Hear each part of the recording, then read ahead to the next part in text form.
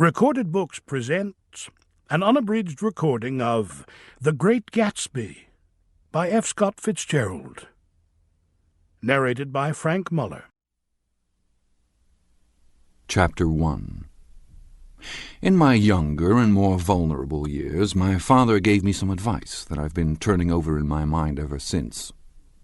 Whenever you feel like criticizing anyone, he told me, just remember that all the people in this world haven't had the advantages that you've had.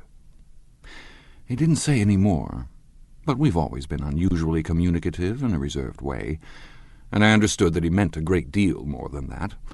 In consequence, I'm inclined to reserve all judgments, a habit that has opened up many curious natures to me and also made me the victim of not a few veteran bores. The abnormal mind is quick to detect and attach itself to this quality when it appears in a normal person, and so it came about that in college I was unjustly accused of being a politician, because I was privy to the secret griefs of wild, unknown men. Most of the confidences were unsought. Frequently I have feigned sleep, preoccupation, or a hostile levity when I realized by some unmistakable sign that an intimate revelation was quivering on the horizon. For the intimate revelations of young men, or at least the terms in which they express them, are usually plagiaristic and marred by obvious suppressions. Reserving judgments is a matter of infinite hope. I am still a little afraid of missing something if I forget that, as my father snobbishly suggested, and I snobbishly repeat, a sense of the fundamental decencies is parcelled out unequally at birth. And, after boasting this way of my tolerance, I come to the admission that it has a limit. Conduct may be founded on the hard rock or the wet marshes, but after a certain point I don't care what it's founded on. When I came back from the East last autumn, I felt that I wanted the world to be in uniform and at a sort of moral attention forever.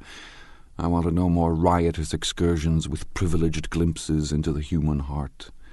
Only Gatsby, the man who gives his name to this book, was exempt from my reaction. Gatsby, who represented everything for which I have an unaffected scorn. If personality is an unbroken series of successful gestures, then there was something gorgeous about him, some heightened sensitivity to the promises of life, as if he were related to one of those intricate machines that register earthquakes 10,000 miles away. This responsiveness had nothing to do with that flabby impressionability which is dignified under the name of the creative temperament. It was an extraordinary gift for hope, a romantic readiness such as I have never found in any other person, and which it is not likely I shall ever find again. No, Gatsby turned out all right at the end. It is what preyed on Gatsby, what foul dust floated in the wake of his dreams that temporarily closed out my interest in the abortive sorrows and short-winded elations. My family have been prominent, well-to-do people in this middle western city for 3 generations. The Carraways are something of a clan, and we have a tradition that we're descended from the Dukes of Buchanan, but the actual founder of my line was my grandfather's brother, who came here in '51, sent a substitute to the Civil War, and started the wholesale hardware business that my father carries on today. I never saw this great-uncle, but I'm supposed to look like him, with special reference to the rather hard-boiled painting that hangs in Father's office. I graduated from New Haven in 1915, just a quarter of a century after my father, and a little later I participated in that delayed Teutonic migration known as the Great War. I enjoyed the counter-raid so thoroughly that I came back restless.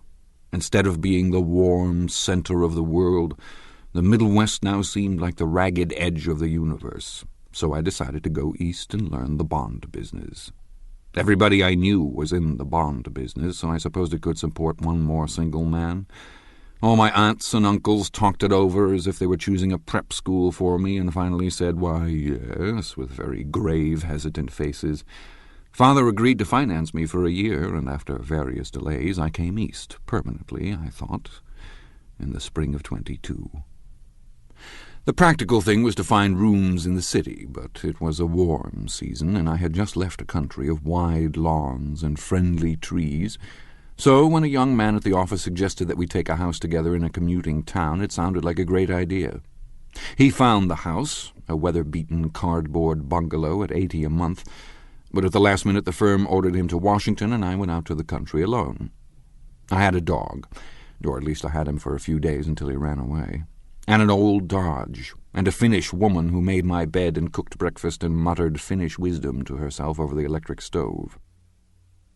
It was lonely for a day or so, until one morning some man more recently arrived than I stopped me on the road. "How do you get to West Egg Village?" he asked helplessly. I told him, and as I walked on I was lonely no longer. I was a guide, a pathfinder, an original settler. He had casually conferred on me the freedom of the neighborhood. And so, with the sunshine and the great bursts of leaves growing on the trees just as things grow in fast movies, I had that familiar conviction that life was beginning over again with the summer. There was so much to read, for one thing, and so much fine health to be pulled down out of the young, breath-giving air.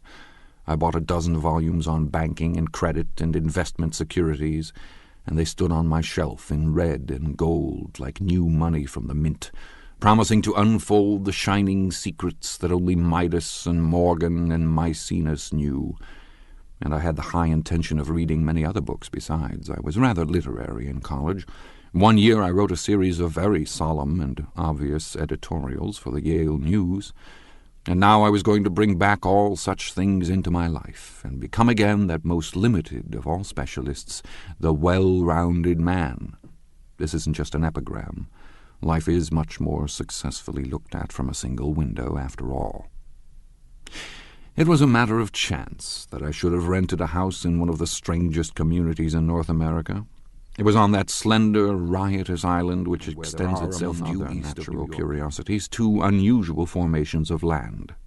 20 miles from the city, a pair of enormous eggs, identical in contour and separated only by a courtesy bay, jut out into the most domesticated body of salt water in the Western Hemisphere, the great wet barnyard of Long Island Sound. They are not perfect ovals like the egg in the Columbus story. They are both crushed flat at the contact end. But their physical resemblance must be a source of perpetual confusion to the gulls that fly overhead. To the wingless, a more arresting phenomenon is their dissimilarity in every particular except shape and size. I lived at West Egg, the less fashionable of the two, though this is a most superficial tag to express the bizarre and not a little sinister contrast between them. My house was at the very tip of the egg, only 50 yards from the Sound, and squeezed between two huge places that rented for $12,000 or $15,000 a season. The one on my right was a colossal affair by any standard. It was a factual imitation of some Hôtel de Ville in Normandy, with a tower on one side, spanking new under a thin beard of raw ivy, and a marble swimming pool and more than 40 acres of lawn and garden. It was Gatsby's mansion. Or rather, as I didn't know Mr. Gatsby, it was a mansion inhabited by a gentleman of that name. My own house was an eyesore, but it was a small eyesore, and it had been overlooked, so I had a view of the water, a partial view of my neighbor's lawn, and the consoling proximity of millionaires, all for $80 a month. Across the courtesy bay, the white palaces of fashionable East Egg glittered along the water, and the history of the summer really begins on the evening I drove over there to have dinner with the Tom Buchanans. Daisy was my second cousin once removed, and I'd known Tom in college, and just after the war I spent 2 days with him in Chicago. Her husband, among various physical accomplishments, had been one of the most powerful ends that ever played football at New Haven, a national figure in a way, one of those men who reach such an acute, limited excellence at 21 that everything afterwards savours of anticlimax. His family were enormously wealthy. Even in college his freedom with money was a matter for reproach.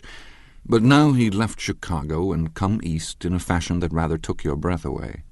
For instance, he'd brought down a string of polo ponies from Lake Forest. It was hard to realize that a man in my own generation was wealthy enough to do that. Why they came east, I don't know. They had spent a year in France for no particular reason, and then drifted here and there unrestfully wherever people played polo and were rich together. This was a permanent move, said Daisy over the telephone, but I didn't believe it. I had no sight into Daisy's heart, but I felt that Tom would drift on forever, seeking, a little wistfully, for the dramatic turbulence of some irrecoverable. And so it happened that on a warm, windy evening I drove over to East Egg to see two old friends whom I scarcely knew at all. Their house was even more elaborate than I expected, a cheerful red and white Georgian colonial mansion overlooking the bay.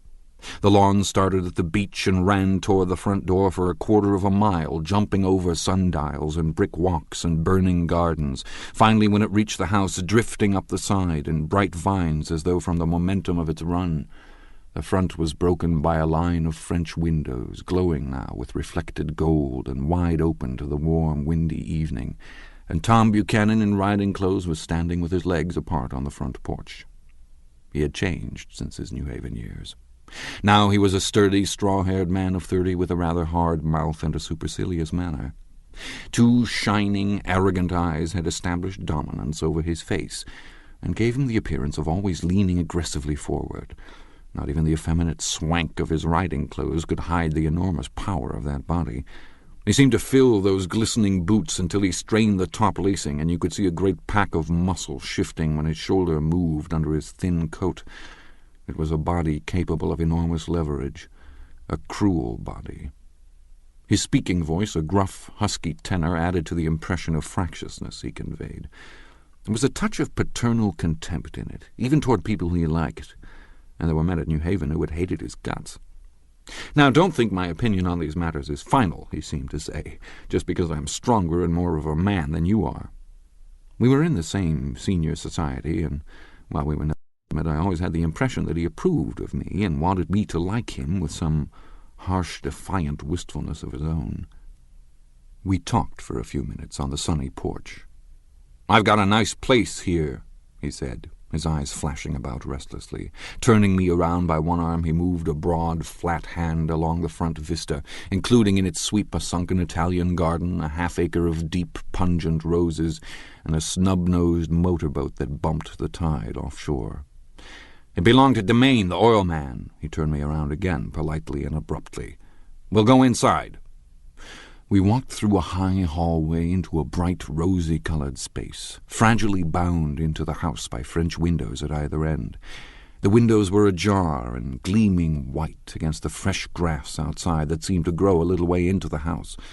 A breeze blew through the room, blew curtains in at one end and out the other like pale flags, twisting them up toward the frosted wedding cake of the ceiling, and then rippled over the wine-colored rug, making a shadow on it as wind does on the sea.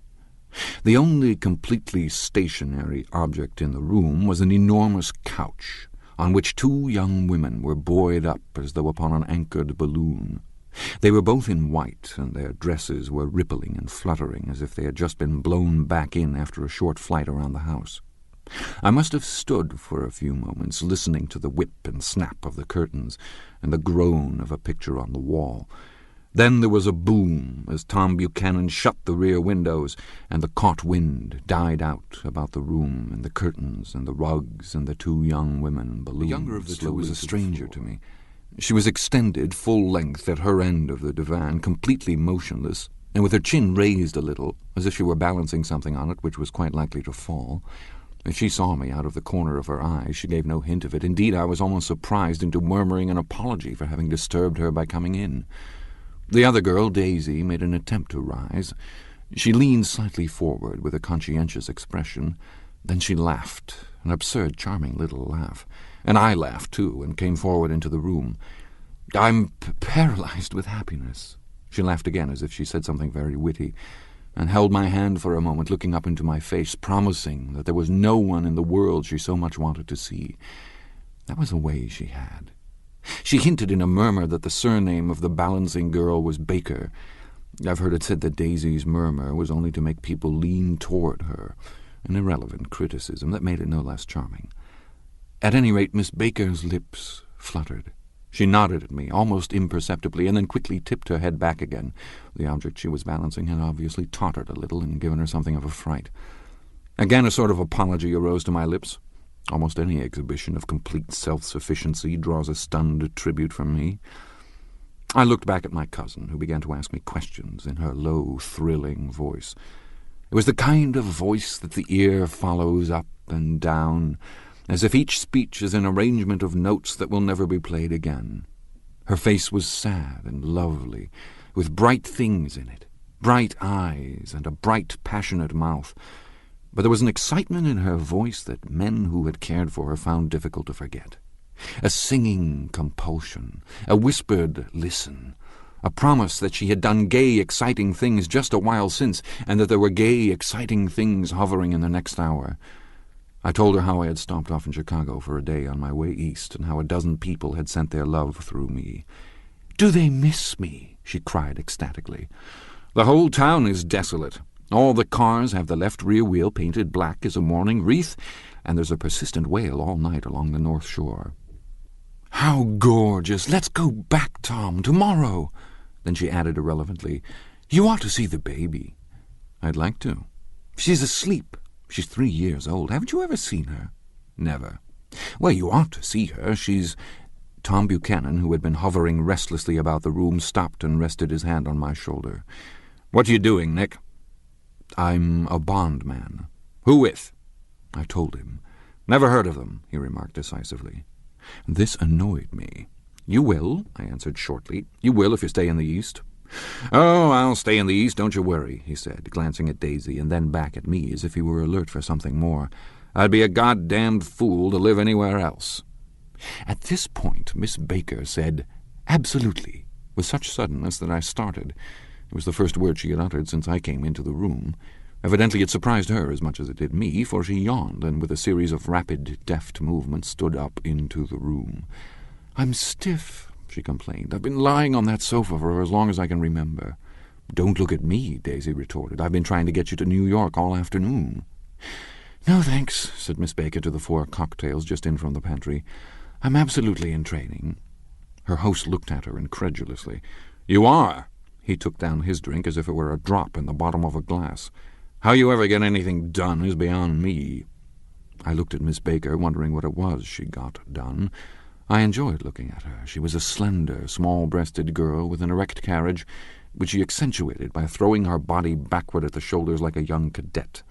Her grey, sun-strained eyes looked back at me with polite reciprocal curiosity out of a wan, charming, discontented face.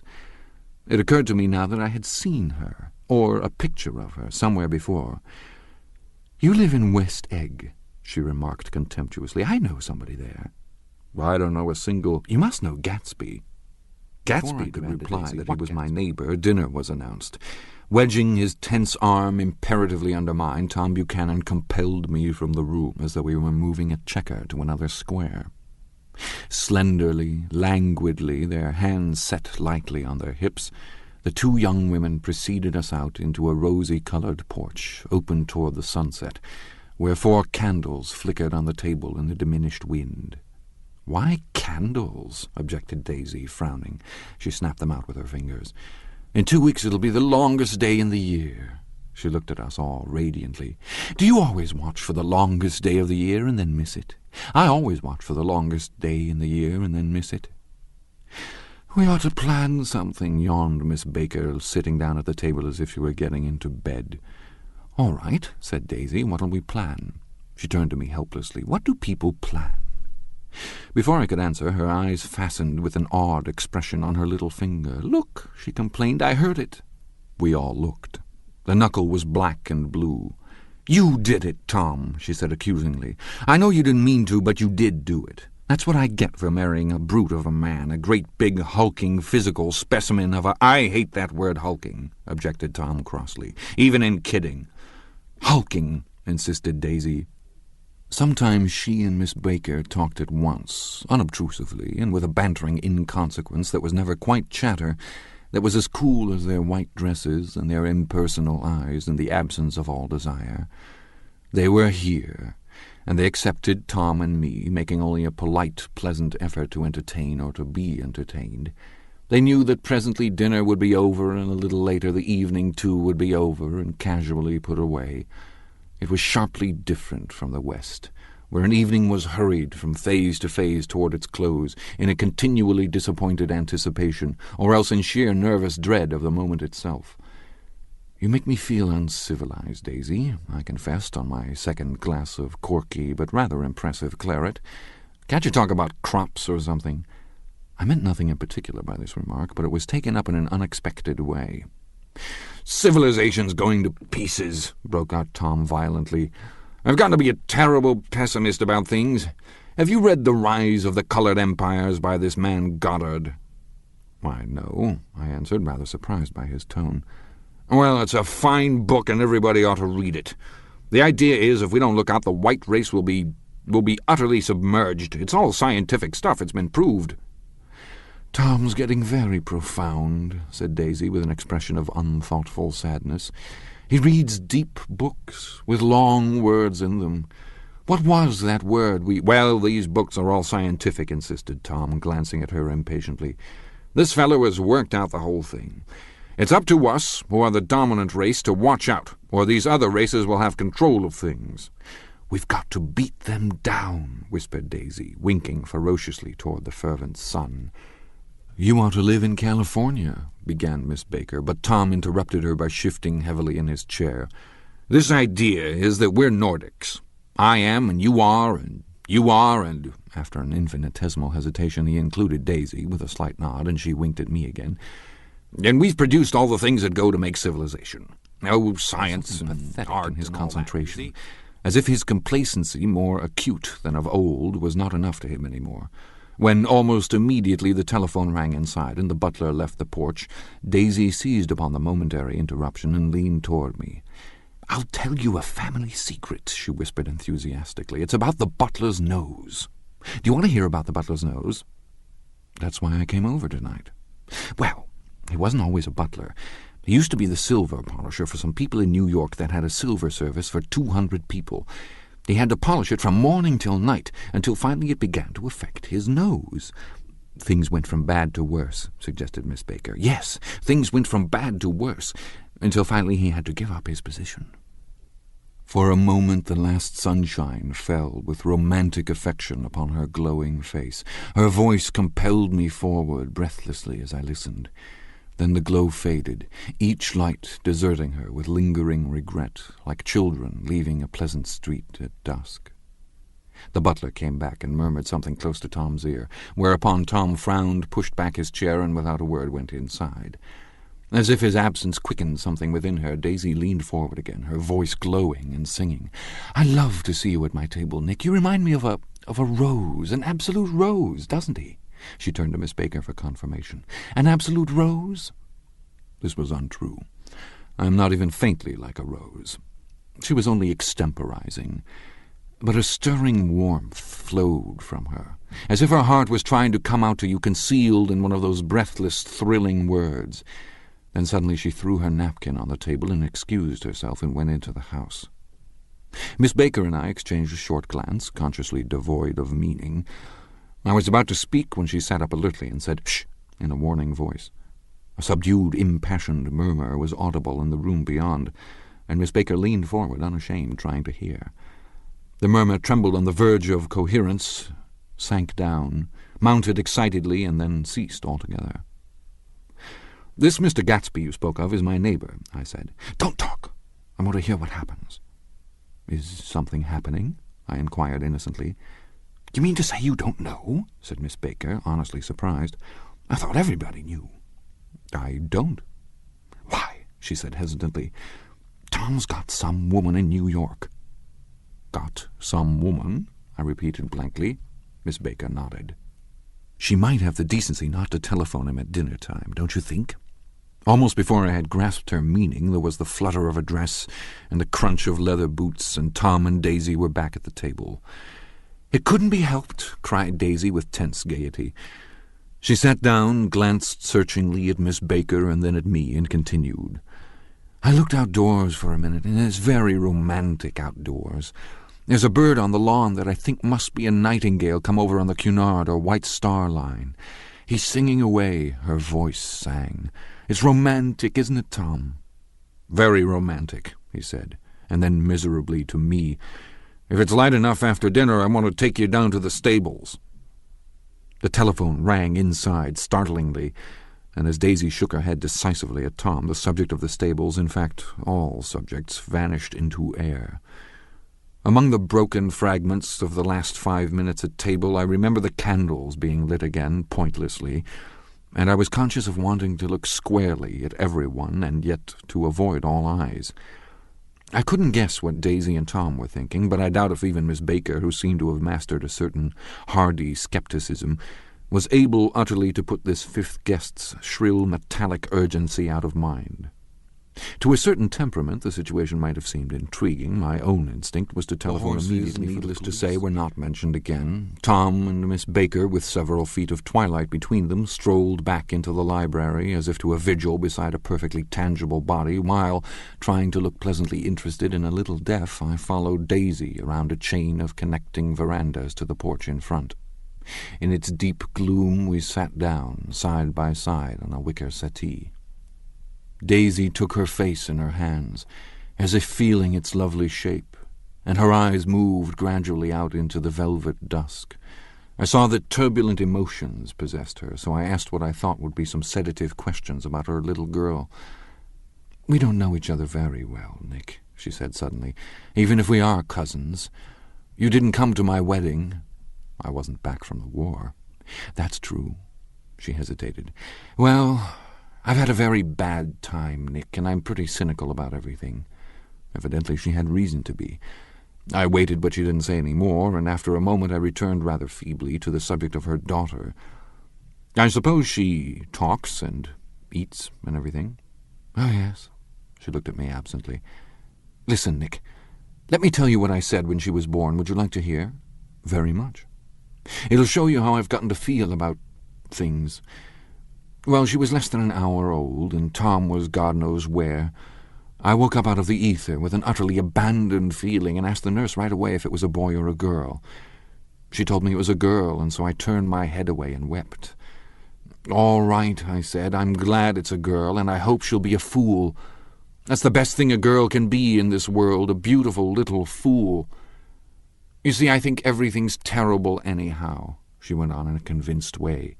'Everybody thinks so, the most advanced people. And I know I've been everywhere and seen everything and done everything.'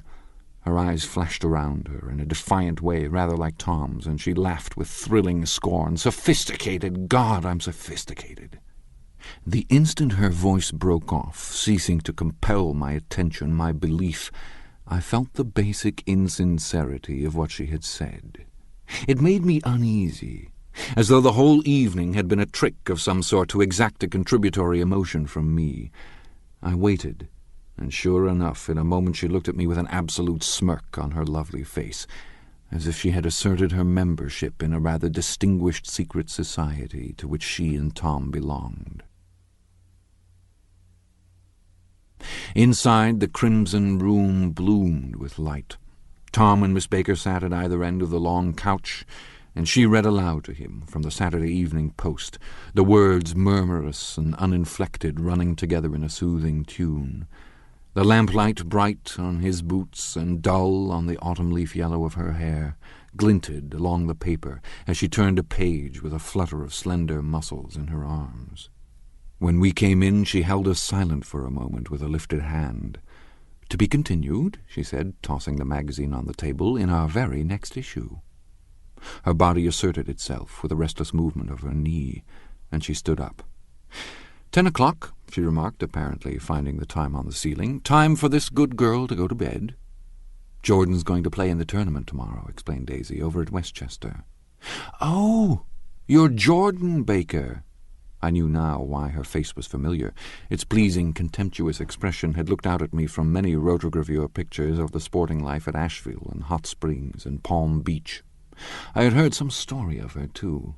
A critical, unpleasant story. But what it was I had forgotten softly. "Wake me at 8, won't you?" "If you'll get up." "I will. Good night, Mr. Carraway. See you anon." "Of course you will," confirmed Daisy. "In fact, I think I'll arrange a marriage. Come over often, Nick, and I'll sort of, fling you together, you know, lock you up accidentally in linen closets and push you out to sea in a boat and all that sort of thing." "Good night," called Miss Baker from the stairs. "I haven't heard a word." "She's a nice girl," said Tom after a moment. "They oughtn't to let her run around the country this way." "Who oughtn't to?" inquired Daisy coldly. "Her family." "Her family is one aunt about 1,000 years old. Besides, Nick's going to look after her, aren't you, Nick? She's going to spend lots of weekends out here this summer. I think the home influence will be very good for her." Daisy and Tom looked at each other for a moment in silence. "Is she from New York?" I asked quickly. "From Louisville. Our white girlhood was passed together there. Our beautiful white—" "Did you give Nick a little heart-to-heart talk on the veranda?" demanded Tom suddenly. "Did I?" She looked at me. "I can't seem to remember, but I think we talked about the Nordic race. Yes, I'm sure we did. It sort of crept up on us, and first thing you know—" "Don't believe everything you hear, Nick," he advised me. I said lightly that I had heard nothing at all, and a few minutes later I got up to go home. They came to the door with me and stood side by side in a cheerful square of light. As I started my motor, Daisy peremptorily called, "Wait! I forgot to ask you something, and it's important. We heard you were engaged to a girl out west." "That's right," corroborated Tom kindly. "We heard that you were engaged." "It's a libel. I'm too poor." "But we heard it," insisted Daisy, surprising me by opening up again in a flower-like way. "We heard it from 3 people, so it must be true." Of course I knew what they were referring to, but I wasn't even vaguely engaged. The fact that gossip had published the bans was one of the reasons I had come east. You can't stop going with an old friend on account of rumors, and on the other hand I had no intention of being rumored into marriage. Their interest rather touched me and made them less remotely rich. Nevertheless, I was confused and a little disgusted as I drove away. It seemed to me that the thing for Daisy to do was to rush out of the house, child in arms, but apparently there were no such intentions in her head. As for Tom, the fact that he had some woman in New York was really less surprising than that he had been depressed by a book. Something was making him nibble at the edge of stale ideas, as if his sturdy physical egotism no longer nourished his peremptory heart. Already it was deep summer on roadhouse roofs and in front of wayside garages, where new red gas pumps sat out in pools of light, and when I reached my estate at West Egg, I ran the car under its shed and sat for a while on an abandoned grass roller in the yard. The wind had blown off, leaving a loud, bright night, with wings beating in the trees, and a persistent organ sound as the full bellows of the earth blew the frogs full of life. The silhouette of a moving cat wavered across the moonlight, and turning my head to watch it, I saw that I was not alone. 50 feet away, a figure had emerged from the shadow of my neighbor's mansion, and was standing with his hands in his pockets, regarding the silver pepper of the stars. Something in his leisurely movements and the secure position of his feet upon the lawn suggested that it was Mr. Gatsby himself, come out to determine what share was his of our local heavens. I decided to call to him. Miss Baker had mentioned him at dinner, and that would do for an introduction. But I didn't call to him, for he gave a sudden intimation that he was content to be alone. He stretched out his arms toward the dark water in a curious way, and far as I was from him, I could have sworn he was trembling. Involuntarily I glanced seaward, and distinguished nothing except a single green light, minute and far away, that might have been the end of a dock. When I looked once more for Gatsby, he had vanished, and I was alone again in the unquiet darkness. Chapter 2. About halfway between West Egg and New York, the motor road hastily joins the railroad and runs beside it for a quarter of a mile, so as to shrink away from a certain desolate area of land. This is a valley of ashes, a fantastic farm, where ashes grow like wheat into ridges and hills and grotesque gardens, where ashes take the forms of houses and chimneys and rising smoke, and finally, with a transcendent effort, of men who move dimly and already crumbling through the powdery air. Occasionally a line of grey cars crawls along an invisible track, gives out a ghastly creak, and comes to rest, and immediately the ash-grey men swarm up with leaden spades and stir up an impenetrable cloud, which screens their obscure operations from your sight. But above the grey land and the spasms of bleak dust which drift endlessly over it, You perceive after a moment the eyes of Dr. T.J. Eckelberg. The eyes of Dr. T.J. Eckelberg are blue and gigantic. Their retinas are 1 yard high. They look out of no face, but instead from a pair of enormous yellow spectacles which pass over a non-existent nose. Evidently some wild wag of an oculist set them there to fatten his practice in the borough of Queens, and then sank down himself into eternal blindness, or forgot them and moved away. But his eyes, dimmed a little by many paintless days under sun and rain, brood on over the solemn dumping ground. The Valley of Ashes is bounded on one side by a small, foul river, and when the drawbridge is up to let barges through, the passengers on waiting trains can stare at the dismal scene for as long as half an hour. There is always a halt there of at least a minute, and it was because of this that I first met Tom Buchanan's mistress. The fact that he had one was insisted upon wherever he was known. His acquaintances resented the fact that he turned up in popular restaurants with her, and, leaving her at a table, sauntered about chatting with whomsoever he knew. Though I was curious to see her, I had no desire to meet her, but I did. I went up to New York with Tom on the train one afternoon, and when we stopped by the ash-heaps, he jumped to his feet and, taking hold of my elbow, literally forced me from the car. "We're getting off," he insisted. "I want you to meet my girl." I think he tanked up a good deal at luncheon, and his determination to have my company bordered on violence. The supercilious assumption was that on Sunday afternoon I had nothing better to do.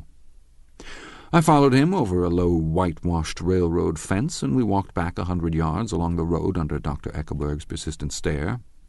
The only building in sight was a small block of yellow brick sitting on the edge of the wasteland, a sort of compact main street ministering to it and contiguous to absolutely nothing. One of the 3 shops it contained was for rent, and another was an all-night restaurant, approached by a trail of ashes. The third was a garage. Repairs, George B. Wilson, cars bought and sold. The interior was unprosperous and bare. The only car visible was the dust-covered wreck of a Ford, which crouched in a dim corner. It had occurred to me that this shadow of a garage must be a blind, and that sumptuous and romantic apartments were concealed overhead, when the proprietor himself appeared in the door of an office, wiping his hands on a piece of waste. He was a blond, spiritless man, anemic and faintly handsome. When he saw us, a damp gleam of hope sprang into his light blue eyes. "Hello, Wilson, old man," said Tom, slapping him jovially on the shoulder. "How's business?" "I can't complain," answered Wilson unconvincingly. "When are you going to sell me that car?" "Next week. I've got my man working on it now." "Works pretty slow, don't he?" "No, he doesn't," said Tom coldly. "And if you feel that way about it, maybe I'd better sell it somewhere else after all." "I don't mean that," explained Wilson quickly. "I just meant—" His voice faded off, and Tom glanced impatiently around the garage. Then I heard footsteps on the stairs, and in a moment the thickish figure of a woman blocked out the light from the office door. She was in the middle 30s and faintly stout, but she carried her surplus flesh sensuously, as some women can. Her face, above a spotted dress of dark blue crepe de chine, contained no facet or gleam of beauty, but there was an immediately perceptible vitality about her, as if the nerves of her body were continually smouldering. She smiled slowly, and walking through her husband as if he were a ghost, shook hands with Tom, looking him flush in the eye. Then she wet her lips, and without turning around spoke to her husband in a soft, coarse voice. "Get some chairs, why don't you, so somebody can sit down?" "Oh, sure," agreed Wilson hurriedly, and went toward the little office, mingling immediately with the cement color of the walls. A white, ashen dust veiled his dark suit and his pale hair as it veiled everything in the vicinity, except his wife, who moved close to Tom. "I want to see you," said Tom intently. "Get on the next train." "All right. I'll meet you by the newsstand on the lower level." She nodded and moved away from him just as George Wilson emerged with 2 chairs from his office door. We waited for her down the road and out of sight. It was a few days before the 4th of July, and a gray, scrawny Italian child was setting torpedoes in a row along the railroad track. "Terrible place, isn't it?" said Tom, exchanging a frown with Dr. Eckelberg. "Awful. It does her good to get away." "Doesn't her husband object?" "Wilson? He thinks she goes to see her sister in New York. He's so dumb he doesn't know he's alive." So Tom Buchanan and his girl and I went up together to New York. Or not quite together, for Mrs. Wilson sat discreetly in another car. Tom deferred that much to the sensibilities of those East Eggers who might be on the train. She had changed her dress to a brown-figured muslin, which stretched tight over her rather wide hips as Tom helped her to the platform in New York. At the newsstand she bought a copy of Town Tattle and a moving picture magazine, and in the station drugstore some cold cream and a small flask of perfume. Upstairs in the solemn, echoing drive she let 4 taxicabs drive away before she selected a new one, lavender-coloured with grey upholstery, and in this we slid out from the mass of the station and she turned sharply from the window and, leaning forward, tapped on the front glass. "I want to get one of those dogs," she said earnestly. "I want to get one for the apartment. They're nice to have, a dog." We backed up to a grey old man who bore an absurd resemblance to John D. Rockefeller. In a basket swung from his neck cowered a dozen very recent puppies of an indeterminate breed. "What kind are they?" asked Mrs. Wilson eagerly as he came to the taxi window. "All kinds. What kind do you want, lady?" "I'd like to get one of those police dogs. I don't suppose you got that kind." The man peered doubtfully into the basket, plunged in his hand, and drew one up, wriggling by the back of the neck. "That's no police dog," said Tom.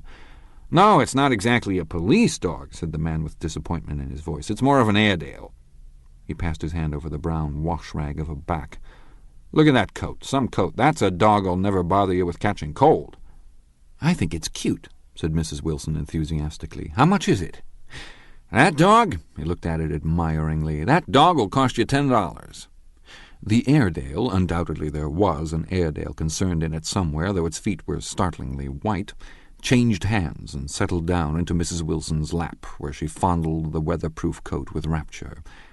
"Is it a boy or a girl?" she asked delicately. "That dog? That dog's a boy."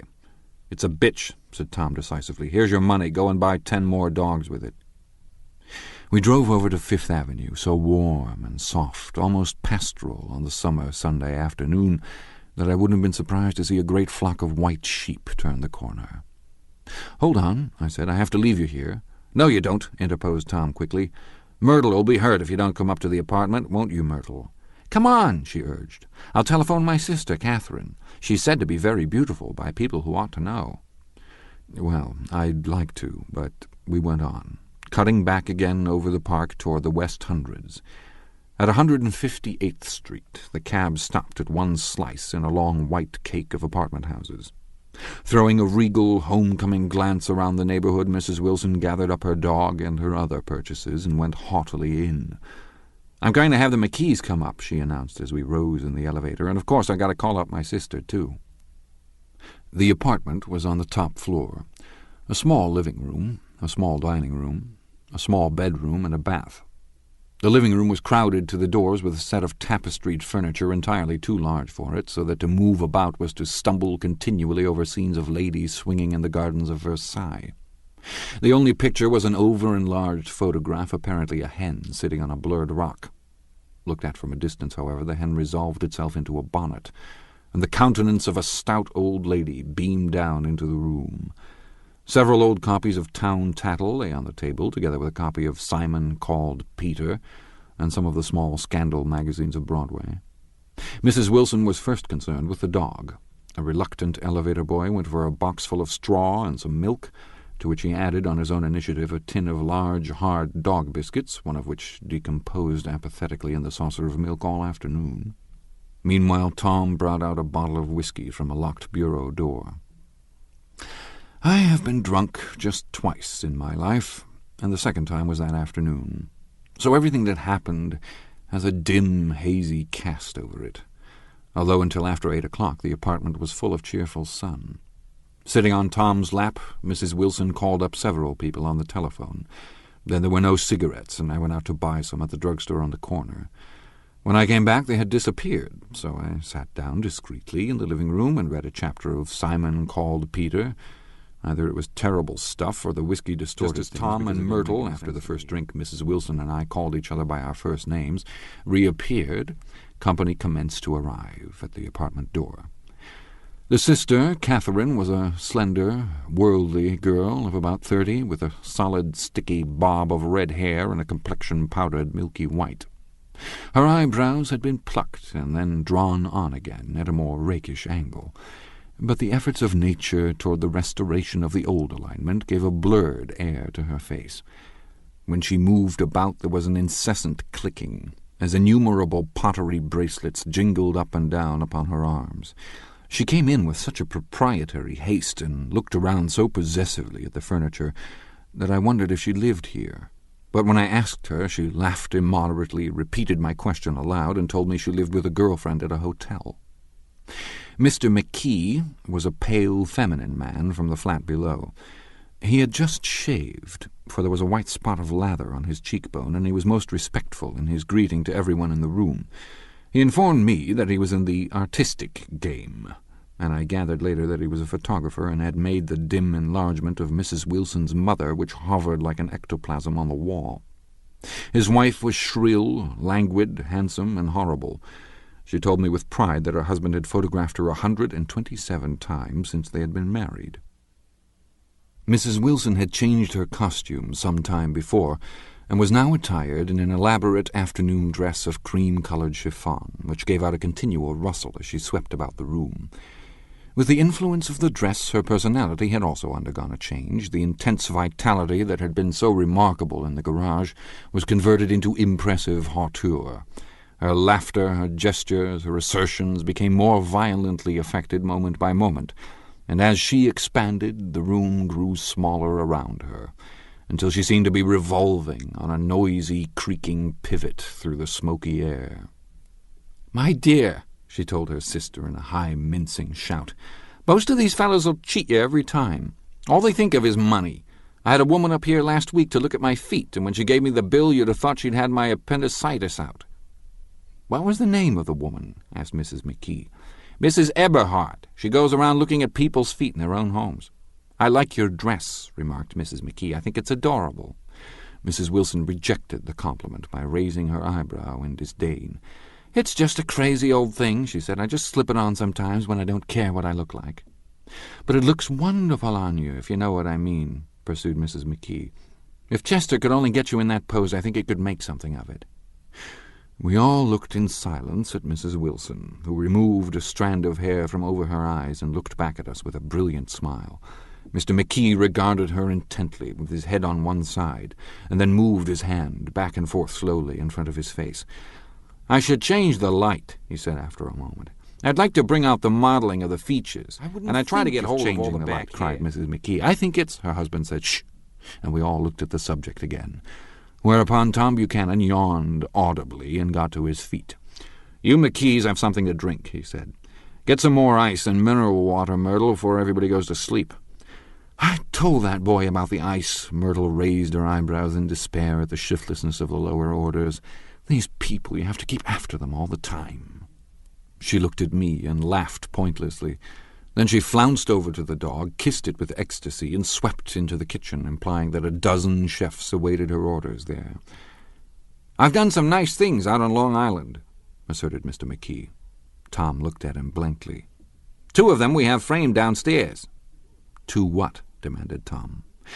"2 studies. One of them I call Montauk Point the Gulls, and the other I call Montauk Point the Sea." The sister, Catherine, sat down beside me on the couch. "Do you live down on Long Island, too?" she inquired. "I live at West Egg." "Really? I was down there at a party about a month ago at a man named Gatsby's. Do you know him?" "I live next door to him." "Well, they say he's a nephew or a cousin of Kaiser Wilhelm's. That's where all his money comes from." "Really?" She nodded. "I'm scared of him. I'd hate to have him get anything on me." This absorbing information about my neighbor was interrupted by Mrs. McKee's pointing suddenly at Catherine.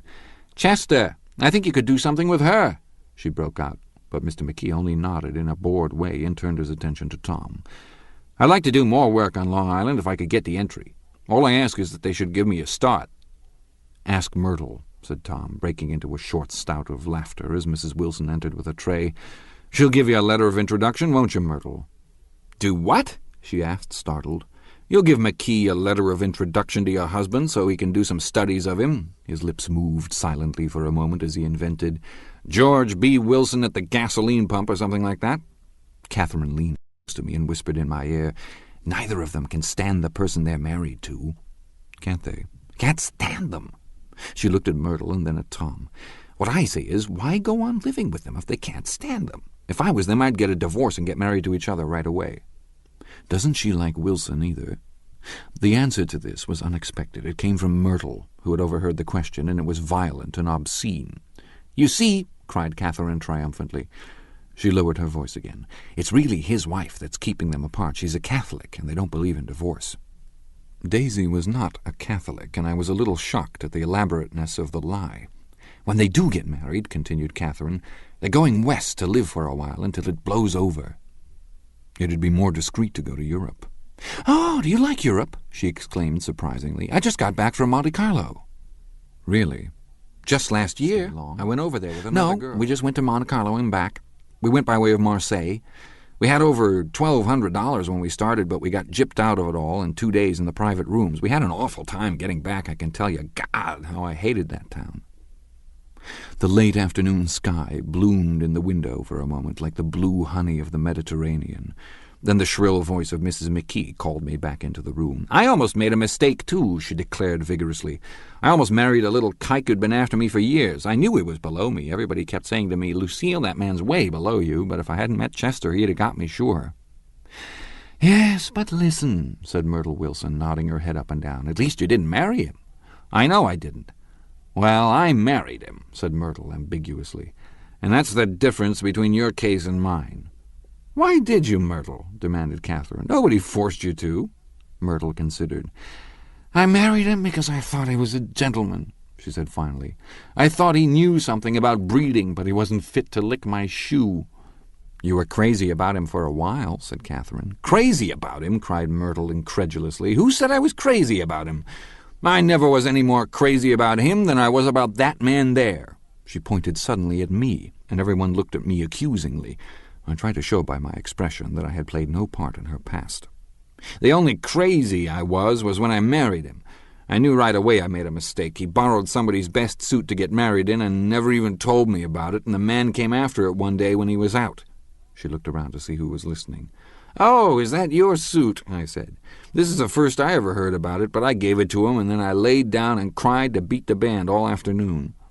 "She really ought to get away from him," resumed Catherine to me. "They've been living over that garage for 11 years, and Tom's the first sweetie she ever had." The bottle of whiskey, a second one, was now in constant demand by all present excepting Catherine, who felt just as good on nothing at all. Tom rang for the janitor and sent him for some celebrated sandwiches, which were a complete supper in themselves. I wanted to get out and walk eastward toward the park through the soft twilight, but each time I tried to go I became entangled in some wild, strident argument which pulled me back as if with ropes into my chair. Yet high over the city our line of yellow windows must have contributed their share of human secrecy to the casual watcher in the darkening streets, and I was him too, looking up and wondering. I was within and without, simultaneously enchanted and repelled by the inexhaustible variety of life. Myrtle pulled her chair close to mine, and suddenly her warm breath poured over me the story of her first meeting with Tom. It was on the 2 little seats facing each other that are always the last ones left on the train. I was going up to New York to see my sister and spend the night. He had on a dress suit and patent leather shoes, and I couldn't keep my eyes off him, but every time he looked at me I had to pretend to be looking at the advertisement over his head.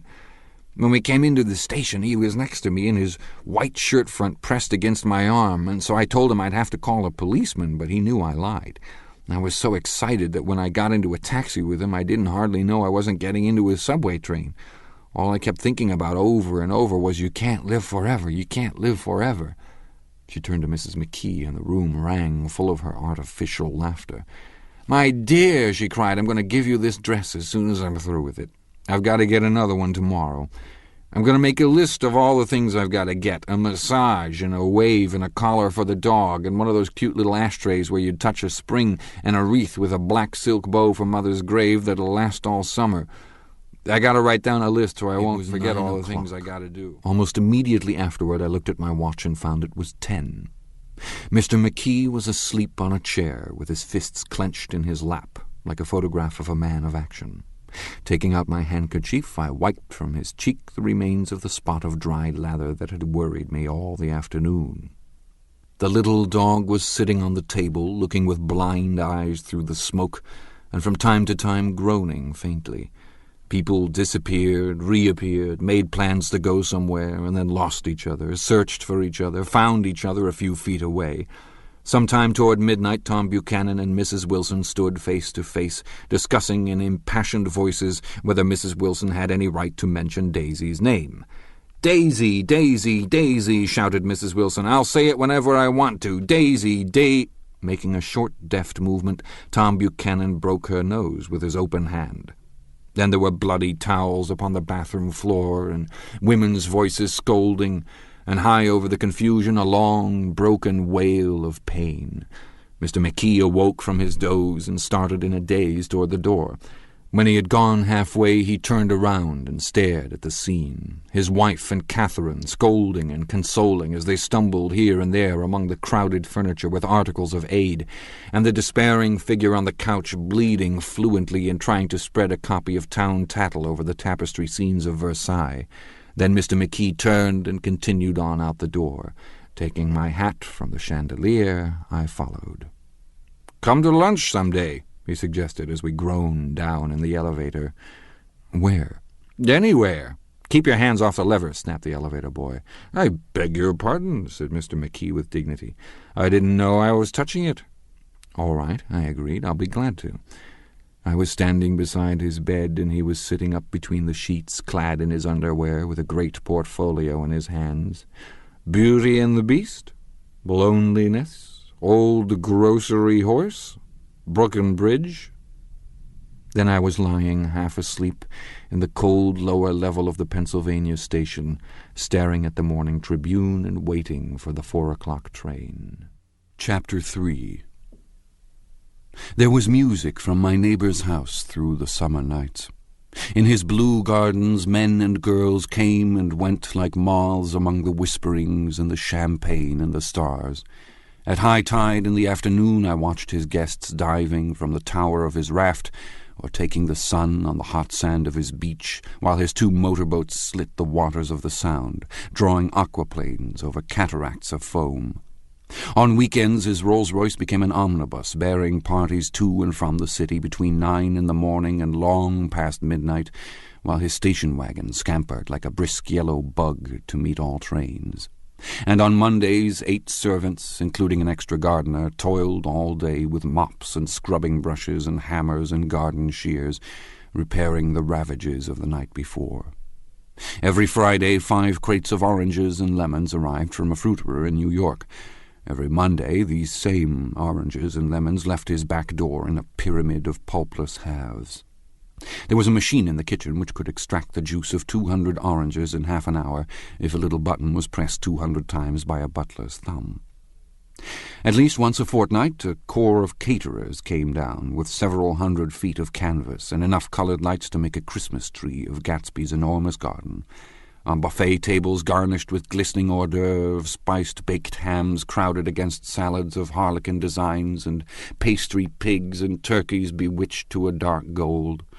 In the main hall a bar with a real brass rail was set up, and stocked with gins and liquors, and with cordials so long forgotten that most of his female guests were too young to know one from another. By 7 o'clock the orchestra has arrived. No thin 5-piece affair, but a whole pitful of oboes and trombones and saxophones and viols and cornets and piccolos and low and high drums. The last swimmers have come in from the beach now and are dressing upstairs. The cars from New York are parked 5 deep in the drive, and already the halls and salons and verandas are gaudy with primary colors, and hair shorn in strange new ways, and shawls beyond the dreams of Castile. The bar is in full swing, and floating rounds of cocktails permeate the garden outside, until the air is alive with chatter and laughter and casual innuendo, and introductions forgotten on the spot, and enthusiastic meetings between women who never knew each other's names. The lights grow brighter as the earth lurches away from the sun, and now the orchestra is playing yellow cocktail music, and the opera of voices pitches a key higher. Laughter is easier, minute by minute, spilled with prodigality, tipped out at a cheerful word. The groups change more swiftly, swell with new arrivals, dissolve and form in the same breath. Already there are wanderers, confident girls who weave here and there among the stouter and more stable, become for a sharp, joyous moment the centre of a group, and then, excited with triumph, glide on through the sea change of faces and voices and colour.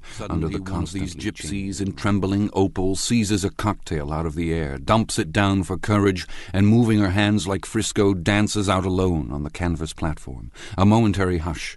The orchestra leader varies his rhythm obligingly for her, and there is a burst of chatter as the erroneous news goes around that she is Gilda Gray's understudy from the Follies. The party has begun. I believe that on the first night I went to Gatsby's house, I was one of the few guests who had actually been invited. People were not invited, they went there. They got into automobiles, which bore them out to Long Island, and somehow they ended up at Gatsby's door.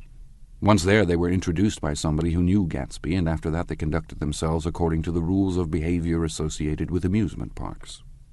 Sometimes they came and went without having met Gatsby at all, came for the party with a simplicity of heart that was its own ticket of admission. I had been actually invited. A chauffeur in a uniform of robin's egg blue crossed my lawn early that Saturday morning with a surprisingly formal note from his employer.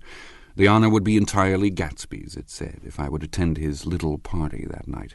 He had seen me several times and had intended to call on me long before, but a peculiar combination of circumstances had prevented it. Signed Jay Gatsby in a majestic hand. Dressed up in white flannels, I went over to his lawn a little after 7, and wandered around rather ill at ease among swirls and eddies of people I didn't know, though here and there was a face I had noticed on the commuting train. I was immediately struck by the number of young Englishmen dotted about, all well-dressed, all looking a little hungry, and all talking in low, earnest voices to solid and prosperous Americans. I was sure that they were selling something, bonds or insurance or automobiles. They were at least agonizingly aware of the easy money in the vicinity, and convinced that it was theirs for a few words in the right key. As soon as I arrived, I made an attempt to find my host, but the 2 or 3 people of whom I asked his whereabouts stared at me in such an amazed way and denied so vehemently any knowledge of his movements that I slunk off in the direction of the cocktail table, the only place in the garden where a single man could linger without looking purposeless and alone. I was on my way to getting roaring drunk from sheer embarrassment when Jordan Baker came out of the house and stood at the head of the marble steps, leaning a little backward and looking with contemptuous interest down into the garden. Welcome or not, I found it necessary to attach myself to someone before I should begin to address cordial remarks to the passers-by. "Hello!" I roared, advancing toward her. My voice seemed unnaturally loud across the garden. "I thought you might be here," she responded absently as I came up. "I remembered you lived next door to—" She held my hand impersonally as a promise that she'd take care of me in a minute, and gave ear to 2 girls in twin yellow dresses who stopped at the foot of the steps. "Hello!" they cried together. "Sorry you didn't win." That was for the golf tournament. She had lost in the finals the week before. "You don't know who we are," said one of the girls in yellow, "but we met you here about a month ago." "You've dyed your hair since then," remarked Jordan, and I started, but the girls had moved casually on, and her remark was addressed to the premature moon, produced like the supper, no doubt, out of a caterer's basket. With Jordan's slender golden arm resting in mine, we descended the steps and sauntered about the garden. A tray of cocktails floated at us through the twilight, and we sat down at a table with the 2 girls in yellow and 3 men, each one introduced to us as Mr. Mumble. "Do you come to these parties often?" "The last one was the one I met you at," answered the girl in an alert, confident voice. She turned to her companion. "Wasn't it for you, Lucille?"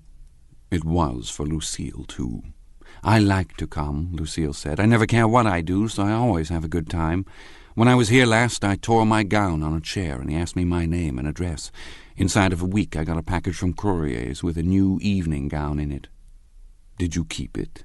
asked Jordan. "Sure I did. I was going to wear it tonight, but it was too big in the bust and had to be altered. It was gas blue with lavender beads, $265. "There's something funny about a fellow that'll do a thing like that," said the other girl eagerly. "He doesn't want any trouble with anybody." "Who doesn't?" I inquired. "Gatsby. Somebody told me," the two girls and Jordan leaned together confidentially. "Somebody told me they thought he killed a man once." A thrill passed over all of us. The three Mr. Mumbles bent forward and listened eagerly. "I don't think it's so much that," argued Lucille skeptically. "It's more that he was a German spy during the war." One of the men nodded in confirmation. "I heard that from a man who knew all about him, grew up with him in Germany," he assured us positively. "Oh, no," said the first girl. "It couldn't be that, because he was in the American army during the war." As our credulity switched back to her, she leaned forward with enthusiasm. "You look at him sometimes when he thinks nobody's looking at him. I'll bet he killed a man." She narrowed her eyes and shivered. Lucille shivered. We all turned and looked around for Gatsby.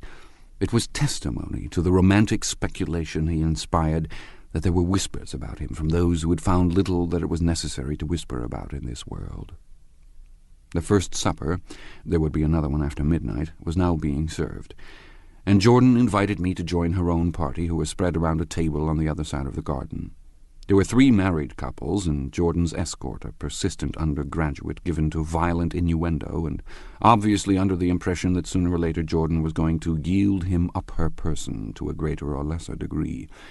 Instead of rambling, this party had preserved a dignified homogeneity and assumed to itself the function of representing the staid nobility of the countryside, East Egg condescending to West Egg, and carefully on guard against its spectroscopic gaiety.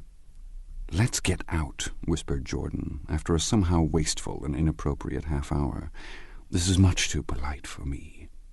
We got up, and she explained that we were going to find the host. I had never met him, she said. It was making me uneasy. The undergraduate nodded in a cynical, melancholy way. The bar, where we glanced first, was crowded, but Gatsby was not there. She couldn't find him from the top of the steps, and he wasn't on the veranda. On a chance we tried an important-looking door and walked into a high Gothic library, panelled with carved English oak and probably transported complete from some ruin overseas. A stout, middle-aged man with enormous owl-eyed spectacles was sitting somewhat drunk on the edge of a great table, staring with unsteady concentration at the shelves of books. As we entered, he wheeled excitedly around and examined Jordan from head to foot. "What do you think?" he demanded impetuously. "About what?" He waved his hand toward the bookshelves. "About that. As a matter of fact, you needn't bother to ascertain. I ascertained. They're real." "The books?" He nodded. "Absolutely real. Have pages and everything. I thought they'd be nice, durable cardboard. Matter of fact, they're absolutely real. Pages and... Here, let me show you." Taking our skepticism for granted, he rushed to the bookcases and returned with Volume 1 of the Stoddard Lectures. "See!" he cried triumphantly. "It's a bona fide piece of printed matter. It fooled me. This fellow's a regular Belasco. It's a triumph. What thoroughness, what realism. You went to stop, too, didn't cut the pages. And what do you want? What do you expect?" He snatched the book from me and replaced it hastily on its shelf, muttering that if one brick was removed, the whole library was liable to collapse. "Who brought you?" he demanded. "Or did you just come? I was brought. Most people were brought." Jordan looked at him alertly, cheerfully, without answering. "I was brought by a woman named Roosevelt," he continued. "Mrs. Claude Roosevelt, you know her. Met her somewhere last night. I've been drunk for about a week now, and I thought it might sober me up to sit in the library." "Has it?" "A little bit, I think. I can't tell yet. I've only been here an hour. Did I tell you about the books? They're real. They're—" "You told us." We shook hands with him gravely and went back outdoors. This ends Disc 1. Great Gatsby. Disc 2. There was dancing now on the canvas in the garden, old men pushing young girls backward in eternal, graceless circles, superior couples holding each other tortuously, fashionably, and keeping in the corners, and a great number of single girls dancing individualistically or relieving the orchestra for a moment of the burden of the banjo or the traps. By midnight the hilarity had increased.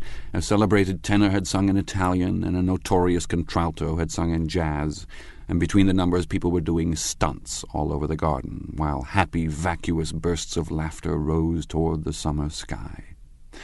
A pair of stage twins, who turned out to be the girls in yellow, did a baby act in costume, and champagne was served in glasses bigger than finger bowls. The moon had risen higher, and floating in the Sound was a triangle of silver scales, trembling a little to the stiff, tinny drip of the banjos on the lawn. I was still with Jordan Baker. We were sitting at a table with a man of about my age and a rowdy little girl, who gave way upon the slightest provocation to uncontrollable laughter. I was enjoying myself now. I had taken 2 finger bowls of champagne, and the scene had changed before my eyes into something significant, elemental, and profound. At a lull in the entertainment, the man looked at me and smiled. "Your face is familiar," he said politely. "Weren't you in the 3rd Division during the war?" "Why, yes, I was in the 9th Machine Gun Battalion." "I was in the 7th Infantry until June 1918. I knew I'd seen you somewhere before." We talked for a moment about some wet, grey little villages in France. Evidently he lived in this vicinity, for he told me that he had just bought a hydroplane and was going to try it out in the morning. "Want to go with me, old sport? Just near the shore along the Sound." "What time?" "Any time that suits you best." It was on the tip of my tongue to ask his name when Jordan looked around and smiled. "Having a gay time now?" she inquired. "Much better." I turned again to my new acquaintance. "This is an unusual party for me. I haven't even seen the host. I live over there." I waved my hand at the invisible hedge in the distance. "And this man Gatsby sent over his chauffeur with an invitation." For a moment he looked at me as if he failed to understand. "I'm Gatsby," he said suddenly. "What?" I exclaimed. "Oh, I beg your pardon. I thought you knew, old sport. I'm afraid I'm not a very good host." He smiled understandingly, much more than understandingly. It was one of those rare smiles with a quality of eternal reassurance in it that you may come across 4 or 5 times in life. It faced, or seemed to face, the whole external world for an instant, and then concentrated on you with an irresistible prejudice in your favor. It understood you just as far as you wanted to be understood, believed in you as you would like to believe in yourself, and assured you that it had precisely the impression of you that at your best you hoped to convey. Precisely at that point it vanished, and I was looking at an elegant young roughneck, a year or 2 over 30, whose elaborate formality of speech just missed being absurd. Some time before he introduced himself, I'd got a strong impression that he was picking his words with care. Almost at the moment when Mr. Gatsby identified himself, a butler hurried toward him with the information that Chicago was calling him on the wire. He excused himself with a small bow that included each of us in turn. "If you want anything, just ask for it, old sport," he urged me. "Excuse me, I will rejoin you later." When he was gone, I turned immediately to Jordan, constrained to assure her of my surprise. I had expected that Mr. Gatsby would be a florid and corpulent person in his middle years. "Who is he?" I demanded. "Where is he from, I mean, and what does he do?" "Now you're started on the subject," she answered with a wan smile. "Well, he told me once he was an Oxford man." A dim background started to take shape behind him, but at her next remark it faded away. "However, I don't believe it." "Why not?" "I don't know," she insisted. "I just don't think he went there." Something in her tone reminded me of the other girl's "I think he killed a man," and had the effect of stimulating my curiosity. I would have accepted without question the information that Gatsby sprang from the swamps of Louisiana or from the Lower East Side of New York. That was comprehensible. But young men didn't, at least in my provincial inexperience, I believe they didn't, drift coolly out of nowhere and buy a palace on Long Island Sound. "Anyhow, he gives large parties," said Jordan, changing the subject with an urban distaste for the concrete. "And I like large parties. They're so intimate. At small parties there isn't any privacy."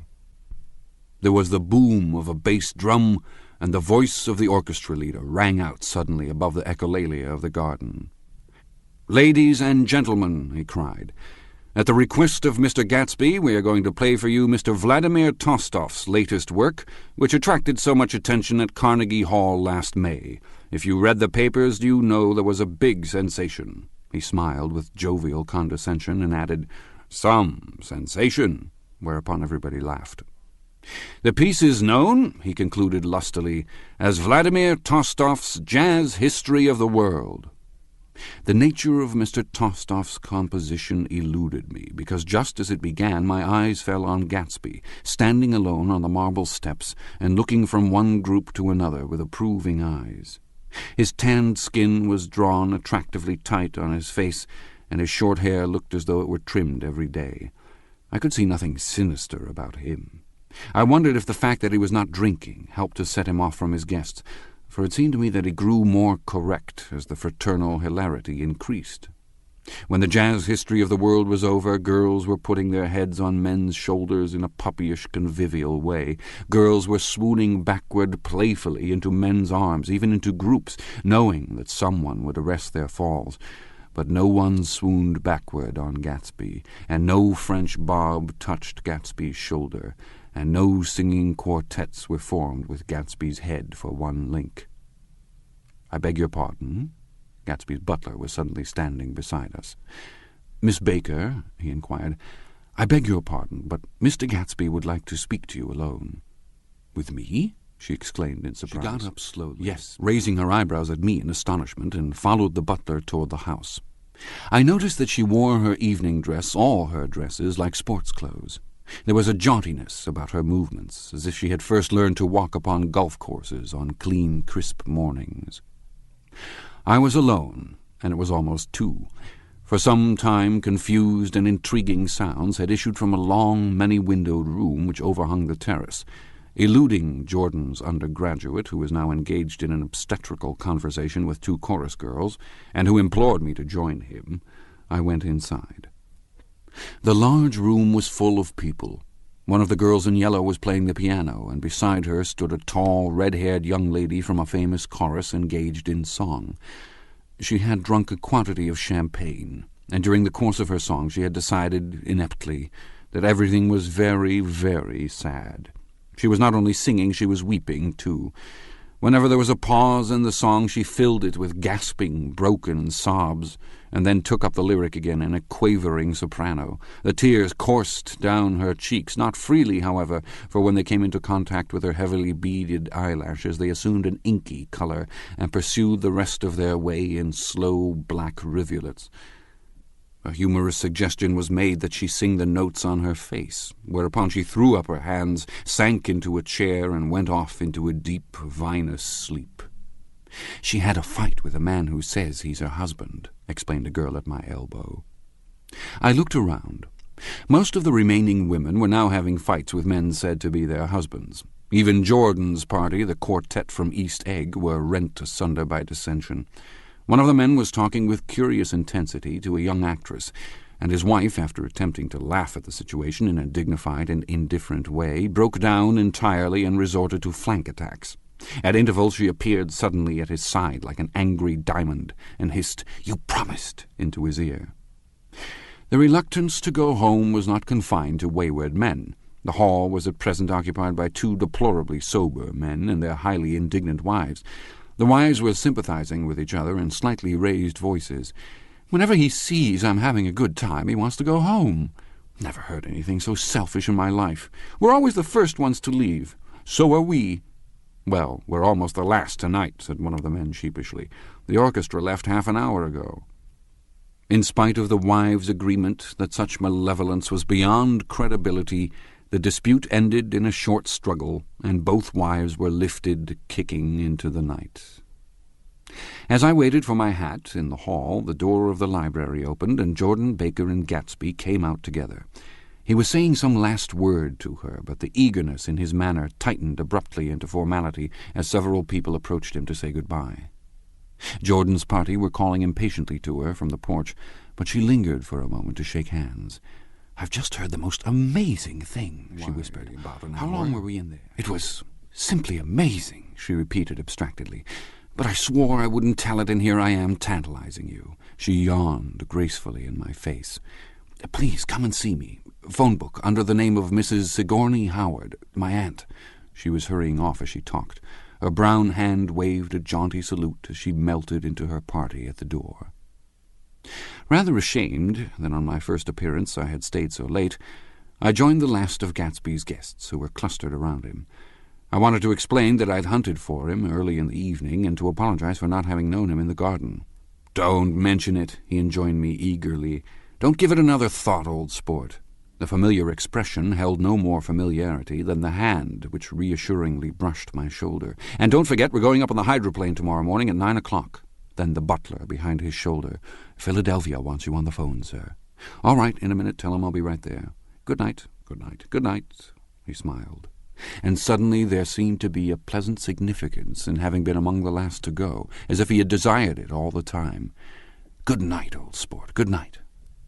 But as I walked down the steps, I saw that the evening was not quite over. 50 feet from the door, a dozen headlights illuminated a bizarre and tumultuous scene. In the ditch beside the road, right side up, but violently shorn of one wheel, rested a new coupe, which had left Gatsby's drive not 2 minutes before. The sharp jut of a wall accounted for the detachment of the wheel, which was now getting considerable attention from half a dozen curious chauffeurs. However, as they had left their cars blocking the road, a harsh, discordant din from those in the rear had been audible for some time, and added to the already violent confusion of the scene. A man in a long duster had dismounted from the wreck and now stood in the middle of the road, looking from the car to the tire and from the tire to the observers in a pleasant, puzzled way. "See," he explained, "it went in the ditch." The fact was infinitely astonishing to him, and I recognized first the unusual quality of wonder, and then the man. It was the late patron of Gatsby's library. "How'd it happen?" He shrugged his shoulders. "I know nothing whatever about mechanics," he said decisively. "But how did it happen? Did you run into the wall?" "Don't ask me," said Owl Eyes, washing his hands of the whole matter. "I know very little about driving, next to nothing. It happened, and that's all I know." "Well, if you're a poor driver, you oughtn't to try driving at night." "But I wasn't even trying," he explained indignantly. "I wasn't even trying." An awed hush fell upon the bystanders. "Do you want to commit suicide? You're lucky it was just a wheel, a bad driver, and not even trying." "You don't understand," explained the criminal. "I wasn't driving. There's another man in the car." The shock that followed this declaration found voice in a sustained "Ah," as the door of the coupe swung slowly open. The crowd, it was now a crowd, stepped back involuntarily, and when the door had opened wide there was a ghostly pause. Then, very gradually, part by part, a pale, dangling individual stepped out of the wreck, pawing tentatively at the ground with a large, uncertain dancing shoe. Blinded by the glare of the headlights and confused by the incessant groaning of the horns, the apparition stood swaying for a moment before he perceived the man in the duster. "What's the matter?" he inquired calmly. "Did we run out of gas?" "Look!" Half a dozen fingers pointed at the amputated wheel. He stared at it for a moment and then looked upward as though he suspected that it had dropped from the sky. "It came off," someone explained. "At first I didn't notice we'd stopped." A pause. Then, taking a long breath and straightening his shoulders, he remarked in a determined voice, "Wonder if you tell me where there's a gasoline station." At least a dozen men, some of them a little better off than he was, explained to him that wheel and car were no longer joined by any physical bond. "Back out," he suggested after a moment. "Put her in reverse." "But the wheel's off." He hesitated. "No harm in trying," he said. The caterwauling horns had reached a crescendo, and I turned away and cut across the lawn toward home. I glanced back once. A wafer of a moon was shining over Gatsby's house, making the night fine as before, and surviving the laughter and the sound of his still glowing garden. A sudden emptiness seemed to flow now from the windows and the great doors, endowing with complete isolation the figure of the host, who stood on the porch, his hand up in a formal gesture of farewell.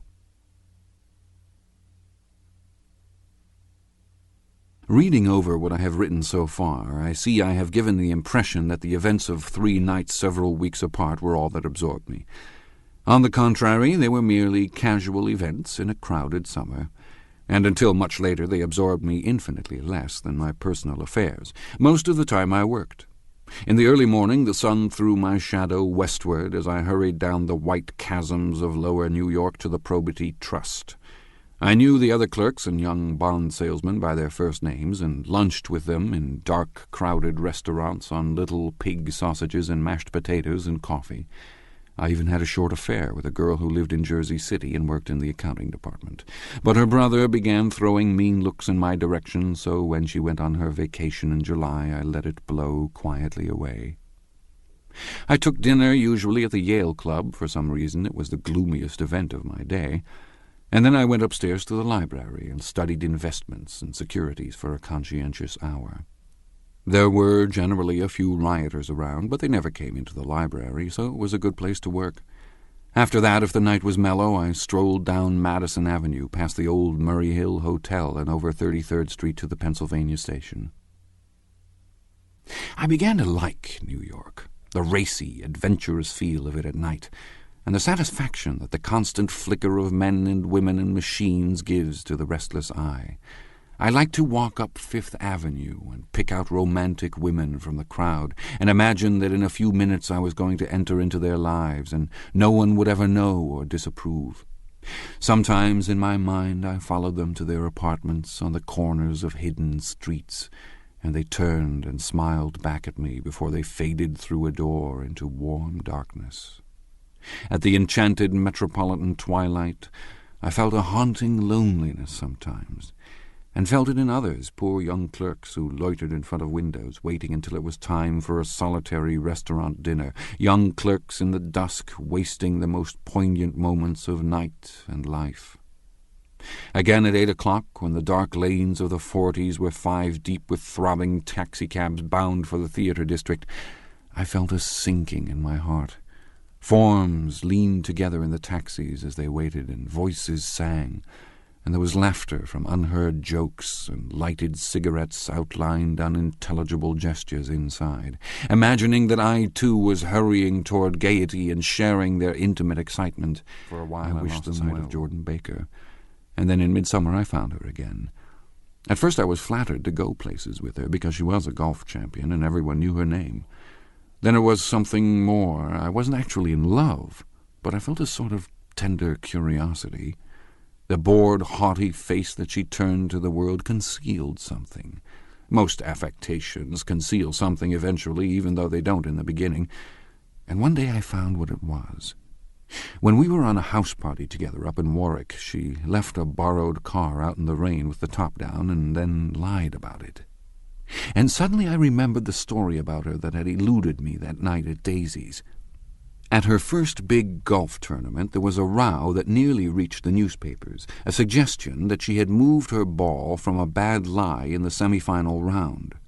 The thing approached the proportions of a scandal, then died away. The caddy retracted his statement, and the only other witness admitted that he might have been mistaken. The incident and the name had remained together in my mind. Jordan Baker instinctively avoided clever, shrewd men, and now I saw that this was because she felt safer on a plane where any divergence from a code would be thought impossible. She was incurably dishonest. She wasn't able to endure being at a disadvantage, and given this unwillingness, I suppose she had begun dealing in subterfuges when she was very young, in order to keep that cool, insolent smile turned to the world, and yet satisfy the demands of her hard, jaunty body. It made no difference to me. Dishonesty in a woman is a thing you never blame deeply. I was casually sorry, and then I forgot. It was on that same house party that we had a curious conversation about driving a car. It started because she passed so close to some workman that our fender flicked a button on one man's coat. "You're a rotten driver," I protested. "Either you ought to be more careful, or you oughtn't to drive at all." "I am careful." "No, you're not." "Well, other people are," she said lightly. "What's that got to do with it?" "They'll keep out of my way," she insisted. "It takes two to make an accident." "Suppose you met somebody just as careless as yourself." "I hope I never will," she answered. "I hate careless people. That's why I like you." Her gray, sun-strained eyes stared straight ahead, but she had deliberately shifted our relations.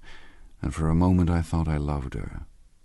But I am slow-thinking, and full of interior rules that act as brakes on my desires, and I knew that first I had to get myself definitely out of that tangle back home. I'd been writing letters once a week and signing them Love, Nick, and all I could think of was how, when that certain girl played tennis, a faint moustache of perspiration appeared on her upper lip. Nevertheless, there was a vague understanding that had to be tactfully broken off before I was free.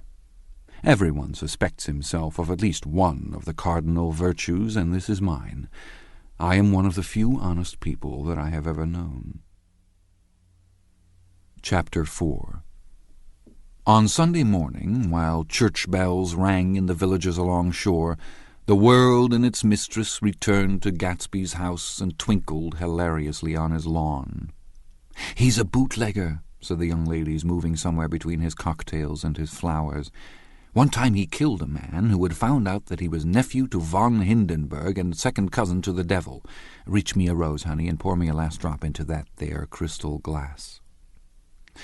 Once I wrote down on the empty spaces of a timetable the names of those who came to Gatsby's house that summer. It is an old timetable now, disintegrating at its folds, and headed, "This schedule is in effect July 5th, 1922. But I can still read the grey names, and they will give you a better impression than my generalities of those who accepted Gatsby's hospitality and paid him the subtle tribute of knowing nothing whatever about him.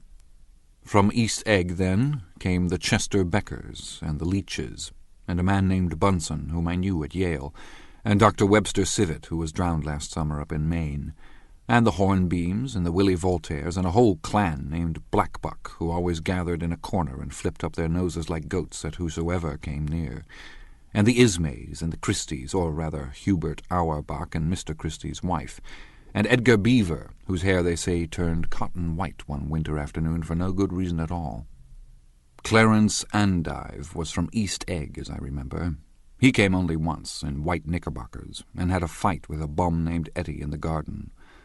From further out on the island came the Cheadles, and the O.R.P. Schraders, and the Stonewall Jackson Abrams of Georgia, and the Fishguards and the Ripley Snells. Snell was there 3 days before he went to the penitentiary, so drunk out on the gravel drive that Mrs. Ulysses Sweat's automobile ran over his right hand.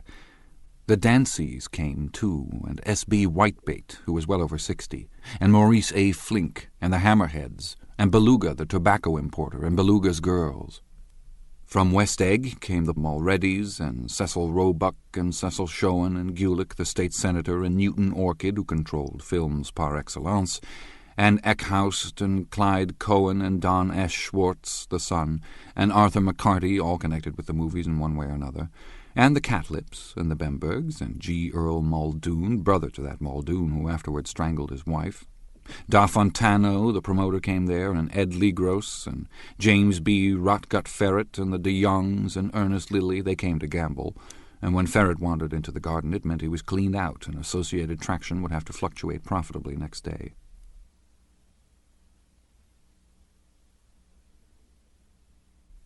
A man named Klipspringer was there so often and so long that he became known as the Boarder.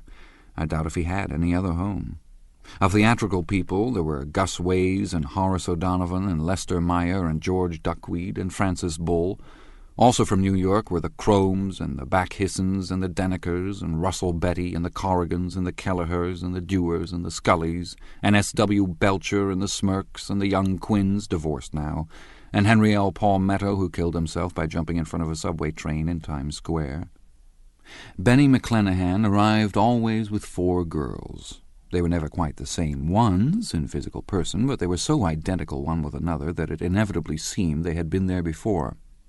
I've forgotten their names, Jacqueline, I think, or else Consuela, or Gloria, or Judy, or June, and their last names were either the melodious names of flowers and months, or the sterner ones of the great American capitalists, whose cousins, if pressed, In they addition would to confess all these, themselves to be. I can remember that Faustina O'Brien came there at least once, and the Bedecker girls, and young Brewer, who had his nose shot off in the war, and Mr. Albrucksberger, and Miss Hogg, his fiancée, and Ardita Fitzpeters, and Mr. P. Jewett, once head of the American Legion, and Miss Claudia Hipp, with a man reputed to be her chauffeur, and a prince of something, whom we called Duke, and whose name, if I ever knew it, I have forgotten.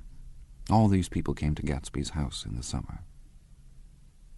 At 9 o'clock one morning late in July, Gatsby's gorgeous car lurched up the rocky drive to my door, and gave out a burst of melody from its three-noted horn. It was the first time he had called on me, though I had gone to 2 of his parties, mounted in his hydroplane, and, at his urgent invitation, made frequent use of his beach. "Good morning, old sport. You're having lunch with me today, and I thought we'd ride up together." He was balancing himself on the dashboard of his car with that resourcefulness of movement that is so peculiarly American. That comes, I suppose, with the absence of lifting work or rigid sitting in youth, and even more with the formless grace of our nervous, sporadic games.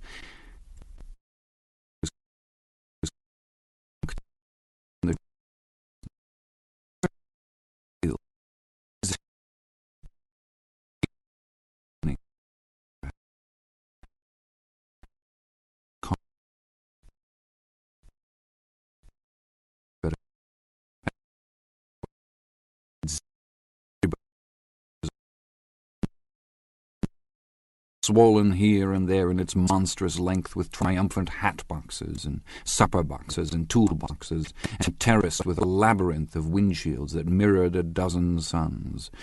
Sitting down behind many layers of glass in a sort of green leather conservatory, we started to town. I had talked with him perhaps half a dozen times in the past month, and found to my disappointment that he had little to say. So my first impression, that he was a person of some undefined consequence, had gradually faded, and he had become simply the proprietor of an elaborate roadhouse next door. And then came that disconcerting ride. We hadn't reached West Egg Village before Gatsby began leaving his elegant sentences unfinished, and slapping himself indecisively on the knee of his caramel-coloured suit. "Look here, old sport," he broke out surprisingly. "What's your opinion of me, anyhow?" A little overwhelmed, I began the generalized evasions which that question deserves. "Well, I'm going to tell you something about my life," he interrupted. "I don't want you to get a wrong idea of me from all these stories you hear." So he was aware of the bizarre accusations that flavoured conversation in his halls. "I'll tell you God's truth." His right hand suddenly ordered divine retribution to stand by. "I am the son of some wealthy people in the Middle West, all dead now. I was brought up in America, but educated at Oxford because all my ancestors have been educated there for many years. It is a family tradition." He looked at me sideways, and I knew why Jordan Baker had believed he was lying. He hurried the phrase "educated at Oxford," or swallowed it, or choked on it, as though it had bothered him before. And with this doubt, his whole statement fell to pieces, and I wondered if there wasn't something a little sinister about him after all. "What part of the Middle West?" I inquired casually. "San Francisco." "I see.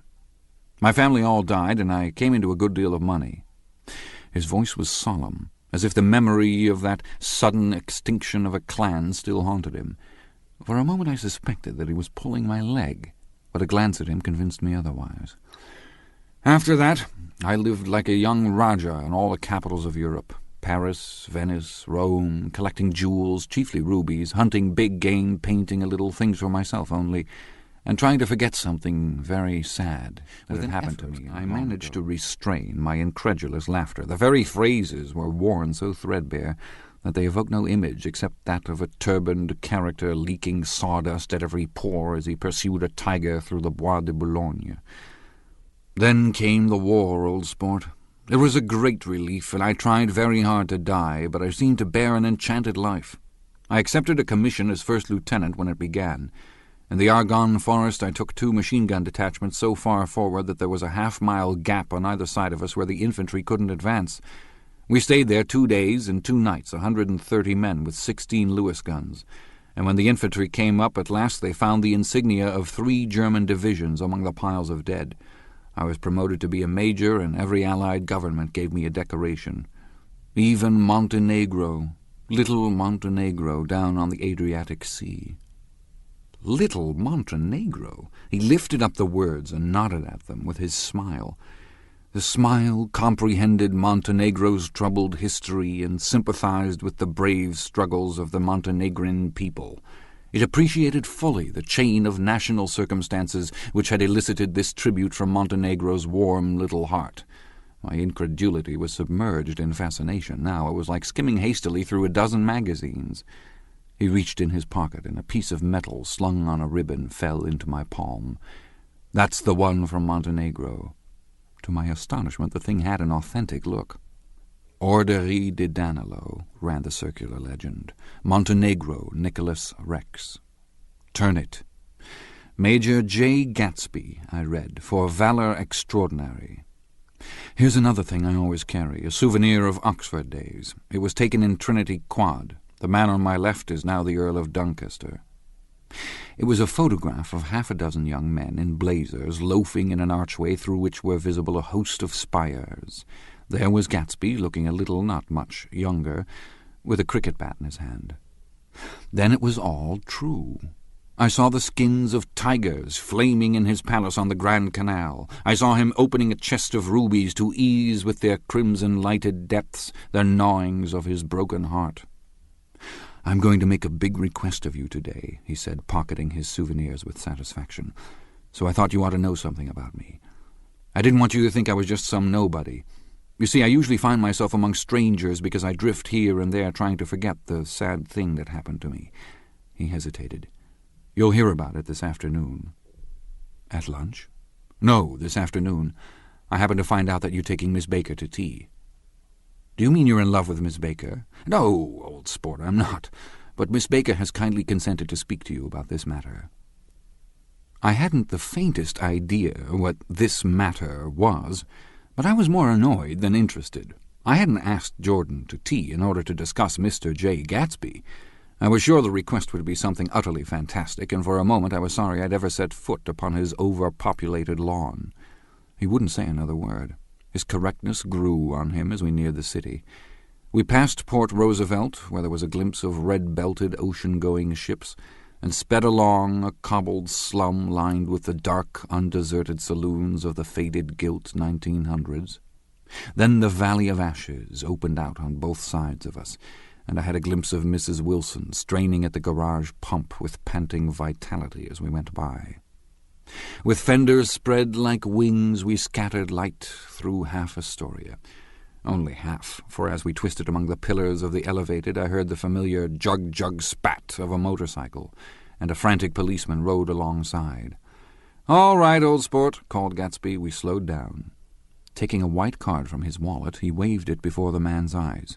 "Right you are," agreed the policeman, tipping his cap. "Know you next time, Mr. Gatsby. Excuse me." "The picture of Oxford?" I was able to do the commissioner a favour once, and he sends me a Christmas card every year. Over the great bridge, with the sunlight through the girders making a constant flicker upon the moving cars, and the city rising up across the river in white heaps and sugar lumps all built with a wish out of non-olfactory money. The city seen from the Queensborough Bridge is always the city seen for the first time, in its first wild promise of all the mystery and the beauty in the world. A dead man passed us in a hearse heaped with blooms, followed by 2 carriages with drawn blinds, and by more cheerful carriages for friends. The friends looked out at us with the tragic eyes and short upper lips of southeastern Europe, and I was glad that the sight of Gatsby's splendid car was included in their sombre holiday. As we crossed Blackwell's Island, a limousine passed us, driven by a white chauffeur, in which sat 3 modish Negroes, 2 bucks and a girl. I laughed aloud as the yolks of their eyeballs rolled toward us in haughty rivalry. Anything can happen now that we've slid over this bridge, I thought, anything at all. Even Gatsby could happen, without any particular wonder.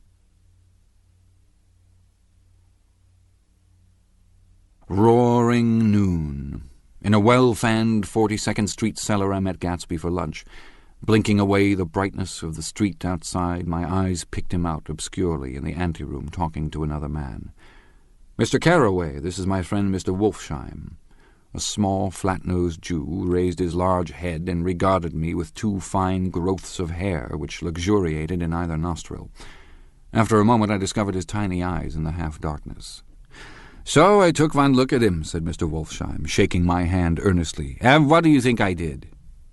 "What?" I inquired politely. But evidently he was not addressing me, for he dropped my hand and covered Gatsby with his expressive nose.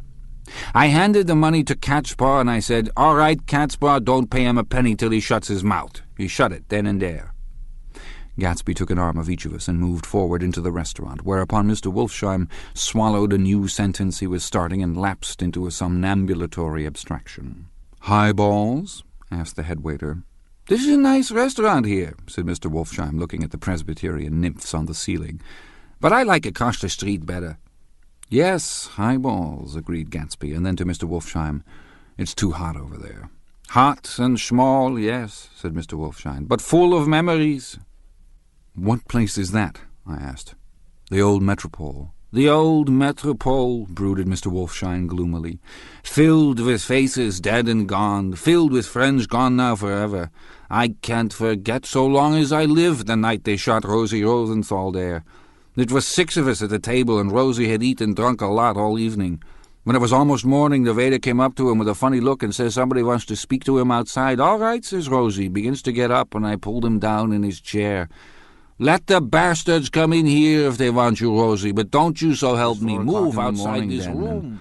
If we'd have raised the blinds, we'd have seen daylight." "Did he go?" I asked innocently. "Sure he went." Mr. Wolfsheim's nose flashed at me indignantly. "He turned around in the door and says, 'Don't let that waiter take away my coffee.'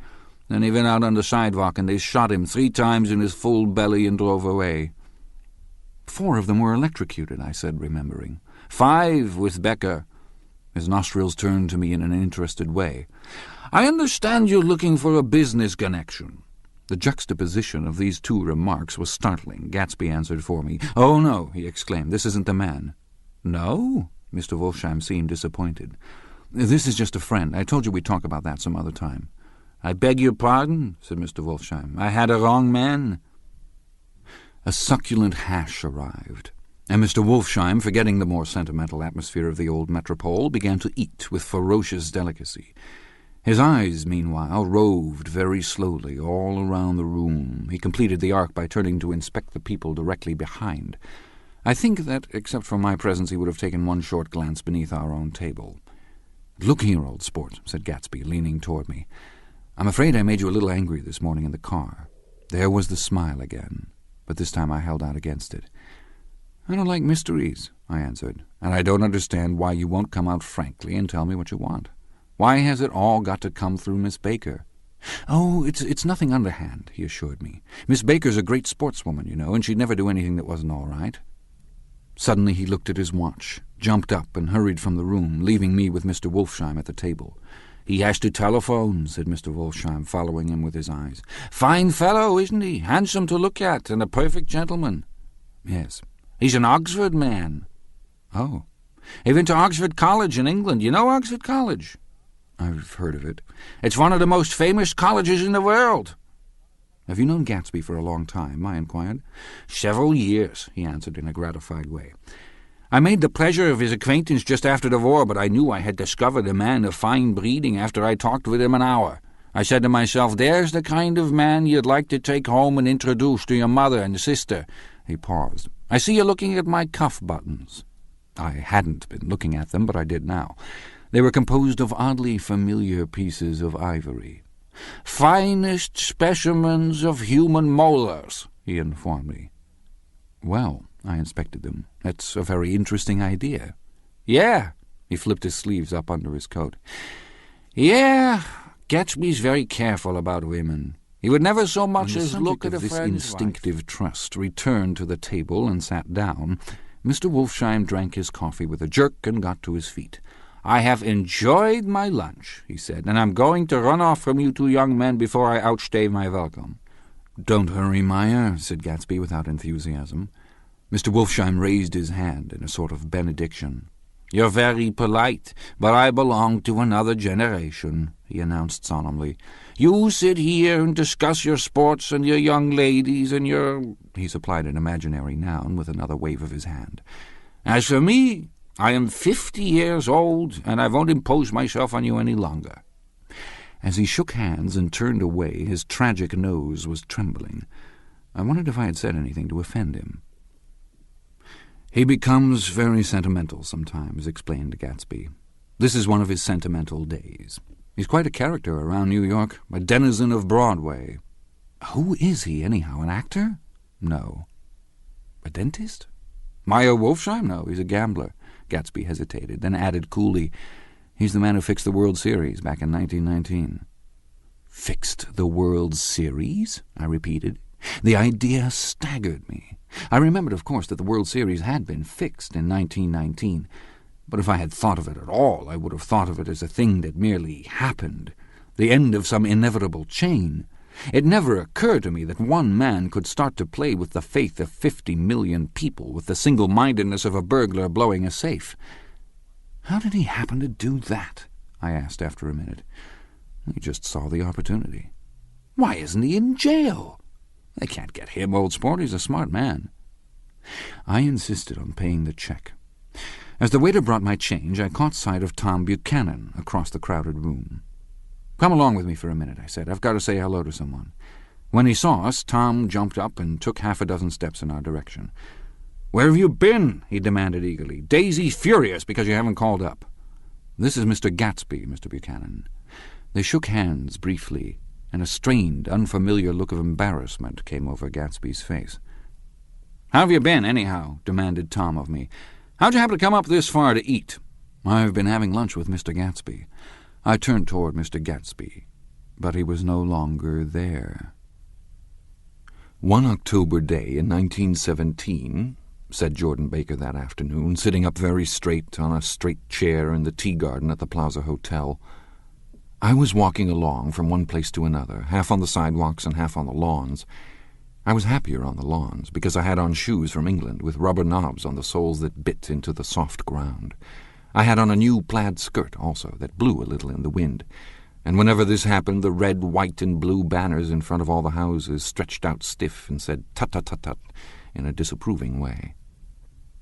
The largest of the banners and the largest of the lawns belonged to Daisy Fay's house. She was just 18, 2 years older than me, and by far the most popular of all the young girls in Louisville. She dressed in white and had a little white roadster, and all day long the telephone rang in her house, and excited young officers from Camp Taylor demanded the privilege of monopolizing her that night, anyways for an hour. When I came opposite her house that morning, her white roadster was beside the curb, and she was sitting in it with a lieutenant I had never seen before. They were so engrossed in each other that she didn't see me until I was 5 feet away. "Hello, Jordan," she called unexpectedly. "Please come here." I was flattered that she wanted to speak to me because of all the older girls I admired her most. She asked me if I was going to the Red Cross and make bandages. I was. Well, then, would I tell them that she couldn't come that day? The officer looked at Daisy while she was speaking, in a way that every young girl wants to be looked at some time, and because it seemed romantic to me, I have remembered the incident ever since. His name was Jay Gatsby, and I didn't lay eyes on him again for over 4 years.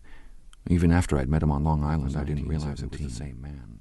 By the next year, I had a few beaux myself, and I began to play in tournaments, so I didn't see Daisy very often. She went with a slightly older crowd, when she went with anyone at all. Wild rumors were circulating about her, how her mother had found her packing her bag one winter night to go to New York and say goodbye to a soldier who was going overseas. She was effectually prevented, but she wasn't on speaking terms with her family for several weeks. After that, she didn't play around with the soldiers anymore, but only with a few flat-footed, short-sighted young men in town who couldn't get into the army at all. By the next autumn, she was gay again, gay as ever. She had a debut after the armistice, and in February she was presumably engaged to a man from New Orleans. In June she married Tom Buchanan of Chicago, with more pomp and circumstance than Louisville ever knew before.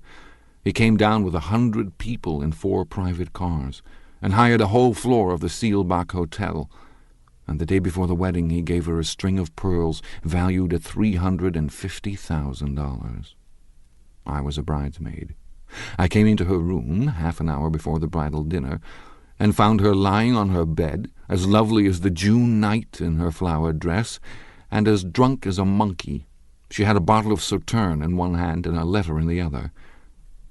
"Congratulate me," she muttered.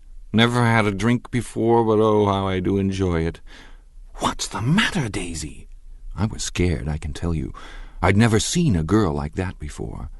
"Here, dears." She groped around in a wastebasket she had with her on the bed and pulled out the string of pearls. "Take 'em downstairs and give 'em back to whoever they belong to. Tell 'em all Daisy's changed her mind. Say, Daisy's changed her mind." She began to cry. She cried and cried.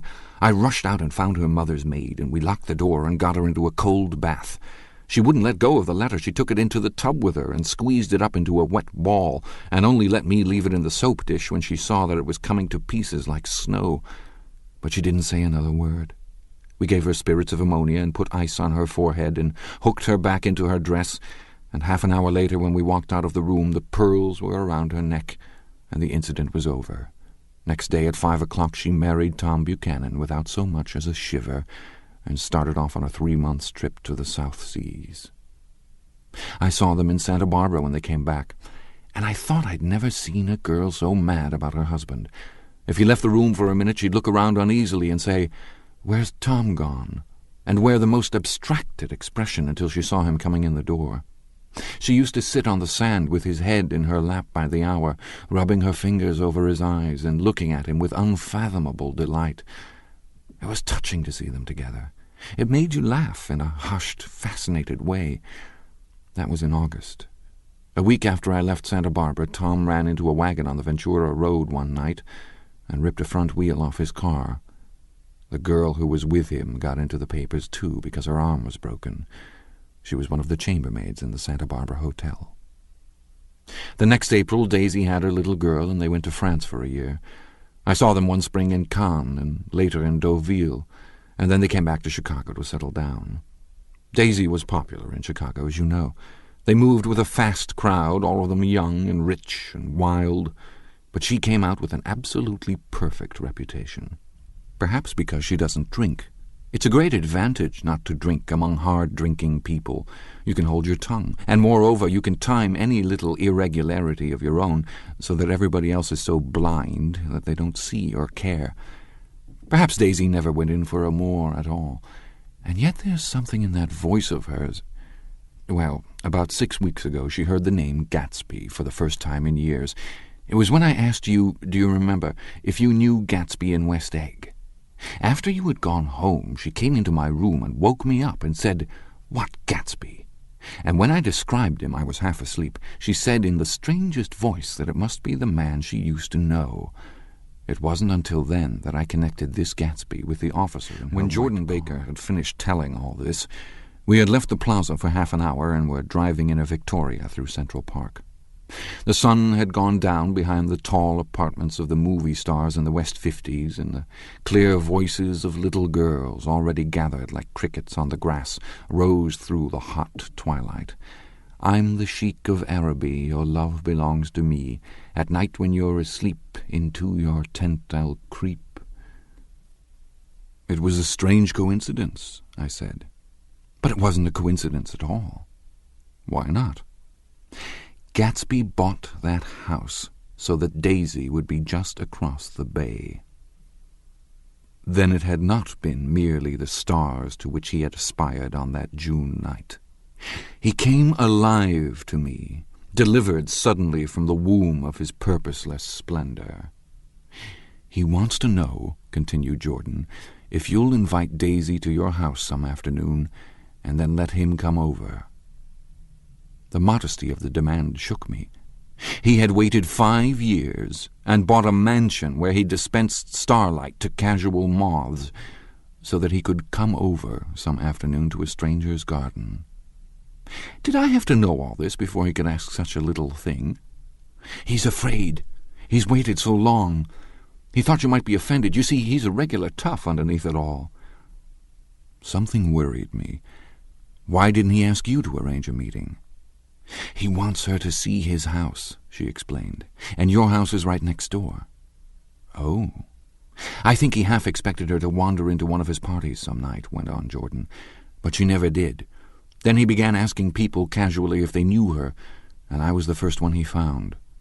It was that night he sent for me at his dance, and you should have heard the elaborate way he worked up to it. Of course, I immediately suggested a luncheon in New York, and I thought he'd go mad.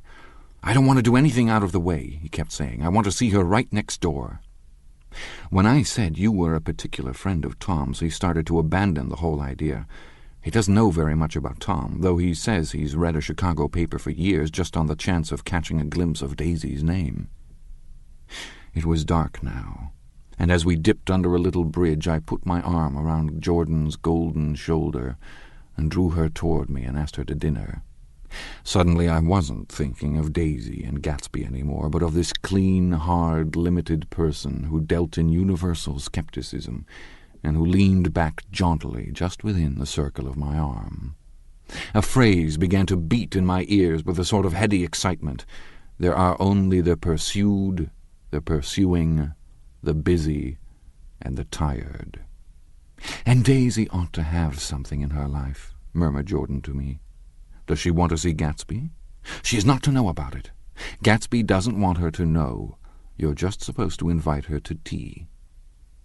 We passed a barrier of dark trees, and then the facade of 59th Street. A block of delicate, pale light beamed down into the park. Unlike Gatsby and Tom Buchanan, I had no girl whose disembodied face floated along the dark cornices and blinding signs, and so I drew up the girl beside me, tightening my arms. Her wan, scornful mouth smiled, and so I drew her up again, closer, this time to my face. Chapter 5. When I came home to West Egg that night, I was afraid for a moment that my house was on fire. 2 o'clock, and the whole corner of the peninsula was blazing with light, which fell unreal on the shrubbery and made thin, elongating glints upon the roadside wires. Turning a corner, I saw that it was Gatsby's house, lit from tower to cellar. At first I thought it was another party, a wild rout that had resolved itself into hide-and-go-seek or sardines in the box, with all the house thrown open to the game. But there wasn't a sound. Only wind in the trees, which blew the wires and made the lights go off and on again, as if the house had winked into the darkness. As my taxi groaned away, I saw Gatsby walking toward me across his lawn. "Your place looks like the World's Fair," I said. "Does it?" He turned his eyes toward it absently. "I have been glancing into some of the rooms. Let's go to Coney Island, old sport, in my car." "It's too late." "Well, suppose we take a plunge in the swimming pool. I haven't made use of it all summer." "I've got to go to bed." "All right." He waited, looking at me with suppressed eagerness. "I talked with Miss Baker," I said after a moment. "I'm going to call up Daisy tomorrow and invite her over here to tea." "Oh, that's all right," he said carelessly. "I don't want to put you to any trouble." "What day would suit you?" "What day would suit you," he corrected me quickly. "I don't want to put you to any trouble, you see." "How about the day after tomorrow?" He considered for a moment. Then, with reluctance, "I want to get the grass cut," he said. We both looked at the grass. There was a sharp line where my ragged lawn ended, and the darker, well-kept expanse of his began. I suspected that he meant my grass. "There's another little thing," he said uncertainly, and hesitated. "Would you rather put it off for a few days?" I asked. "Oh, it isn't about that. At least—" He fumbled with a series of beginnings. "Why, I thought— Why, look here, old sport. You don't make much money, do you?" "Not very much." This seemed to reassure him, and he continued more confidently. "I thought you didn't, if you'll pardon my— You see, I carry on a little business on the side, a sort of sideline, you understand. And I thought that if you don't make very much— You're selling bonds, aren't you, old sport?" "Trying to." "Well, this would interest you. It wouldn't take up much of your time, and you might pick up a nice bit of money. It happens to be a rather confidential sort of thing." I realize now that under different circumstances that conversation might have been one of the crises of my life.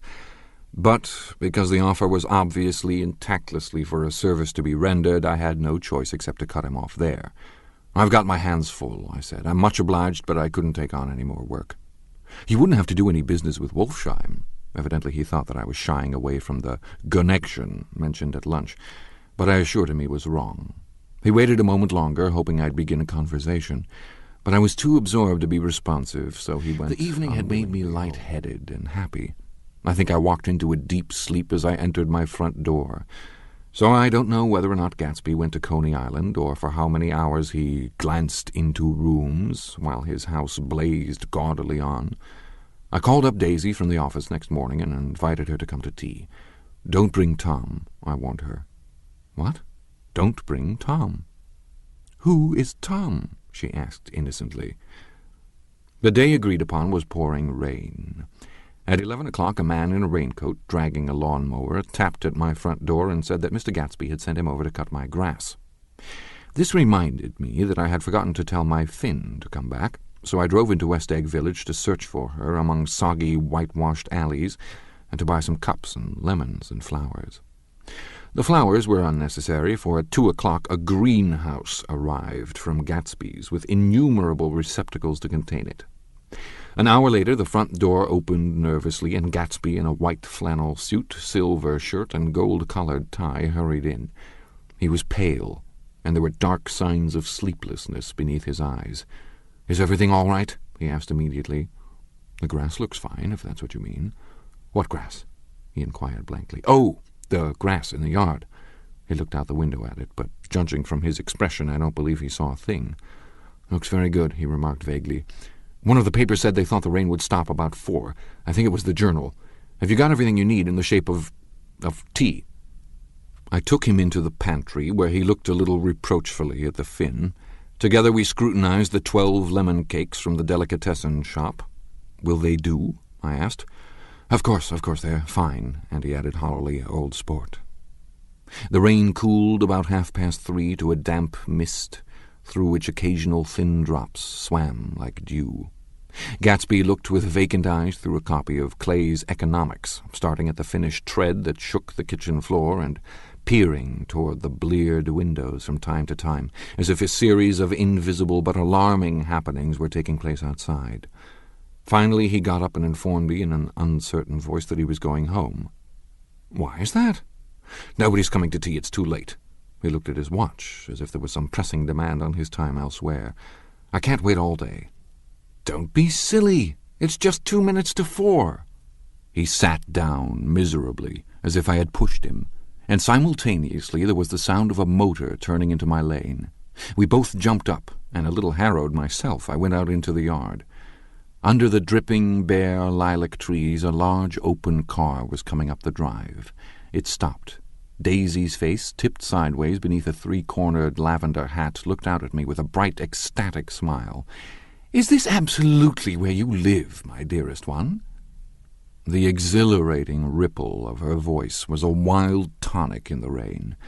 I had to follow the sound of it for a moment, up and down, with my ear alone, before any words came through. A damp streak of hair lay like a dash of blue paint across her cheek, and her hand was wet with glistening drops as I took it to help her from the car. "Are you in love with me?" she said low in my ear. "Or why did I have to come alone?"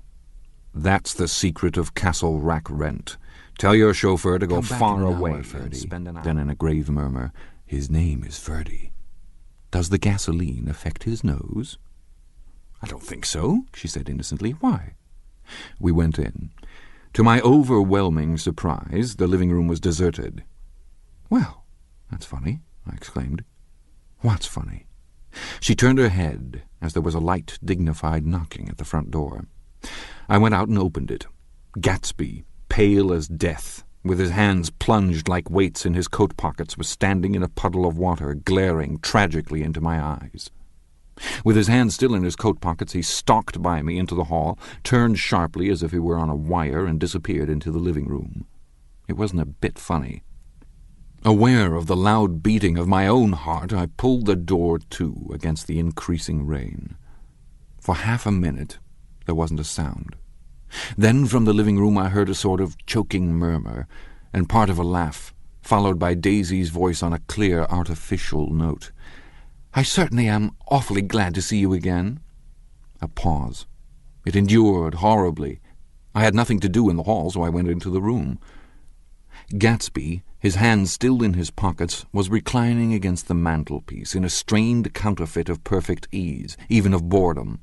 His head leaned back so far that it rested against the face of a defunct mantelpiece clock, and from this position his distraught eyes stared down at Daisy, who was sitting, frightened but graceful, on the edge of a stiff chair.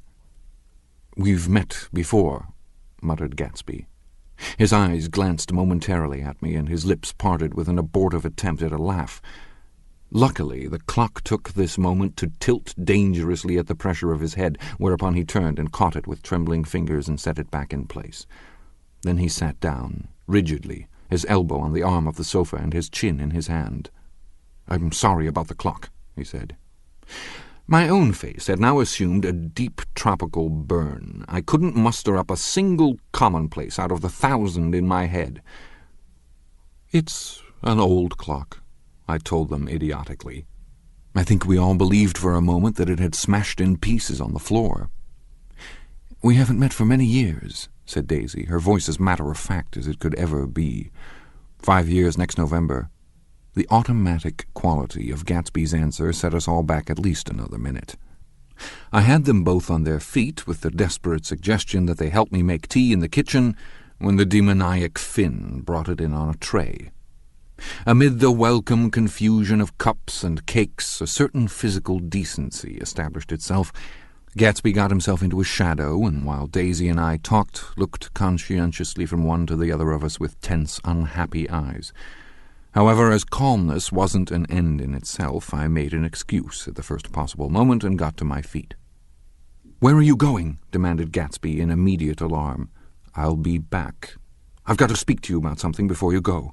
He followed me wildly into the kitchen, closed the door, and whispered, "Oh, God," in a miserable way. "What's the matter?" "This is a terrible mistake," he said, shaking his head from side to side. "A terrible, terrible mistake." "You're just embarrassed, that's all." And luckily I added, "Daisy's embarrassed too." "She's embarrassed?" he repeated incredulously. "Just as much as you are." "Don't talk so loud."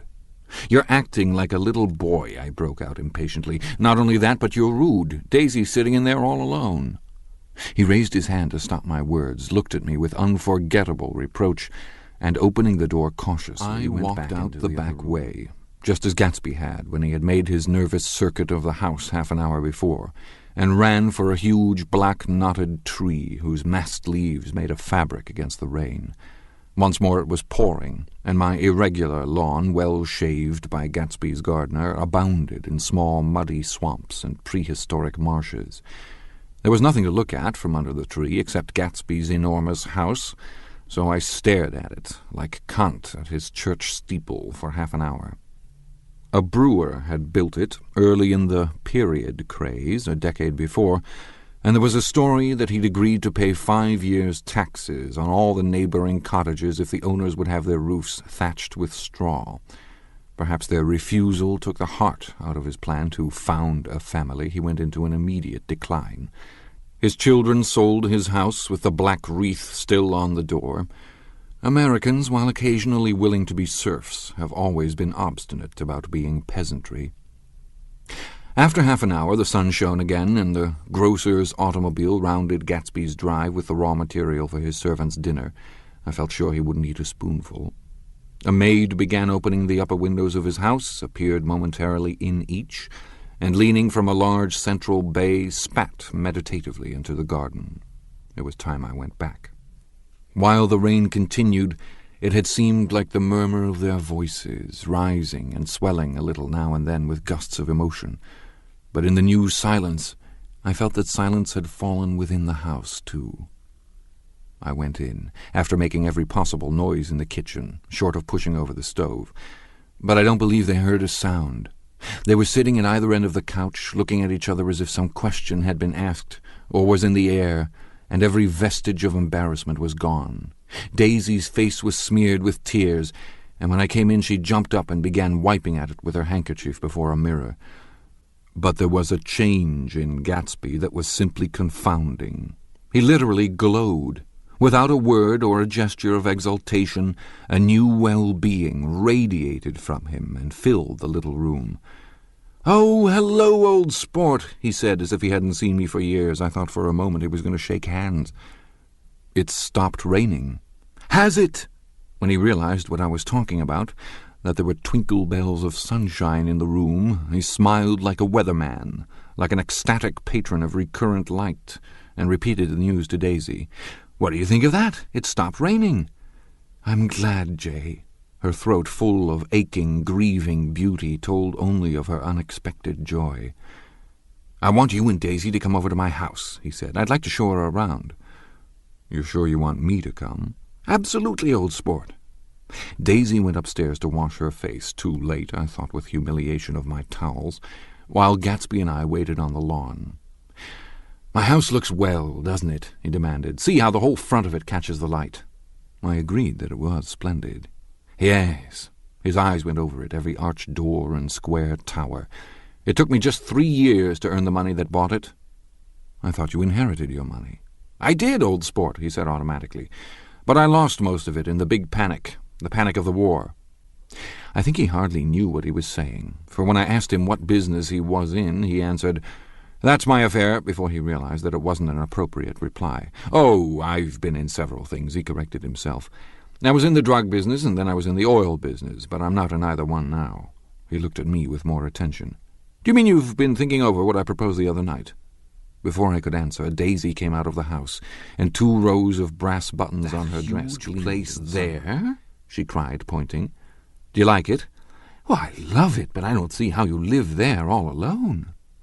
"I keep it always full of interesting people, night and day, people who do interesting things, celebrated people." Instead of taking the shortcut along the Sound, we went down to the road and entered by the big postern. With enchanting murmurs, Daisy admired this aspect or that of the feudal silhouette against the sky, admired the gardens, the sparkling odour of jonquils, and the frothy odour of hawthorn, and the pale gold odour of Kiss Me at the Gate. It was strange to reach the marble steps and find no stir of bright dresses in and out of the door, and hear no sound but bird voices in the trees. And inside, as we wandered through Marie Antoinette music rooms and restoration salons, I felt that there were guests concealed behind every couch and table, under orders to be breathlessly silent until we had passed through. As Gatsby closed the door of the Merton College Library, I could have sworn I heard the owl-eyed man break into ghostly laughter. We went upstairs, through period bedrooms swathed in rose and lavender silk and vivid with new flowers, through dressing rooms and pool rooms and bathrooms with sunken baths, intruding into one chamber where a dishevelled man in pyjamas was doing liver exercises on the floor. It was Mr. Klipspringer, the boarder. I had seen him wandering hungrily about the beach that morning. Finally we came to Gatsby's own apartment, a bedroom and a bath and an Adam's study, where we sat down and drank a glass of some chartreuse he took from a cupboard in the wall.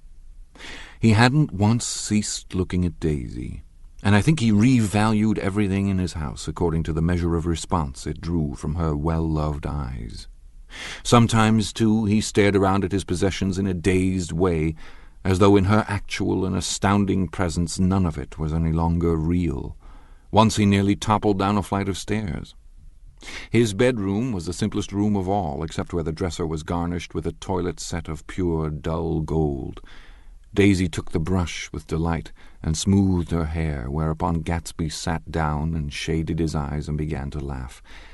"It's the funniest thing, old sport," he said hilariously. "I can't... when I try to..."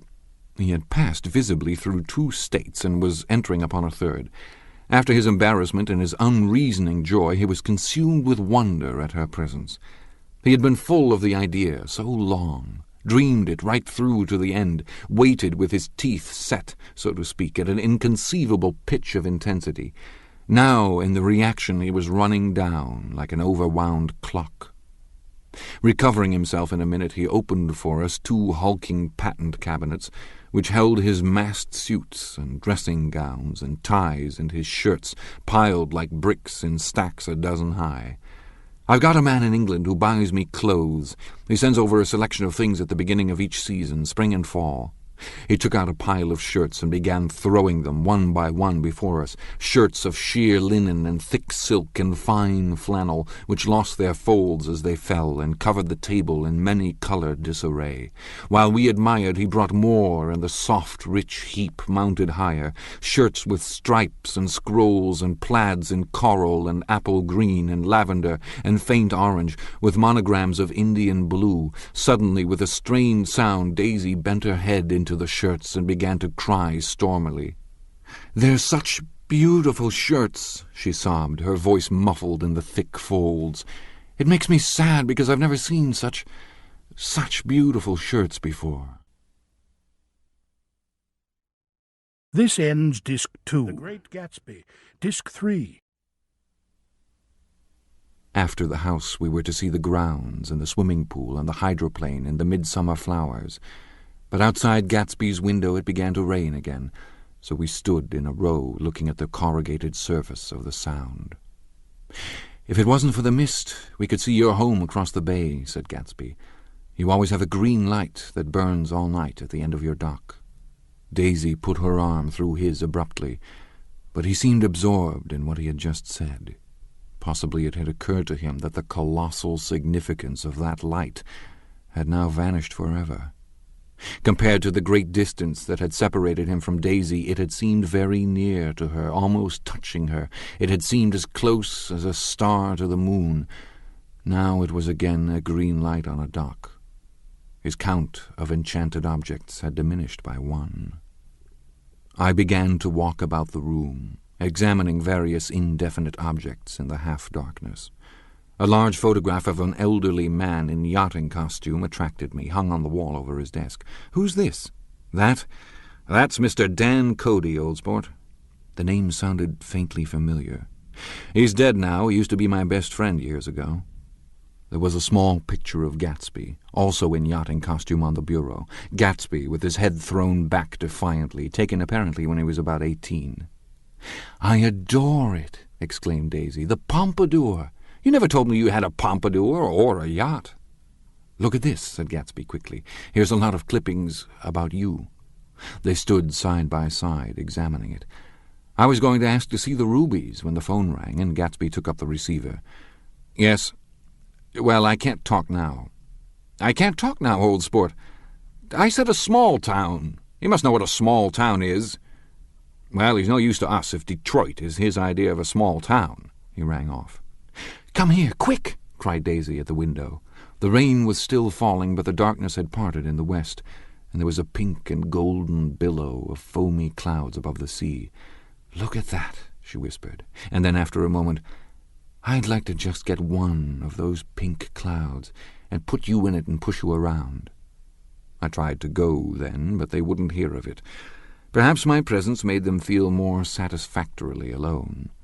"I know what we'll do," said Gatsby. He went out of the room, calling "Ewing," and returned in a few minutes, accompanied by an embarrassed, slightly worn young man with shell-rimmed glasses and scanty blonde hair. He was now decently clothed, in a sport shirt open at the neck, sneakers, and duck trousers of a nebulous hue. "Did we interrupt your exercises?" inquired Daisy politely. "I was asleep," cried Mr. Klipspringer in a spasm of embarrassment. "That is, I'd been asleep. Then I got up." "Klipspringer plays the piano," said Gatsby, cutting him off. "Don't you, Ewing, old sport?" "But I don't play well. I hardly play at all. I'm out of practice." "We'll go downstairs," interrupted Gatsby. He flipped a switch. The grey windows disappeared as the house glowed full of light. In the music room, Gatsby turned on a solitary lamp beside the piano. He lit Daisy's cigarette from a trembling match and sat down with her on a couch far across the room where there was no light save what the gleaming floor bounced in from the hall. When Klipspringer had played the Love Nest, he turned around on the bench and searched unhappily for Gatsby in the gloom. "I'm all out of practice, you see. I told you I couldn't play. I'm all out of practice." "Don't talk so much, old sport," commanded Gatsby. "Play." "In the morning, in the evening, ain't we got fun?" Outside the wind was loud, and there was a faint flow of thunder along the Sound. All the lights were going on in West Egg now. The electric trains, men carrying, were plunging home through the rain from New York. It was the hour of a profound human change, and excitement was generating on the air. One thing sure and nothing surer, the rich get rich and the poor get children. In the meantime, in between time. As I went over to say goodbye, I saw that the expression of bewilderment had come back into Gatsby's face, as though a faint doubt had occurred to him as to the quality of his present happiness. Almost 5 years! There must have been moments, even that afternoon, when Daisy tumbled short of his dreams, not through her own fault, but because of the colossal vitality of his illusion. It had gone beyond her, beyond everything. He had thrown himself into it with a creative passion, adding to it all the time, decking it out with every bright feather that drifted his way. No amount of fire or freshness can challenge what a man will store up in his ghostly heart. As I watched him, he adjusted himself a little, visibly. His hand took hold of hers, and as she said something low in his ear, he turned toward her with a rush of emotion. I think that voice held him most with its fluctuating, feverish warmth, because it couldn't be over-dreamed. That voice was a deathless song. They had forgotten me, but Daisy glanced up and held out her hand. Gatsby didn't know me now at all. I looked once more at them, and they looked back at me, remotely, possessed by intense life. Then I went out of the room and down the marble steps into the rain, leaving them there together. Chapter 6. About this time, an ambitious young reporter from New York arrived one morning at Gatsby's door and asked him if he had anything to say. "Anything to say about what?" inquired Gatsby politely. "Why, any statement to give out." It transpired, after a confused 5 minutes, that the man had heard Gatsby's name around his office, in a connection which he either wouldn't reveal or didn't fully understand. This was his day off, and with laudable initiative he had hurried out to see. It was a random shot, and yet the reporter's instinct was right. Gatsby's notoriety, spread about by the hundreds who had accepted his hospitality and so become authorities upon his past, had increased all summer until he fell just short of being news. Contemporary legends, such as the underground pipeline to Canada, attached themselves to him. And there was one persistent story that he didn't live in a house at all, but in a boat that looked like a house and was moved secretly up and down the Long Island shore.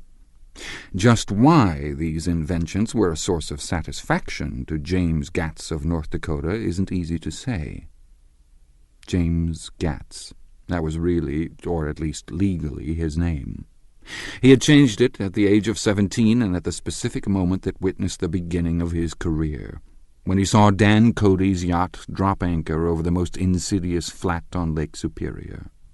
It was James Gatz who had been loafing along the beach that afternoon in a torn green jersey and a pair of canvas pants, but it was already Jay Gatsby who borrowed a rowboat, pulled out to the Tuolumne, and informed Cody that a wind might catch him and break him up in half an hour. I suppose he'd had the name ready for a long time, even then. His parents were shiftless and unsuccessful farm people. His imagination had never really accepted them as his parents at all. The truth was that Jay Gatsby of West Egg, Long Island, sprang from his platonic conception of himself. He was a son of God, a phrase which, if it means anything, means just that, and he must be about his father's business, the service of a vast, vulgar, and meretricious beauty. So he invented just the sort of Jay Gatsby that a 17-year-old boy would be likely to invent, and to this conception he was faithful to the end. For over a year he had been beating his way along the south shore of Lake Superior as a clam digger and a salmon fisher, or in any other capacity that brought him food and bed. His brown, hardening body lived naturally through the half-fierce, half-lazy work of the bracing days. He knew women early, and since they spoiled him, he became contemptuous of them, of young virgins because they were ignorant, of the others because they were hysterical about things which in his overwhelming self-absorption he took for granted. But his heart was in a constant, turbulent riot. The most grotesque and fantastic conceits haunted him in his bed at night. A universe of ineffable gaudiness spun itself out in his brain while the clock ticked on the washstand and the moon soaked with wet light his tangled clothes upon the floor. Each night he added to the pattern of his fancies until drowsiness closed down upon some vivid scene with an oblivious embrace. For a while these reveries provided an outlet for his imagination. They were a satisfactory hint of the unreality of reality, a promise that the rock of the world was founded securely on a fairy's wing. An instinct toward his future glory had led him some months before to the small Lutheran college of St. Olaf in southern Minnesota. He stayed there 2 weeks, dismayed at its ferocious indifference to the drums of his destiny, to destiny itself, and despising the janitor's work with which he was to pay his way through.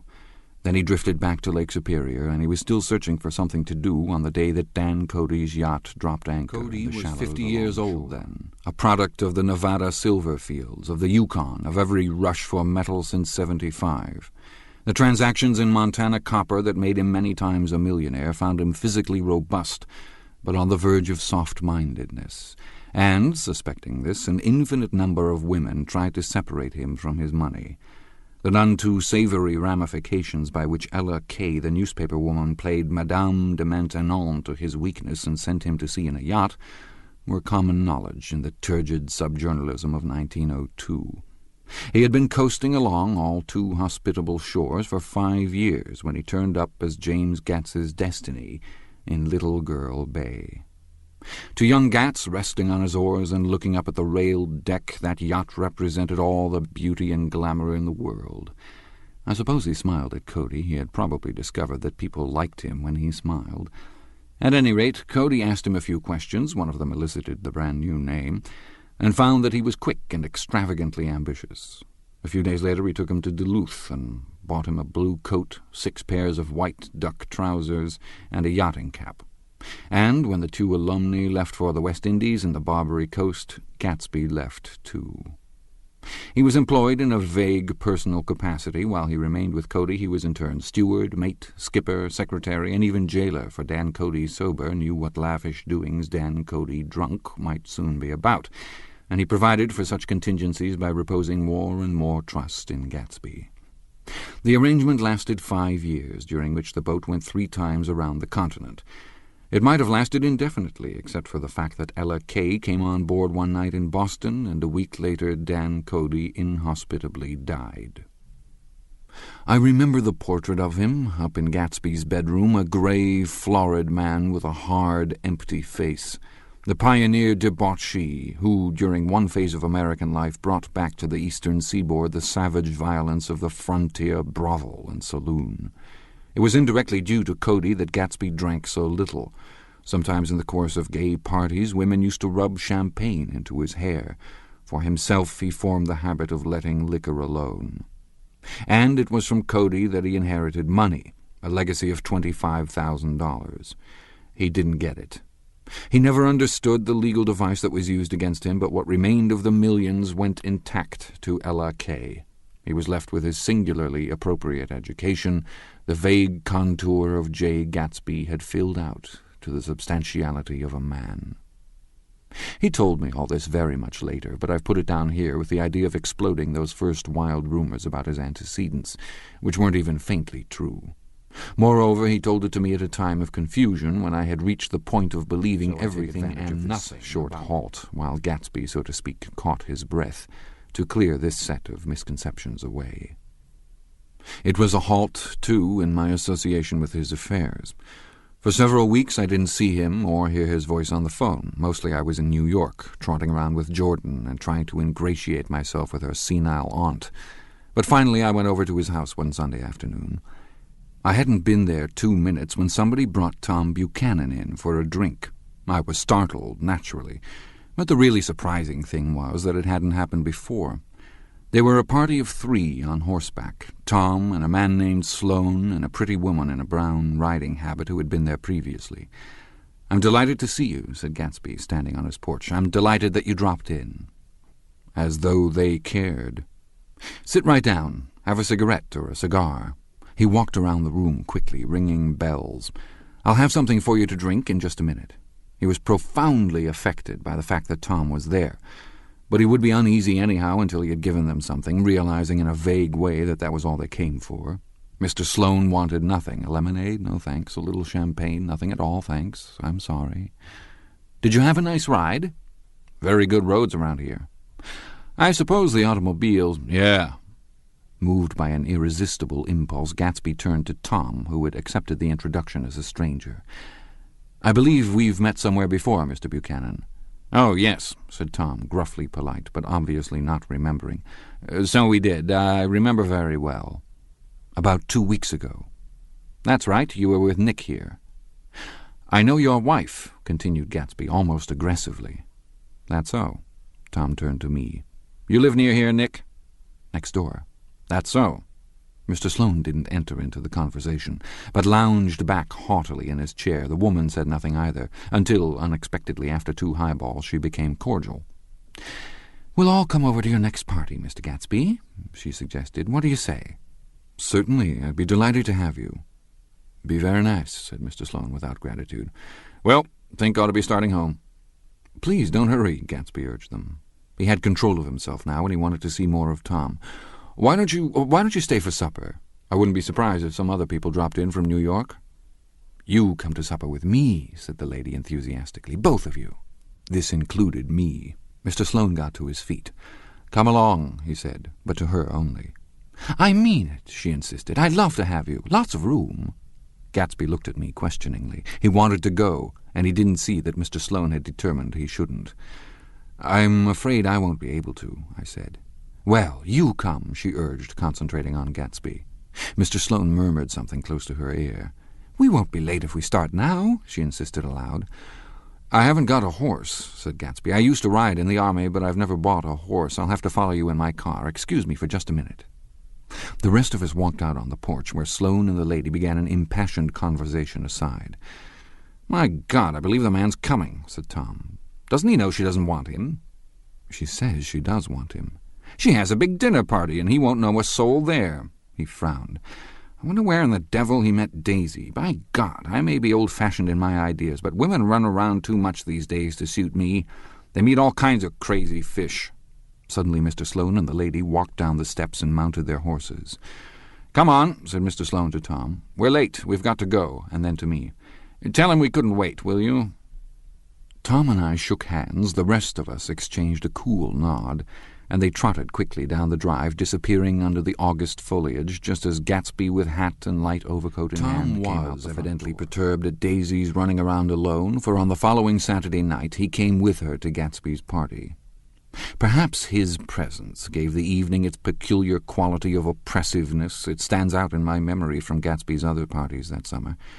There were the same people, or at least the same sort of people, the same profusion of champagne, the same many-coloured, many-keyed commotion. But I felt an unpleasantness in the air, a pervading harshness that hadn't been there before.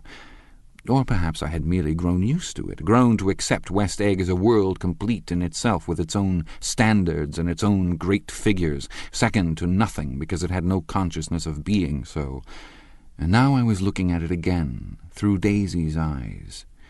It is invariably saddening to look through new eyes at things upon which you have expended your own powers of adjustment. They arrived at twilight, and as we strolled out among the sparkling hundreds, Daisy's voice was playing murmurous tricks in her throat. These things excite me so, she whispered. If you want to kiss me at any time during the evening, Nick, just let me know, and I'll be glad to arrange it for you. Just mention my name, or present a green card. I'm giving out green— Look around, suggested Gatsby. I'm looking around. I'm having a marvelous— You must see the faces of many people you've heard about. Tom's arrogant eyes roamed the crowd. We don't go around very much, he said. In fact, I was just thinking I don't know a soul here. Perhaps you know that lady. Gatsby indicated a gorgeous, scarcely human orchid of a woman who sat in state under a white plum tree. Tom and Daisy stared with that peculiarly unreal feeling that accompanies the recognition of a hitherto ghostly celebrity of the movies. She's lovely, said Daisy. The man bending over her is her director. He took them ceremoniously from group to group. Mrs. Buchanan and Mr. Buchanan. After an instant's hesitation he added, the polo player. Oh, no, objected Tom quickly, not me. But evidently the sound of it pleased Gatsby, for Tom remained the polo player for the rest of the evening. "I've never met so many celebrities," Daisy exclaimed. "I liked that man, what was his name, with a sort of blue nose." Gatsby identified him, adding that he was a small producer. "Well, I liked him anyhow." "I'd a little rather not be the polo player," said Tom pleasantly. "I'd rather look at all these famous people in oblivion." Daisy and Gatsby danced. I remember being surprised by his graceful conservative foxtrot. I had never seen him dance before. Then they sauntered over to my house and sat on the steps for half an hour, while at her request I remained watchfully in the garden, "in case there's a fire or a flood," she explained. Tom appeared from his oblivion as we were sitting down to supper together. "Do you mind if I eat with some people over here?" he said. "A fellow's getting off some funny stuff." "Go ahead," answered Daisy genially. "And if you want to take down any addresses, here's my little gold pencil." She looked around after a moment and told me the girl was common but pretty, and I knew that except for the half hour she'd been alone with Gatsby, she wasn't having a good time. We were at a particularly tipsy table. That was my fault. Gatsby had been called to the phone, and I'd enjoyed these same people only 2 weeks before. But what had amused me then turned septic on the air now. "How do you feel, Miss Bedecker?" The girl addressed was trying unsuccessfully to slump against my shoulder. At this inquiry she sat up and opened her eyes. "What?" A massive and lethargic woman who had been urging Daisy to play golf with her at the local club tomorrow spoke in Miss Bedecker's defense. "Oh, she's all right now. When she's had 5 or 6 cocktails, she always starts screaming like that. I tell her she ought to leave it alone." "I do leave it alone," affirmed the accused hollowly. "We heard you yelling, so I said to Doc Civet here, 'There's somebody that needs your help, Doc.'" "She's much obliged, I'm sure," said another friend without gratitude. "But you got her dress all wet when you stuck her head in the pool." "Anything I hate is to get my head stuck in a pool," mumbled Miss Bedecker. "They almost drowned me once over in New Jersey." "Then you ought to leave it alone," countered Dr. Civet. "Speak for yourself," cried Miss Bedecker violently. "Your hand shakes. I wouldn't let you operate on me." It was like that. Almost the last thing I remember was standing with Daisy and watching the moving picture director and his star. They were still under the white plum tree, and their faces were touching, except for a pale, thin ray of moonlight between. It occurred to me that he had been very slowly bending toward her all evening to attain this proximity, and even while I watched I saw him stoop one ultimate degree and kiss at her cheek. "I like her," said Daisy. "I think she's lovely." But the rest offended her, and inarguably, because it wasn't a gesture but an emotion. She was appalled by West Egg, this unprecedented place that Broadway had begotten upon a Long Island fishing village, appalled by its raw vigor that chafed under the old euphemisms, and by the too obtrusive fate that herded its inhabitants along a shortcut from nothing to nothing. She saw something awful in the very simplicity she failed to understand. I sat on the front steps with them while they waited for their car. It was dark here in front. Only the bright door sent 10 square feet of light volleying out into the soft black morning. Sometimes a shadow moved against the dressing-room blind above, gave way to another shadow, an indefinite procession of shadows that rouged and powdered. "Who is this Gatsby, anyhow?" demanded Tom suddenly. "Some big bootlegger?" "Where'd you hear that?" I inquired. "I didn't hear it, I imagined it. A lot of these newly rich people are just big bootleggers, you know." "Not Gatsby," I said shortly. He was silent for a moment. The pebbles of the drive crunched under his feet. "Well, he certainly must have strained himself to get this menagerie together." A breeze stirred the grey haze of Daisy's fur collar. "At least they're more interesting than the people we know," she said with an effort. "You didn't look so interested." "Well, I was." Tom laughed and turned to me. "Did you notice Daisy's face when that girl asked her to put her under a cold shower?" Daisy began to sing with the music in a husky, rhythmic whisper, bringing out a meaning in each word that it had never had before and would never have again. When the melody rose, her voice broke up sweetly, following it in a way contralto voices have, and each change tipped out a little of her warm, human magic upon the air. "Lots of people come who haven't been invited," she said suddenly. "That girl hadn't been invited. They simply forced their way in, and he's too polite to object. "I'd like to know who he is and what he does," insisted Tom, "and I think I'll make a point of finding out." "I can tell you right now," she answered. "He owns some drugstores, a lot of drugstores. He built them up himself." The dilatory limousine came rolling up the drive. "Good night, Nick," said Daisy. Her glance left me and sought the lighted top of the steps, where 3 o'clock in the morning, a neat, sad little waltz of that year was drifting out the open door. After all, in the very casualness of Gatsby's party, there were romantic possibilities totally absent from her world. What was it up there in that song that seemed to be calling her back inside? What would happen now, in the dim, incalculable hours? Perhaps some unbelievable guest would arrive, a person infinitely rare and to be marvelled at, some authentically radiant young girl who, with one fresh glance at Gatsby, one moment of magical encounter, would blot out those 5 years of unwavering devotion. I stayed late that night. Gatsby asked me to wait until he was free, and I lingered in the garden until the inevitable swimming party had run up, chilled and exalted, from the black beach, until the lights were extinguished in the guest rooms overhead. When he came down the steps at last, the tanned skin was drawn unusually tight on his face, and his eyes were bright and tired. "She didn't like it," he said immediately. "Of course she did. She didn't like it," he insisted. "She didn't have a good time." He was silent, and I guessed at his unutterable depression. "I feel far away from her," he said. "It's hard to make her understand."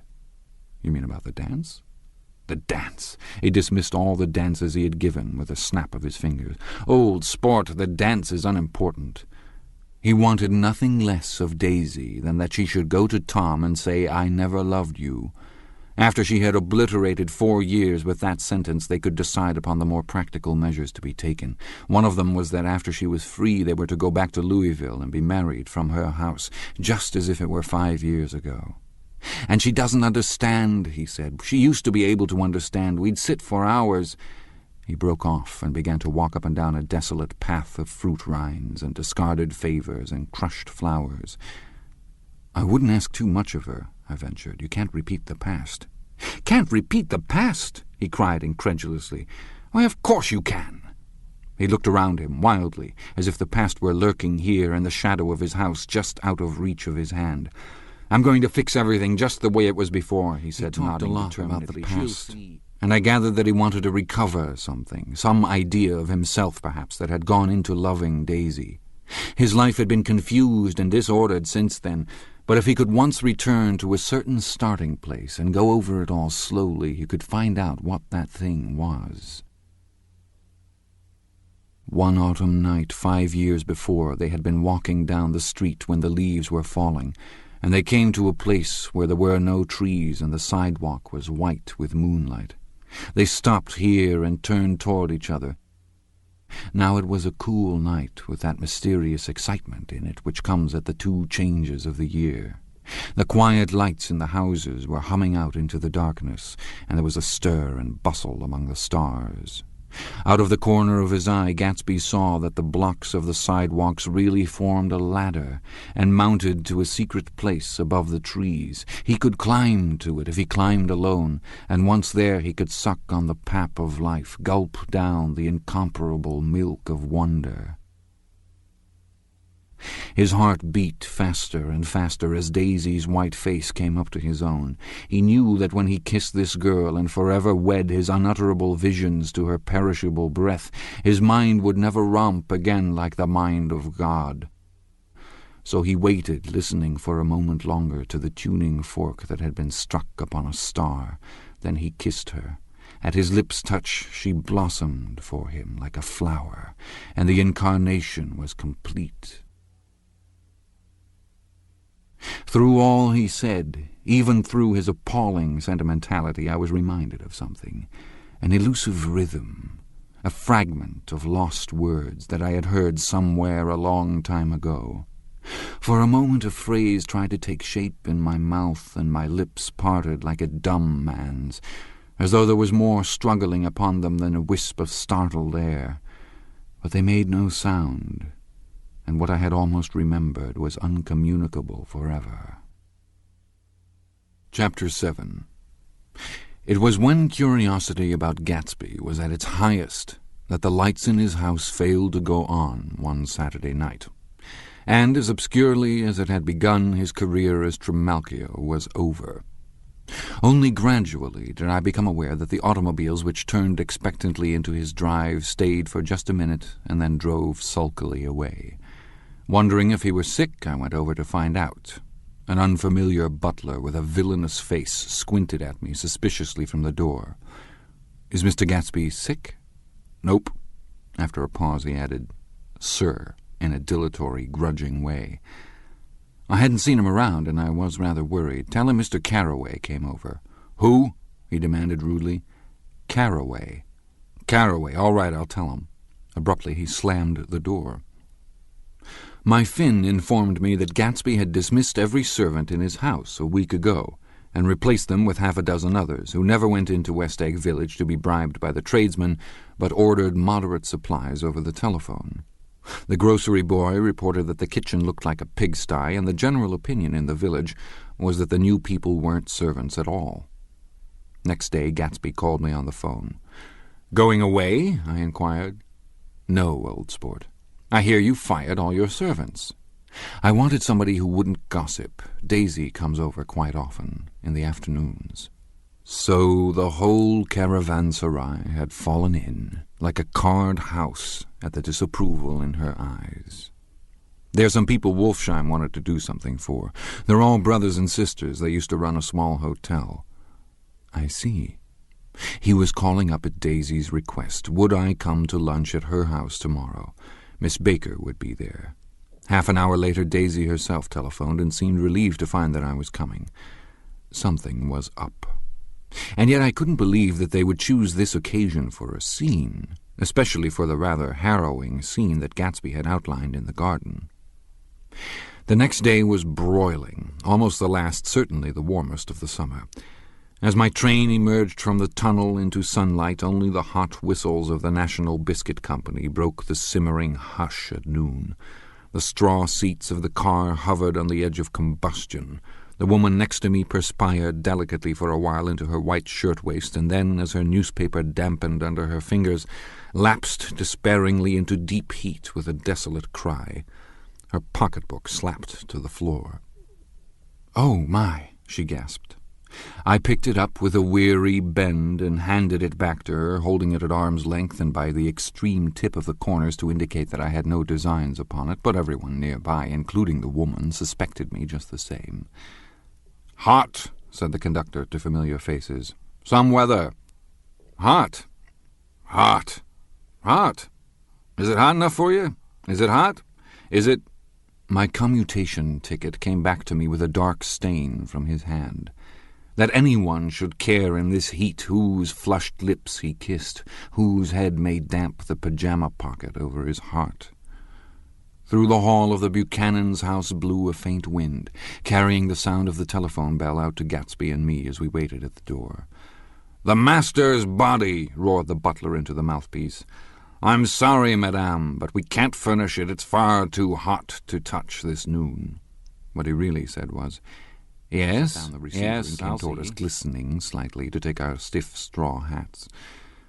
"Madame expects you in the salon," he cried, needlessly indicating the direction. In this heat every extra gesture was an affront to the common store of life.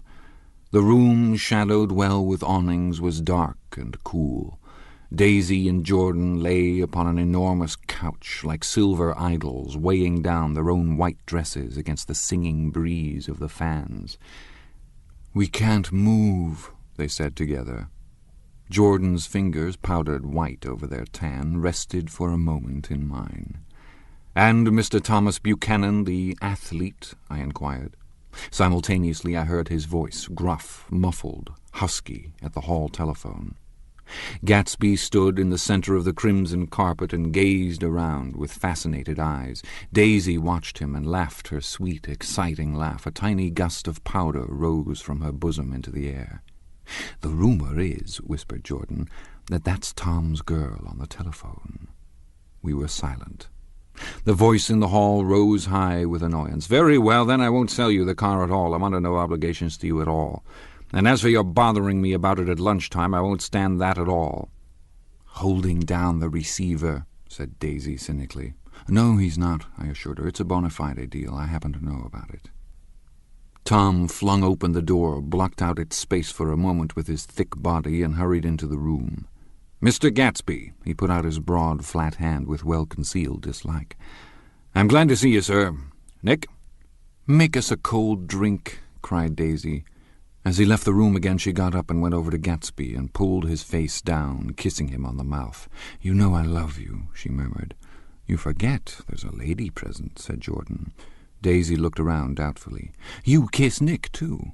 What a low, vulgar girl." "I don't care," cried Daisy, and began to clog on the brick fireplace. Then she remembered the heat and sat down guiltily on the couch, just as a freshly laundered nurse leading a little girl came into the room. "Blessed, precious," she crooned, holding out her arms. "Come to your own mother that loves you." The child, relinquished by the nurse, rushed across the room and rooted shyly into her mother's dress. "The blessed precious. Did Mother get powder on your old yellowy hair? Stand up now and say howdy-do." Gatsby and I, in turn, leaned down and took the small, reluctant hand. Afterward he kept looking at the child with surprise. I don't think he had ever really believed in its existence before. "I got dressed before luncheon," said the child, turning eagerly to Daisy. "That's because your mother wanted to show you off." Her face bent into the single wrinkle of the small white neck. "You dream, you absolute little dream." "Yes," admitted the child calmly. "Aunt Jordan's got on a white dress, too." "How do you like Mother's friends?" Daisy turned her round so that she faced Gatsby. "Do you think they're pretty? Where's Daddy?" "She doesn't look like her father," explained Daisy. "She looks like me. She's got my hair and shape of the face." Daisy sat back upon the couch. The nurse took a step forward and held out her hand. "Come, Pammy." "Goodbye, sweetheart."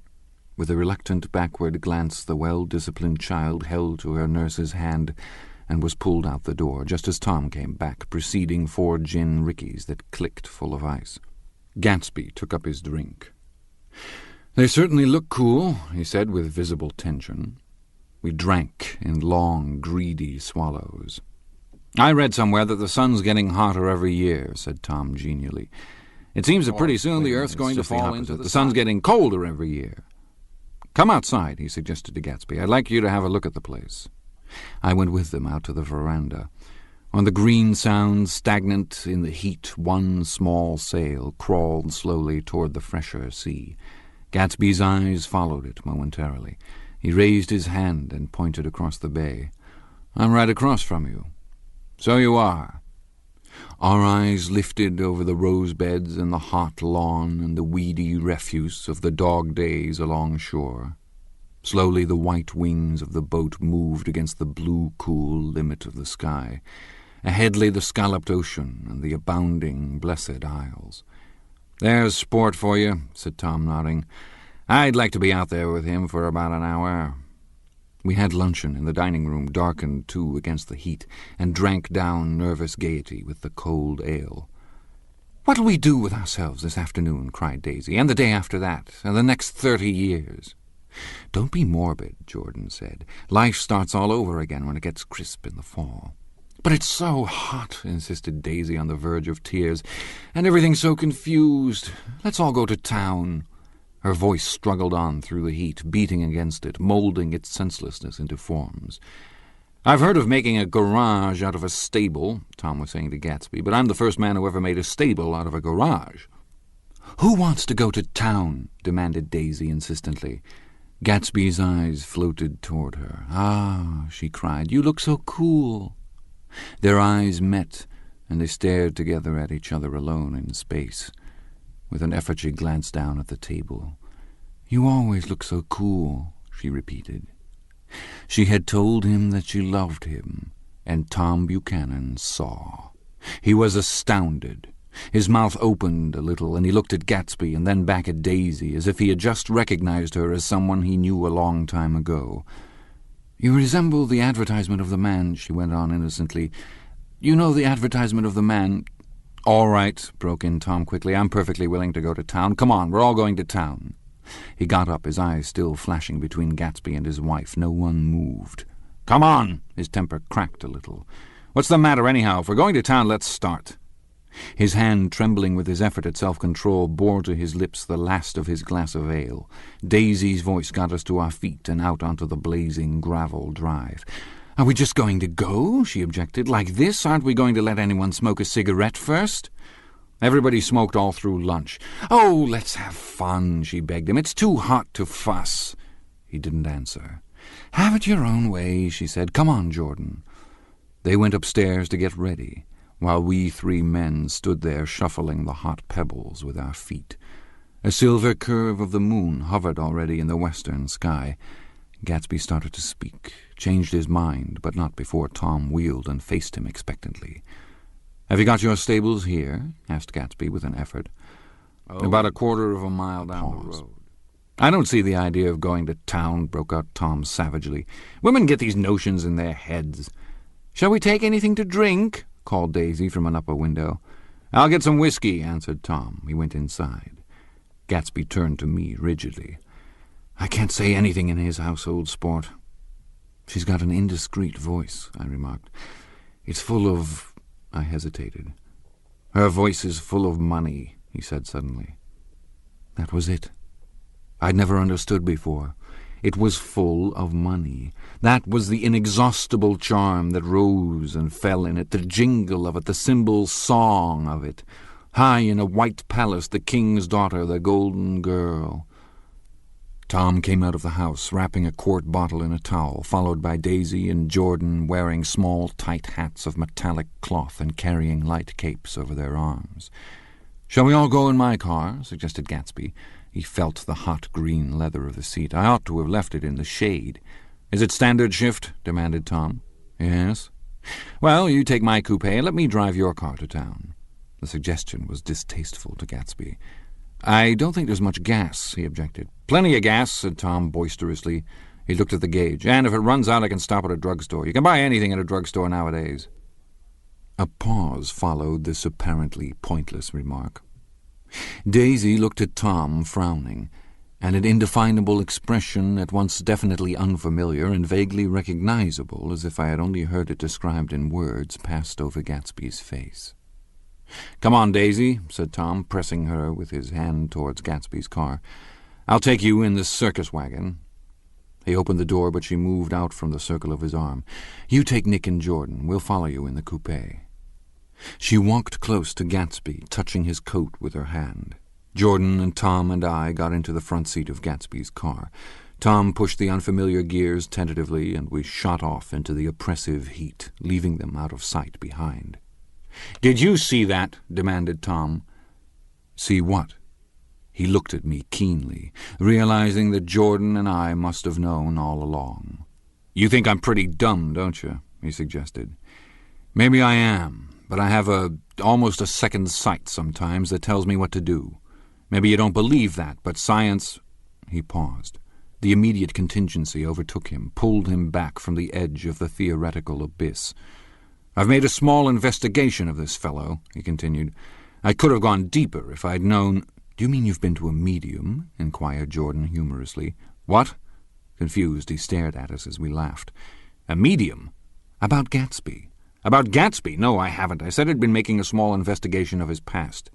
"And you found he was an Oxford man," said Jordan helpfully. "An Oxford man?" He was incredulous. "Like hell he is. He wears a pink suit." "Nevertheless, he's an Oxford man."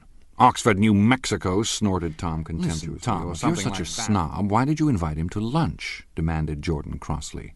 Daisy invited him. She knew him before we were married, God knows where. We were all irritable now with the fading ale, and aware of it as we drove for a while in silence. Then, as Dr. T.J. Eckelberg's faded eyes came into sight down the road, I remembered Gatsby's caution about gasoline. "We've got enough to get us to town," said Tom.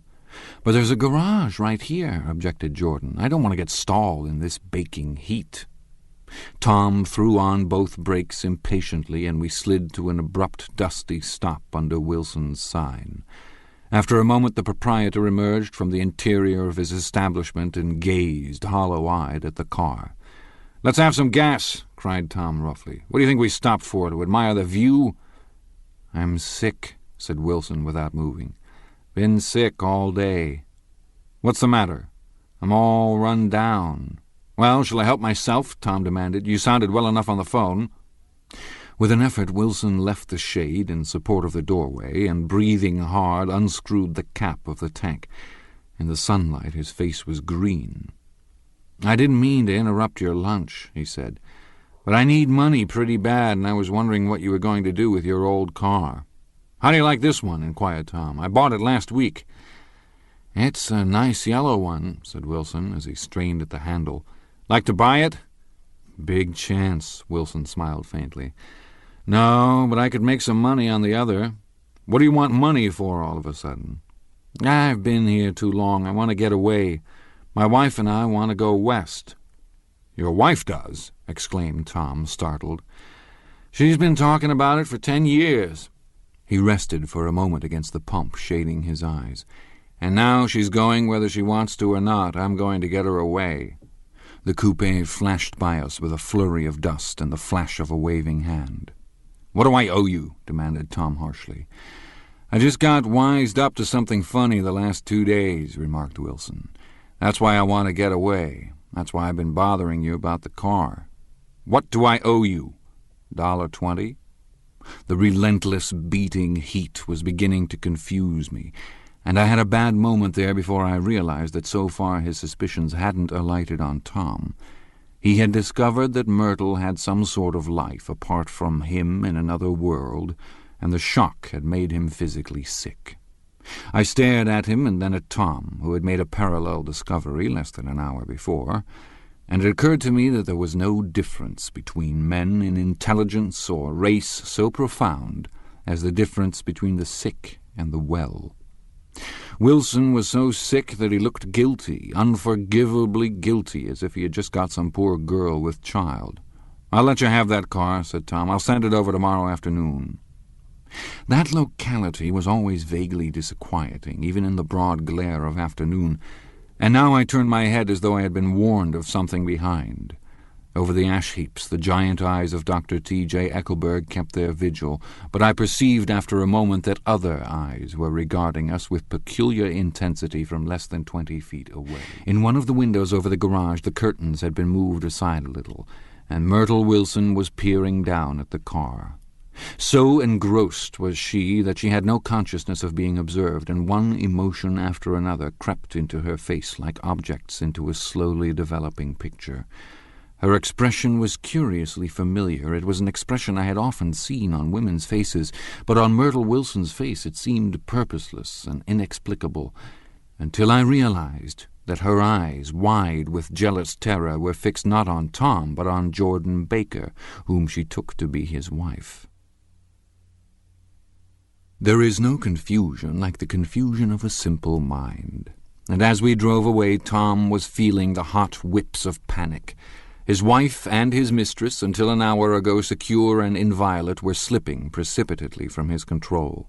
Instinct made him step on the accelerator with the double purpose of overtaking Daisy and leaving Wilson behind, and we sped along towards Astoria at 50 miles an hour until, among the spidery girders of the elevated, we came in sight of the easy-going blue coupe.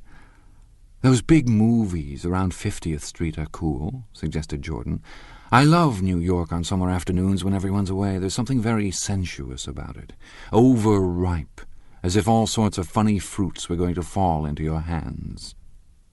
The word sensuous had the effect of further disquieting Tom, but before he could invent a protest, the coupe came to a stop, and Daisy signaled us to draw up alongside. "Where are we going?" she cried. "How about the movies?" "It's so hot," she complained. "You go. We'll ride around and meet you after." With an effort, her wit rose faintly. "We'll meet you on some corner. I'll be the man smoking 2 cigarettes. "We can't argue about it here," Tom said impatiently as a truck gave out a cursing whistle behind us. "You follow me to the south side of Central Park in front of the plaza." Several times he turned his head and looked back for their car, and if the traffic delayed them, he slowed up until they came into sight. I think he was afraid they would dart down a side street and out of his life forever. But they didn't. And we all took the less explicable step of engaging the parlor of a suite in the Plaza Hotel. The prolonged and tumultuous argument that ended by herding us into that room eludes me, though I have a sharp physical memory that in the course of it my underwear kept climbing like a damp snake round my legs, and intermittent beads of sweat raced cool across my back. The notion originated with Daisy's suggestion that we hire 5 bathrooms and take cold baths, and then assumed a more tangible form as a place to have a mint julep. Each of us said over and over that it was a crazy idea. We all talked at once to a baffled clerk and thought or pretended to think. The room was large and stifling, and though it was already 4 o'clock, opening the windows admitted only a gust of hot shrubbery from the park. Daisy went to the mirror and stood with her back to us, fixing her hair. "It's a swell suite," whispered Jordan respectfully, and everyone laughed. "Open another window," commanded Daisy without turning around. "There aren't any more. Well, we'd better telephone for an axe." "The thing to do is to forget about the heat," said Tom impatiently. "You make it 10 times worse by crabbing about it." He unrolled the bottle of whiskey from the towel and put it on the table. "Why not let her alone, old sport?" remarked Gatsby. "You're the one that wanted to come to town." There was a moment of silence. The telephone book slipped from its nail and splashed to the floor, whereupon Jordan whispered, "Excuse me," but this time no one laughed. "I'll pick it up," I offered. "I've got it." Gatsby examined the parted string, muttered "hum" in an interested way, and tossed the book on a chair. "That's a great expression of yours, isn't it?" said Tom sharply. "What is?" "All this old sport business. Where'd you pick that up?" "Now see here, Tom," said Daisy, turning around from the mirror. "If you're going to make personal remarks, I won't stay here a minute. Call up and order some ice for the mint julep." As Tom took up the receiver, the compressed heat exploded into sound, and we were listening to the portentous chords of Mendelssohn's Wedding March from the ballroom below. "Imagine marrying anybody in this heat," cried Jordan dismally. "Still, I was married in the middle of June," Daisy remembered. "Louisville in June. Somebody fainted. Who was it fainted, Tom?" "Biloxi," he answered shortly. "A man named Biloxi. Blocks Biloxi. And he made boxes, that's a fact, and he was from Biloxi, Tennessee." "They carried him into my house," appended Jordan, "because we lived just 2 doors from the church, and he stayed 3 weeks, until Daddy told him he had to get out. The day after he left, Daddy died." After a moment she added, as if she might have sounded irreverent, "There wasn't any connection." "I used to know a Bill Biloxi from Memphis," I remarked. "That was his cousin. I knew his whole family history before he left. He gave me an aluminum putter that I use today." The music had died down as the ceremony began, and now a long cheer floated in at the window, followed by intermittent cries of "yeah, yeah, yeah," and finally by a burst of jazz as the dancing began. "We're getting old," said Daisy. "If we were young, we'd rise and dance." "Remember Biloxi?" Jordan warned her. "Where'd you know him, Tom?" "Biloxi?" He concentrated with an effort. "I didn't know him. He was a friend of Daisy's." "He was not," she denied. "I'd never seen him before. He came down in the private car." "Well, he said he knew you. He said he was raised in Louisville. Asa Bird brought him around at the last minute and asked if we had room for him." Jordan smiled. "He was probably bumming his way home. He told me he was president of your class at Yale." Tom and I looked at each other blankly. "Biloxi?" "First place, we didn't have any president." Gatsby's foot beat a short, restless tattoo, and Tom eyed him suddenly. "By the way, Mr. Gatsby, I understand you're an Oxford man." "Not exactly." "Oh, yes, I understand you went to Oxford." "Yes, I went there." A pause. Then Tom's voice, incredulous and insulting. "You must have gone there about the time Biloxi went to New Haven." Another pause. A waiter knocked and came in with crushed mint and ice, but the silence was unbroken by his thank you and the soft closing of the door. This tremendous detail was to be cleared up at last. "I told you I went there," said Gatsby. "I heard you, but I'd like to know when." "It was in 1919. I only stayed 5 months. That's why I can't really call myself." Tom glanced around to see if we mirrored his unbelief, but we were all looking at Gatsby. "It was an opportunity they gave to some of the officers after the armistice," he continued. "We could go to any of the universities in England or France. I wanted to get up and slap him on the back. I had one of those renewals of complete faith in him that I'd experienced before." Daisy rose, smiling faintly, and went to the table. "Open the whiskey, Tom," she ordered, "and I'll make you a mint julep. Then you won't seem so stupid to yourself. Look at the mint." "Wait a minute," snapped Tom. "I want to ask Mr. Gatsby one more question." "Go on," Gatsby said politely. "What kind of a row are you trying to cause in my house anyway?" They were out in the open at last, and Gatsby was content. "He isn't causing a row." Daisy looked desperately from one to the other. "You're causing a row. Please have a little self-control." "Self-control?" repeated Tom incredulously. "I suppose the latest thing is to sit back and let Mr. Nobody from Nowhere make love to your wife. Well, if that's the idea, you can count me out. Nowadays people begin by sneering at family life and family institutions, and next they'll throw everything overboard and have intermarriage between black and white." Flushed with his impassioned gibberish, he saw himself standing alone on the last barrier of civilization. "We're all white here," murmured Jordan. "I know I'm not very popular. I don't give big parties. I suppose you've got to make your house into a pigsty in order to have any friends in the modern world." Angry as I was, as we all were, I was tempted to laugh whenever he opened his mouth. The transition from libertine to prig was so complete. "I've got something to tell you, old sport," began Gatsby, but Daisy guessed at his intention. "Please don't," she interrupted helplessly. "Please, let's all go home. Why don't we all go home?" "That's a good idea," I got up. "Come on, Tom, nobody wants a drink. I want to know what Mr. Gatsby has to tell me." "Your wife doesn't love you," said Gatsby. "She's never loved you. She loves me." "You must be crazy," exclaimed Tom automatically. Gatsby sprang to his feet, vivid with excitement. "She never loved you, do you hear?" he cried. "She only married you because I was poor and she was tired of waiting for me. It was a terrible mistake, but in her heart she never loved anyone except me." At this point, Jordan and I tried to go, but Tom and Gatsby insisted with competitive firmness that we remain, as though neither of them had anything to conceal, and it would be a privilege to partake vicariously of their emotions. "Sit down, Daisy." Tom's voice groped unsuccessfully for the paternal note. "What's been going on? I want to hear all about it." "I told you what's been going on," said Gatsby. "Going on for 5 years, and you didn't know." Tom turned to Daisy sharply. "You've been seeing this fellow for 5 years." "Not seeing," said Gatsby. "No, we couldn't meet. But both of us loved each other all that time, old sport, and you didn't know.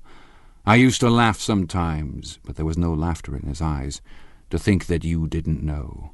"Oh, that's all." Tom tapped his thick fingers together like a clergyman and leaned back in his chair. "You're crazy," he exploded. "I can't speak about what happened 5 years ago because I didn't know Daisy then, and I'll be damned if I see how you got within a mile of her unless you brought the groceries to the back door. But all the rest of that's a goddamned lie. Daisy loved me when she married me, and she loves me now. She does, though. The trouble is that sometimes she gets foolish ideas in her head and doesn't know what she's doing." He nodded sagely. "And what's more, I love Daisy, too. Once in a while I go off on a spree and make a fool of myself, but I always come back, and in my heart I love her all the time." "You're revolting," said Daisy. She turned to me, and her voice, dropping an octave lower, filled the room with thrilling scorn. "Do you know why we left Chicago? I'm surprised that they didn't treat you to the story of that little spree." Gatsby walked over and stood beside her. "Daisy, that's all over now," he said earnestly. "It doesn't matter any more. Just tell him the truth, that you never loved him, and it's all wiped out forever." She looked at him blindly. "Why, how could I love him, possibly?" "You never loved him." She hesitated. Her eyes fell on Jordan and me with a sort of appeal, as though she realized at last what she was doing, and as though she had never, all along, intended doing anything at all. But it was done now. It was too late. "I never loved him," she said with perceptible reluctance. "Not at Kapiolani?" demanded Tom suddenly. "No." From the ballroom beneath, muffled and suffocating chords were drifting up on hot waves of air. "Not that day I carried you down from the punch bowl to keep your shoes dry?" There was a husky tenderness in his tone. "Daisy, please don't." Her voice was cold, but the rancor was gone from it. She looked at Gatsby. "There, Jay," she said. But her hand, as she tried to light a cigarette, was trembling. Suddenly she threw the cigarette and the burning match on the carpet. "Oh, you want too much," she cried to Gatsby. "I love you now. Isn't that enough? I can't help what's past." She began to sob helplessly. "I did love him once, but I loved you too." Gatsby's eyes opened and closed. "You loved me too?" he repeated. "Even that's a lie," said Tom savagely. "She didn't know you were alive. Why, there are things between Daisy and me that you'll never know, things that neither of us can ever forget." The words seemed to bite physically into Gatsby. "I want to speak to Daisy alone," he insisted. "She's all excited now." "Even alone, I can't say I never loved Tom," she admitted in a pitiful voice. "It wouldn't be true." "Of course it wouldn't," agreed Tom. She turned to her husband. "As if it mattered to you," she said. "Of course it matters. I'm going to take better care of you from now on." "You don't understand," said Gatsby with a touch of panic. "You're not going to take care of her any more." "I'm not?" Tom opened his eyes wide and laughed. He could afford to control himself now. "Why's that?" "Daisy's leaving," she said with visible effort. "She's not leaving me." Tom's words suddenly leaned down over Gatsby. "Certainly not for a common swindler who'd have to steal the ring he put on her finger." "I won't stand this," cried Daisy. "Oh, please, let's get out." "Who are you, anyhow?" broke out Tom. "You're one of that bunch that hangs around with Meyer Wolfsheim. That much I happen to know. I've made a little investigation into your affairs, and I'll carry it further tomorrow." "You can suit yourself about that, old sport," said Gatsby steadily. "I found out what your drugstores were." He turned to us and spoke rapidly. "He and this Wolfsheim bought up a lot of side-street drugstores here and in Chicago and sold grain alcohol over the counter. That's one of his little stunts. I picked him for a bootlegger the first time I saw him, and I wasn't far wrong." "What about it?" said Gatsby politely. "I guess your friend Walter Chase wasn't too proud to come in on it." "And you left him in the lurch, didn't you? You let him go to jail for a month over in New Jersey. God, you ought to hear Walter on the subject of you." "He came to us dead broke. He was very glad to pick up some money, old sport." "Don't you call me old sport," cried Tom. Gatsby said nothing. "Walter could have you up on the betting laws, too, but Wolfsheim scared him into shutting his mouth." That unfamiliar yet recognizable look was back again in Gatsby's face. "That drugstore business was just small change," continued Tom slowly. "But you've got something on now that Walter's afraid to tell me about." I glanced at Daisy, who was staring terrified between Gatsby and her husband, and at Jordan, who had begun to balance an invisible but absorbing object on the tip of her chin. Then I turned back to Gatsby, and was startled at his expression.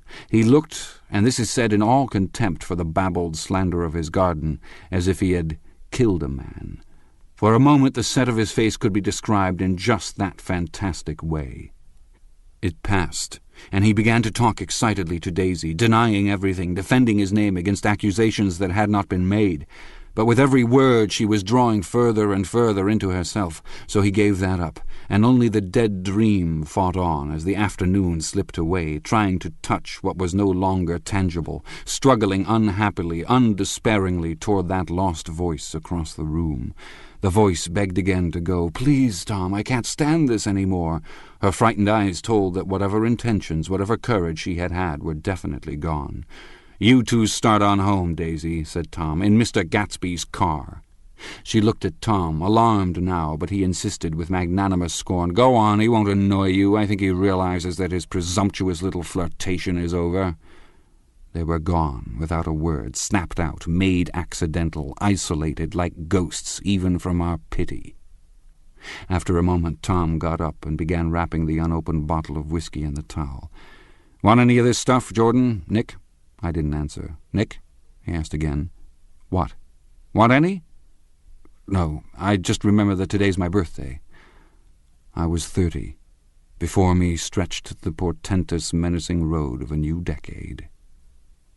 It was 7 o'clock when we got into the coupe with him and started for Long Island. Tom talked incessantly, exulting and laughing, but his voice was as remote from Jordan and me as the foreign clamor on the sidewalk or the tumult of the elevated overhead. Human sympathy has its limits, and we were content to let all their tragic arguments fade with the city lights behind. 30. The promise of a decade of loneliness, a thinning list of single men to know, a thinning briefcase of enthusiasm, thinning hair. But there was Jordan beside me, who, unlike Daisy, was too wise ever to carry well-forgotten dreams from age to age. As we passed over the dark bridge, her wan face fell lazily against my coat's shoulder, and the formidable stroke of 30 died away with the reassuring pressure of her hand.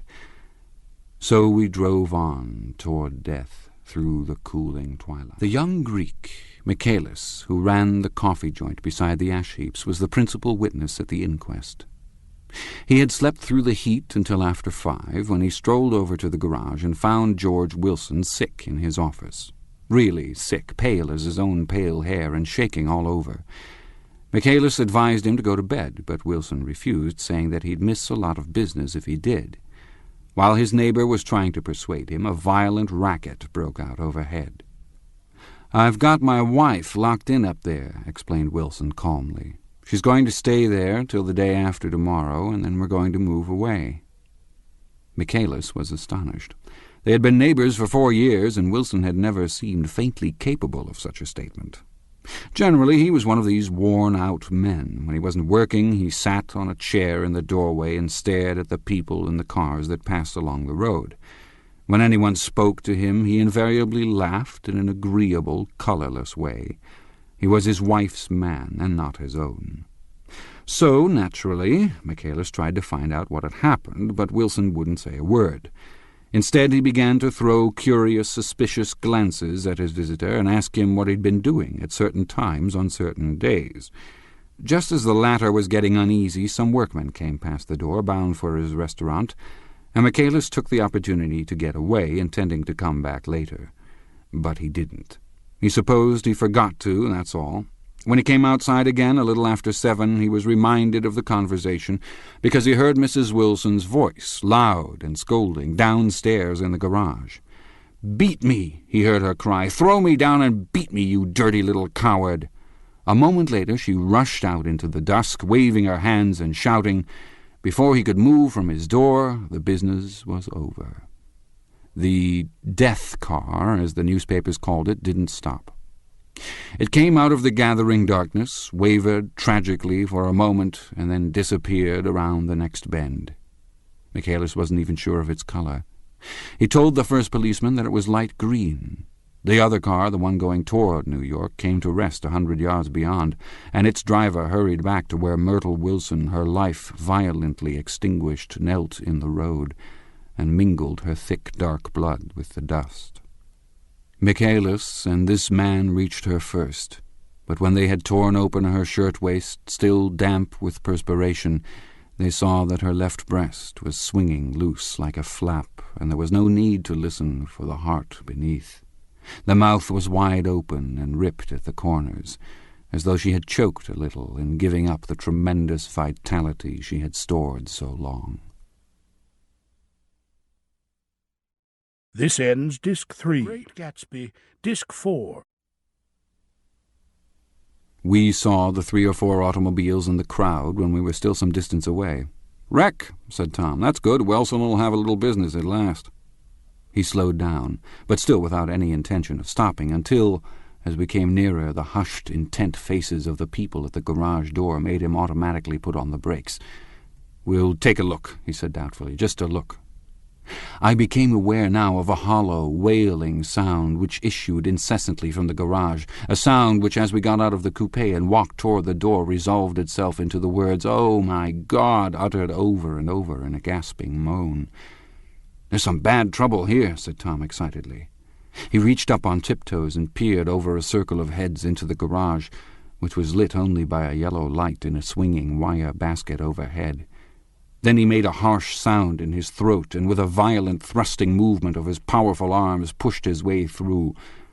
The circle closed up again, with a running murmur of expostulation. It was a minute before I could see anything at all. Then new arrivals deranged the line, and Jordan and I were pushed suddenly inside. Myrtle Wilson's body wrapped in a blanket, and then in another blanket, as though she suffered from a chill in the hot night, lay on a work table by the wall, and Tom, with his back to us, was bending over it, motionless. Next to him stood a motorcycle policeman taking down names with much sweat and correction in a little book. At first I couldn't find the source of the high, groaning words that echoed clamorously through the bare garage. Then I saw Wilson standing on the raised threshold of his office, swaying back and forth and holding to the doorposts with both hands. Some man was talking to him in a low voice and attempting from time to time to lay a hand on his shoulder, but Wilson neither heard nor saw. His eyes would drop slowly from the swinging light to the laden table by the wall, and then jerk back to the light again, and he gave out incessantly his high, horrible call, "Oh, my God, oh, my God, oh, my God." Presently Tom lifted his head with a jerk, and after staring around the garage with glazed eyes, addressed a mumbled, incoherent remark to the policeman. "M-A-V," the policeman was saying. "O, no, R," corrected the man. "M-A-V-R-O. "Listen to me," muttered Tom fiercely. "R," said the policeman. "O, G, G." He looked up as Tom's broad hand fell sharply on his shoulder. "What do you want, fella?" "What happened? That's what I want to know." "Auto hit her. Instantly killed." "Instantly killed," repeated Tom, staring. "She ran out in the road. Son of a bitch didn't even stop his car." "There was 2 cars," said Michaelis. "One coming, one going, see?" "Going where?" asked the policeman keenly. "One going each way. Well, she—" His hand rose toward the blankets, but stopped halfway and fell to his side. "She ran out there, and the one coming from New York knocked right into her, going 30 or 40 miles an hour." "What's the name of this place here?" demanded the officer. "Hasn't got any name." A pale, well-dressed Negro stepped near. "It was a yellow car," he said. "Big yellow car, new." "See the accident?" asked the policeman. "No, but the car passed me down the road, going faster than 40, going 50, 60. "Come here and let's have your name. Look out now, I want to get his name." Some words of this conversation must have reached Wilson, swaying in the office door, for suddenly a new theme found voice among his gasping cries. "You don't have to tell me what kind of car it was. I know what kind of car it was." Watching Tom, I saw the wad of muscle back of his shoulder tighten under his coat. He walked quickly over to Wilson and, standing in front of him, seized him firmly by the upper arms. "You've got to pull yourself together," he fell upon Tom. He started up on his tiptoes and then would have collapsed to his knees had not Tom held him upright. "Listen," said Tom, shaking him a little. "I just got here a minute ago from New York. I was bringing you that coupe we've been talking about. That yellow car I was driving this afternoon wasn't mine, do you hear? I haven't seen it all afternoon." Only the Negro and I were near enough to hear what he said, but the policeman caught something in the tone and looked over with truculent eyes. "What's all that?" he demanded. "I'm a friend of his." Tom turned his head, but kept his hands firm on Wilson's body. "He says he knows the car that did it. It was a yellow car."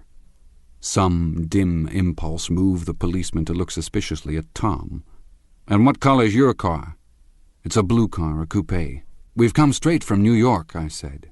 Someone who had been driving a little behind us confirmed this, and the policeman turned away. "Now, if you'll let me have that name again correct—" Picking up Wilson like a doll, Tom carried him into the office, set him down in a chair, and came back. "If somebody'll come here and sit with him," he snapped authoritatively. He watched while the 2 men standing closest glanced at each other and went unwillingly into the room. Then Tom shut the door on them and came down the single step, his eyes avoiding the table. As he passed close to me, he whispered, "Let's get out." Self-consciously, with his authoritative arms breaking the way, we pushed through the still-gathering crowd, passing a hurried doctor, case in hand, who had been sent for in wild hope half an hour ago. Tom drove slowly until we were beyond the bend. Then his foot came down hard, and the coupe raced along through the night. In a little while I heard a low, husky sob, and saw that the tears were overflowing down his face. "The goddamn coward," he whimpered. "He didn't even stop his car." The Buchanan's house floated suddenly toward us through the dark, rustling trees. Tom stopped beside the porch and looked up at the second floor, where 2 windows bloomed with light among the vines. "Daisy's home," he said. As we got out of the car, he glanced at me and frowned slightly. "I ought to have dropped you in West Egg, Nick. There's nothing we can do tonight." A change had come over him, and he spoke gravely and with decision. As we walked across the moonlight gravel to the porch, he disposed of the situation in a few brisk phrases. "I'll telephone for a taxi to take you home, and while you're waiting, you and Jordan better go in the kitchen and have them get you some supper if you want any." He opened the door. "Come in." "No, thanks, but I'd be glad if you'd order me the taxi. I'll wait outside." Jordan put her hand on my arm. "Won't you come in, Nick?" "No, thanks." I was feeling a little sick, and I wanted to be alone, but Jordan lingered for a moment more. "It's only 9:30, she said. I'd be damned if I go in. I'd had enough of all of them for one day, and suddenly that included Jordan, too. She must have seen something of this in my expression, for she turned abruptly away and ran up the porch steps into the house. I sat down for a few minutes with my head in my hands, until I heard the phone taken up inside and the butler's voice calling a taxi. Then I walked slowly down the drive away from the house, intending to wait by the gate. I hadn't gone 20 yards when I heard my name, and Gatsby stepped from between 2 bushes into the path. I must have felt pretty weird by that time, because I could think of nothing except the luminosity of his pink suit under the moon. "What are you doing?" I inquired. "Just standing here, old sport." Somehow that seemed a despicable occupation. For all I knew, he was going to rob the house in a moment. I wouldn't have been surprised to see sinister faces, the faces of Wolfsheim's people behind him in the dark shrubbery. "Did you see any trouble on the road?" he asked after a minute. "Yes." He hesitated.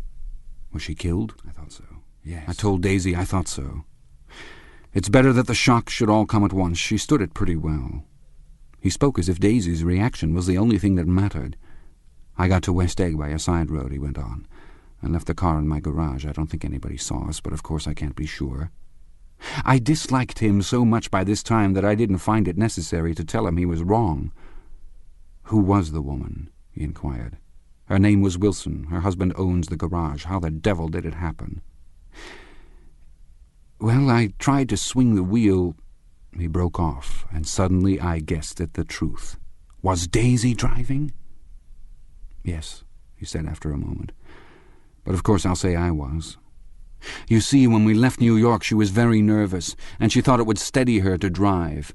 And this woman rushed out at us just as we were passing a car coming the other way. It all happened in a minute. But it seemed to me that she wanted to speak to us, thought we were somebody she knew. Well, first Daisy turned away from the woman toward the other car, and then she lost her nerve and turned back. The second my hand reached the wheel, I felt the shock. It must have killed her instantly." It ripped her open. "Don't tell me, old sport." He winced. "Anyhow, Daisy stepped on it. I tried to make her stop, but she couldn't, so I pulled on the emergency brake. Then she fell over into my lap, and I drove on." "She'll be all right tomorrow," he said presently. "I'm just going to wait here and see if he tries to bother her about that unpleasantness this afternoon.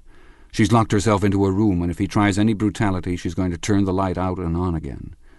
"He won't touch her," I said. "He's not thinking about her." "I don't trust him, old sport."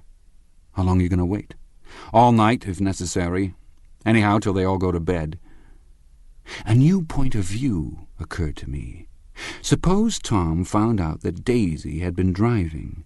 He might think he saw a connection in it. He might think anything. I looked at the house. There were 2 or 3 bright windows downstairs and the pink glow from Daisy's room on the 2nd floor. "You wait here," I said. "I'll see if there's any sign of a commotion." I walked back along the border of the lawn, traversed the gravel softly, and tiptoed up the veranda steps. The drawing-room curtains were open, and I saw that the room was empty. Crossing the porch where we had dined that June 3 months before, I came to a small rectangle of light, which I guessed was the pantry window. The blind was drawn, but I found a rift at the sill. Daisy and Tom were sitting opposite each other at the kitchen table with a plate of cold fried chicken between them and 2 bottles of ale. He was talking intently across the table at her, and in his earnestness his hand had fallen upon and covered her own. Once in a while she looked up at him and nodded in agreement. They weren't happy, and neither of them had touched the chicken or the ale, and yet they weren't unhappy either. There was an unmistakable air of natural intimacy about the picture, and anybody would have said that they were conspiring together. As I tiptoed from the porch, I heard my taxi feeling its way along the dark road toward the house. Gatsby was waiting where I had left him in the drive. "Is it all quiet up there?" he asked anxiously. "Yes, it's all quiet." I hesitated. "You'd better come home and get some sleep." He shook his head. "I want to wait here until Daisy goes to bed. Good night, old sport." He put his hands in his coat pockets and turned back eagerly to his scrutiny of the house, as though my presence marred the sacredness of the vigil. So I walked away and left him standing there in the moonlight, watching over nothing. Chapter 8. I couldn't sleep all night. A foghorn was groaning incessantly on the sound, and I tossed half-sick between grotesque reality and savage, frightening dreams. Toward dawn, I heard a taxi go up Gatsby's drive, and immediately I jumped out of bed and began to dress. I felt that I had something to tell him, something to warn him about, and morning would be too late. Crossing his lawn, I saw that his front door was still open, and he was leaning against a table in the hall, heavy with dejection or sleep. "Nothing happened," he said wanly. I waited. At about 4 o'clock she came to the window and stood there for a minute, and then turned out the light. His house had never seemed so enormous to me as it did that night, when we hunted through the great rooms for cigarettes. We pushed aside curtains that were like pavilions, and felt over innumerable feet of dark wall for electric light switches. Once I tumbled with a sort of splash upon the keys of a ghostly piano. There was an inexplicable amount of dust everywhere, and the rooms were musty, as though they hadn't been aired for many days. I found the humidor on an unfamiliar table with 2 stale, dry cigarettes inside. Throwing open the French windows of the drawing-room, we sat, smoking, out into the darkness. "You ought to go away," I said. "It's pretty certain they'll trace your car." "Go away now, old sport?" "Go to Atlantic City for a week, or up to Montreal." He wouldn't consider it. He couldn't possibly leave Daisy until he knew what she was going to do. He was clutching at some last hope, and I couldn't bear to shake him free. It was this night that he told me the strange story of his youth with Dan Cody. Told it to me because Jay Gatsby had broken up like glass against Tom's hard malice, and the long, secret extravaganza was played out. I think that he would have acknowledged anything now, without reserve, but he wanted to talk about Daisy. She was the first nice girl he had ever known. In various unrevealed capacities he had come in contact with such people, but always with indiscernible barbed wire between.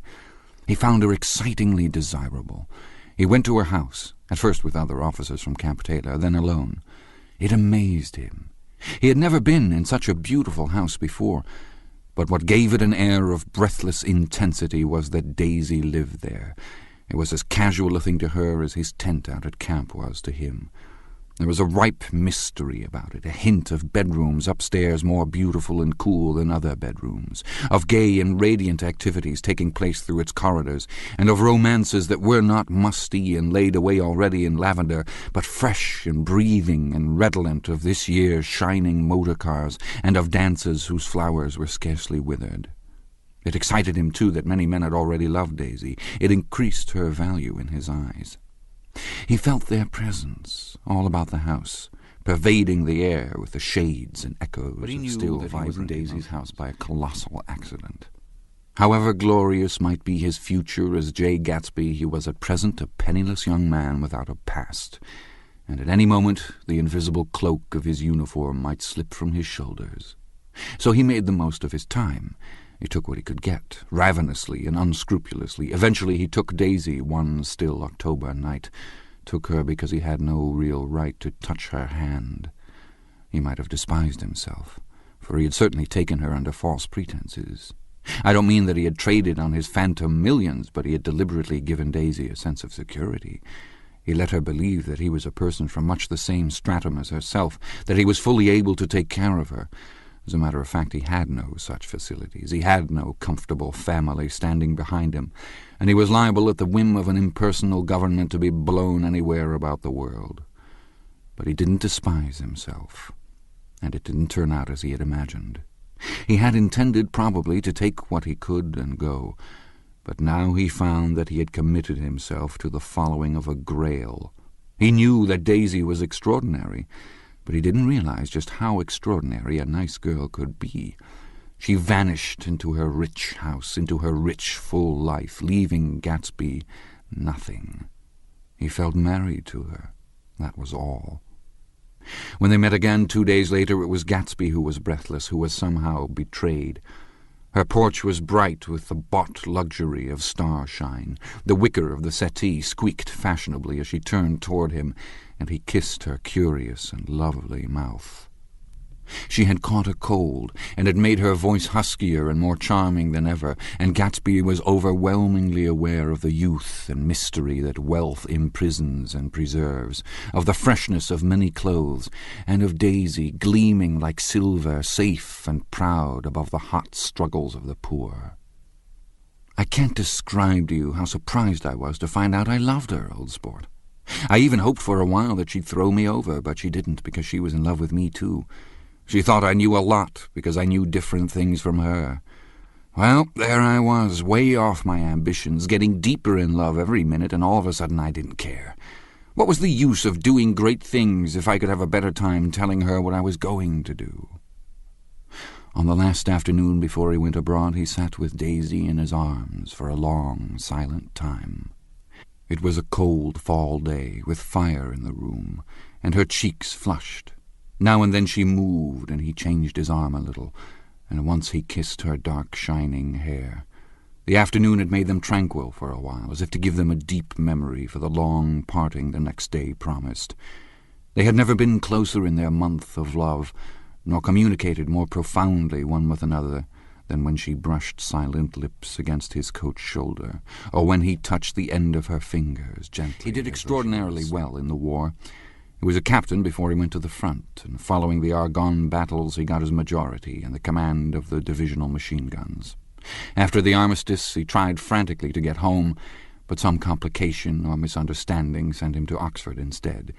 He was worried now. There was a quality of nervous despair in Daisy's letters. She didn't see why he couldn't come.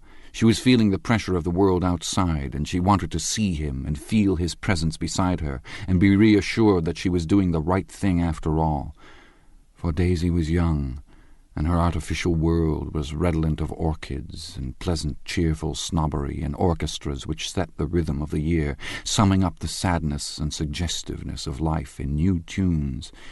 All night the saxophones wailed the hopeless comment of the Beale Street blues, while 100 pairs of golden and silver slippers shuffled the shining dust. At the grey tea hour there were always rooms that throbbed incessantly with this low, sweet fever, while fresh faces drifted here and there like rose petals blown by the sad horns around the floor. Through this twilight universe Daisy began to move again with the season. Suddenly she was again keeping 6 dates a day with 6 men, and drowsing asleep at dawn with the beads and chiffon of an evening dress tangled among dying orchids on the floor beside her bed. And all the time something within her was crying for a decision. She wanted her life shaped now, immediately, and the decision must be made by some force, of love, of money, of unquestionable practicality that was close at hand. That force took shape in the middle of spring with the arrival of Tom Buchanan. There was a wholesome bulkiness about his person and his position, and Daisy was flattered. Doubtless there was a certain struggle and a certain relief. The letter reached Gatsby while he was still at Oxford. It was dawn now on Long Island, and we went about opening the rest of the windows downstairs, filling the house with grey-turning, gold-turning light. The shadow of a tree fell abruptly across the dew, and ghostly birds began to sing among the blue leaves.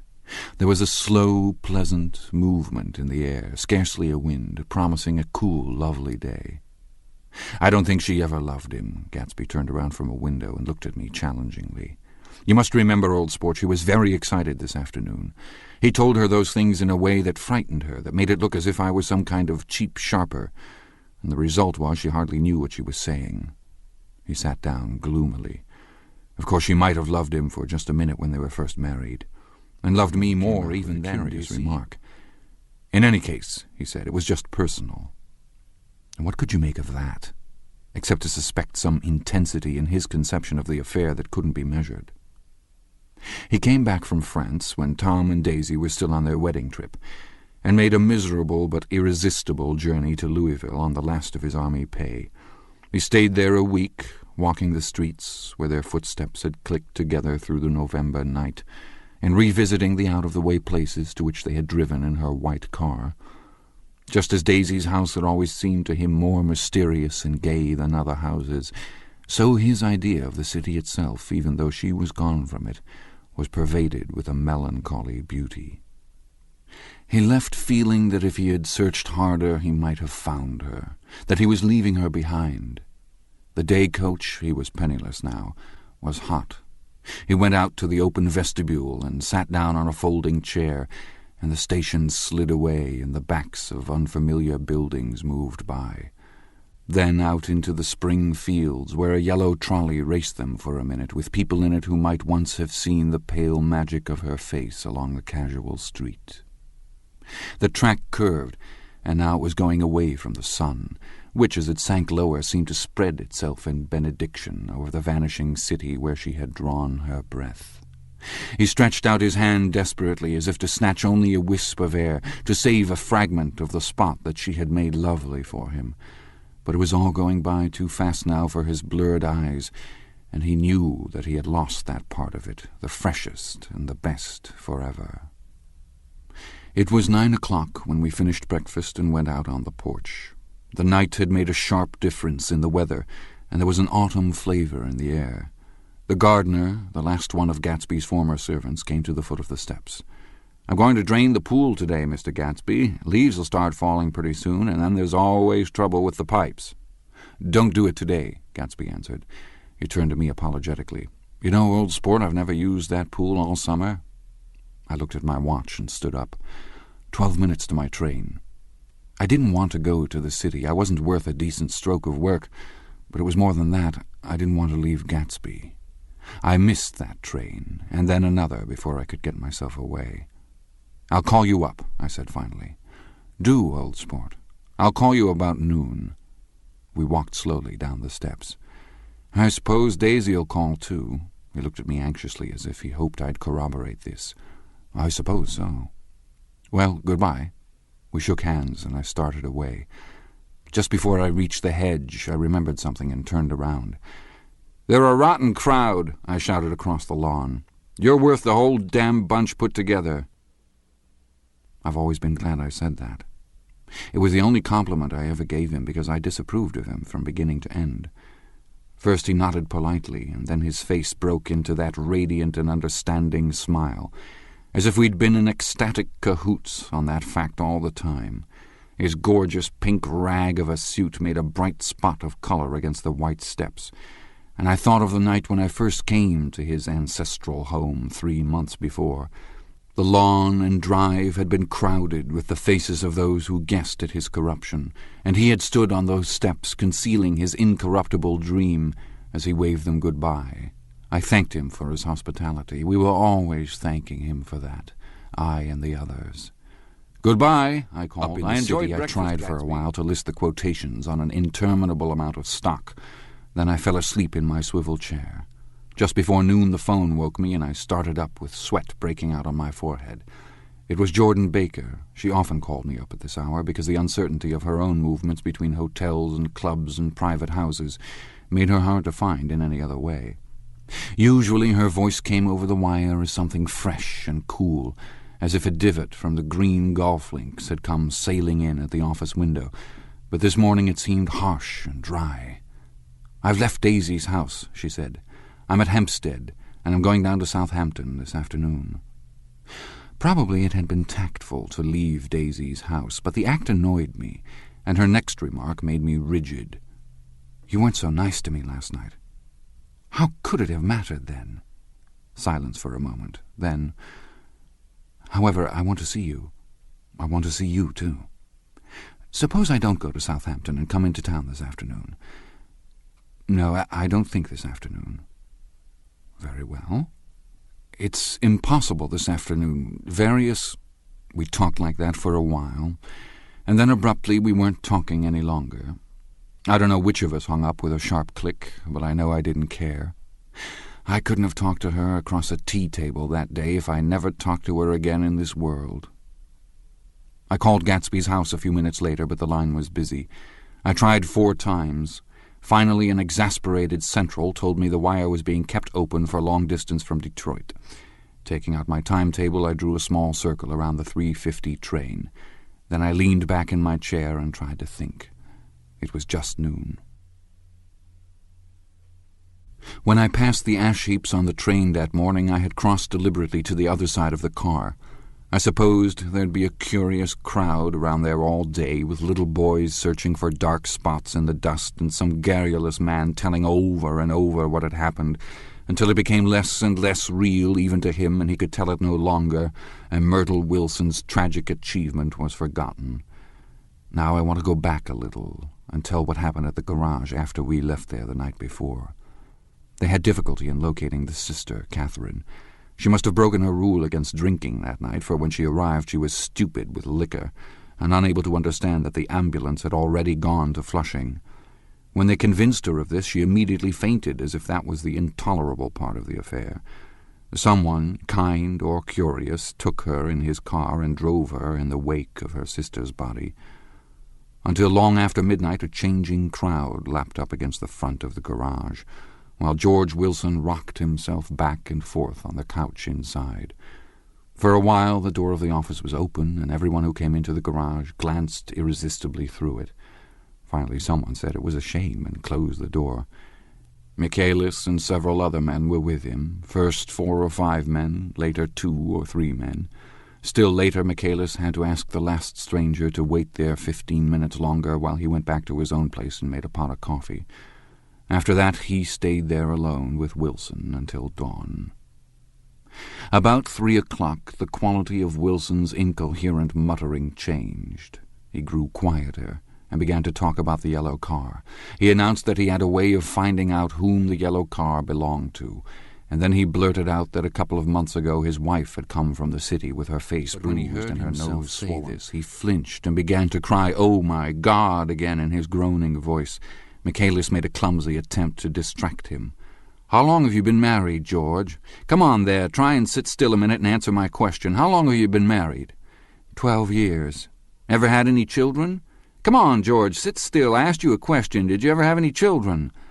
The hard brown beetles kept thudding against the dull light, and whenever Michaelis heard a car go tearing along the road outside, it sounded to him like the car that hadn't stopped a few hours before.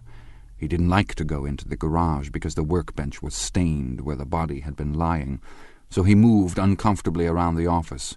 He knew every object in it before morning, and from time to time sat down beside Wilson, trying to keep him more quiet. "Have you got a church you go to sometimes, George? Maybe even if you haven't been there for a long time? Maybe I could call up the church and get a priest to come over and he could talk to you, see? It don't belong to any. You ought to have a church, George, for times like this.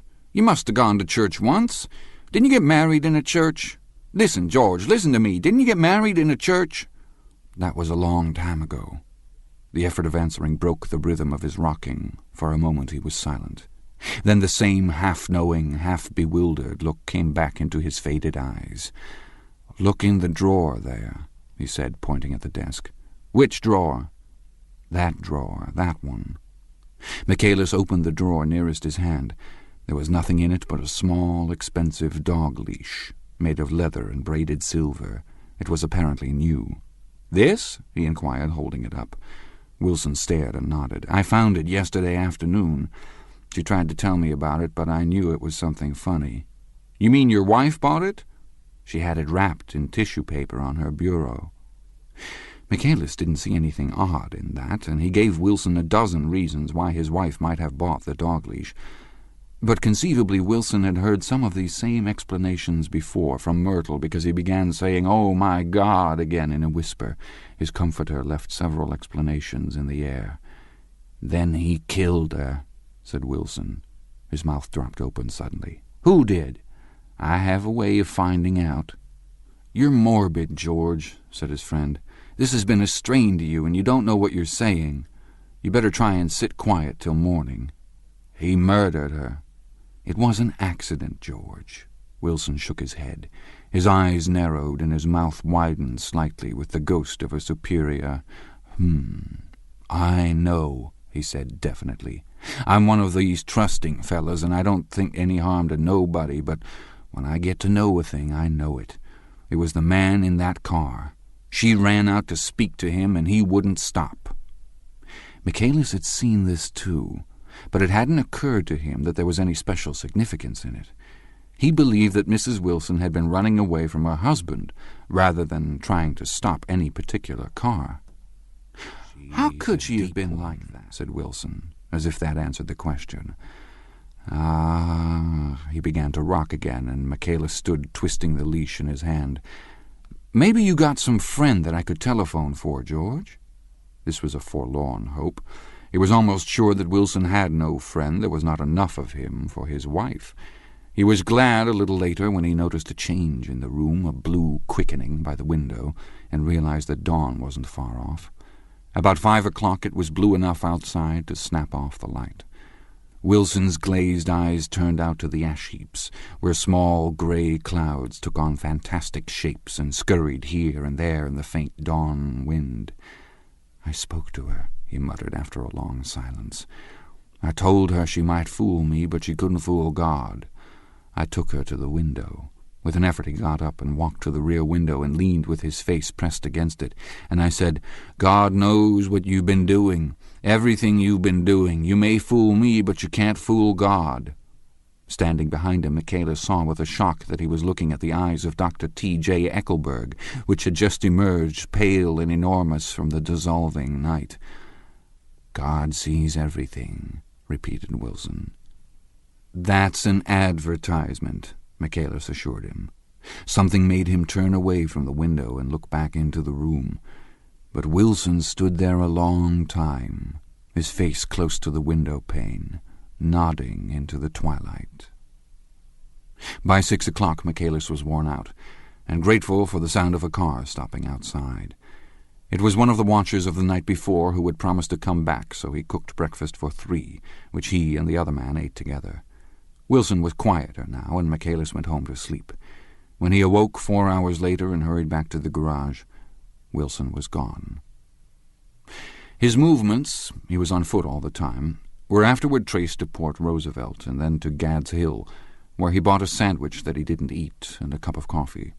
He must have been tired and walking slowly, for he didn't reach Gad's Hill until noon. Thus far there was no difficulty in accounting for his time. There were boys who had seen a man acting sort of crazy, and motorists at whom he stared oddly from the side of the road. Then for 3 hours he disappeared from view. The police, on the strength of what he said to Michaelis that he had a way of finding out, supposed that he spent that time going from garage to garage thereabout, inquiring for a yellow car. On the other hand, no garage man who had seen him ever came forward, and perhaps he had an easier, surer way of finding out what he wanted to know. By 2:30 he was in West Egg, where he asked someone the way to Gatsby's house. So by that time he knew Gatsby's name. At 2 o'clock Gatsby put on his bathing suit and left word with the butler that if anyone phoned, word was to be brought to him at the pool. He stopped at the garage for a pneumatic mattress that had amused his guests during the summer, and the chauffeur helped him pump it up. Then he gave instructions that the open car wasn't to be taken out under any circumstances, and this was strange because the front shouldered the mattress and started for the pool. Once he stopped and shifted it a little, and the chauffeur asked him if he needed help, but he shook his head and in a moment disappeared among the yellowing trees. No telephone message arrived, but the butler went without his sleep and waited for it until 4 o'clock, until long after there was anyone to give it to if it came. I have an idea that Gatsby himself didn't believe it would come, and perhaps he no longer cared. If that was true, he must have felt that he had lost the old warm world, paid a high price for living too long with a single dream. He must have looked up at an unfamiliar sky through frightening leaves and shivered as he found what a grotesque thing a rose is, and how raw the sunlight was upon the scarcely created grass. A new world, material without being real, where poor ghosts breathing dreams like air drifted fortuitously about, like that ashen, fantastic figure gliding toward him through the amorphous trees. The chauffeur, he was one of Wolfsheim's protégés, heard the shots. Afterward he could only say that he hadn't thought anything much about them. I drove from the station directly to Gatsby's house, and my rushing anxiously up the front steps was the first thing that alarmed anyone. But they knew then, I firmly believe. With scarcely a word said, 4 of us, the chauffeur, butler, gardener, and I, hurried down to the pool. There was a faint, barely perceptible movement of the water, as the fresh flow from one end urged its way toward the drain at the other. With little ripples that were hardly the shadows of waves, the laden mattress moved irregularly down the pool. A small gust of wind that scarcely corrugated the surface was enough to disturb its accidental course with its accidental burden. The touch of a cluster of leaves revolved it slowly, tracing, like the leg of transit, a thin red circle in the water. It was after we started with Gatsby toward the house that the gardener saw Wilson's body a little way off in the grass, and the Holocaust was complete. Chapter 9.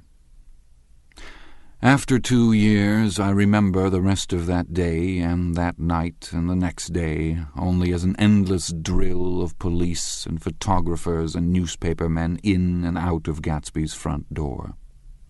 A rope stretched across the main gate, and a policeman by it kept out the curious, but little boys soon discovered that they could enter through my yard, and there were always a few of them clustered open-mouthed about the pool. Someone with a positive manner, perhaps a detective, used the expression madman as he bent over Wilson's body that afternoon, and the adventitious authority of his voice set the key for the newspaper reports next morning. Most of these reports were a nightmare, grotesque, circumstantial, eager, and untrue. When Michaelis's testimony at the inquest brought to light Wilson's suspicions of his wife, I thought the whole tale would shortly be served up in racy pasquinade. But Catherine, who might have said anything, didn't say a word. She showed a surprising amount of character about it, too, looked at the coroner with determined eyes under that corrected brow of hers, and swore that her sister had never seen Gatsby, that her sister was completely happy with her husband, that her sister had been into no mischief whatever. She convinced herself of it, and cried into her handkerchief as if the very suggestion was more than she could endure. So Wilson was reduced to a man deranged by grief in order that the case might remain in its simplest form, and it rested there. But all this part of it seemed remote and unessential. I found myself on Gatsby's side and alone. From the moment I telephoned news of the catastrophe to West Egg, every surmise about him and every practical question was referred to me. At first I was surprised and confused.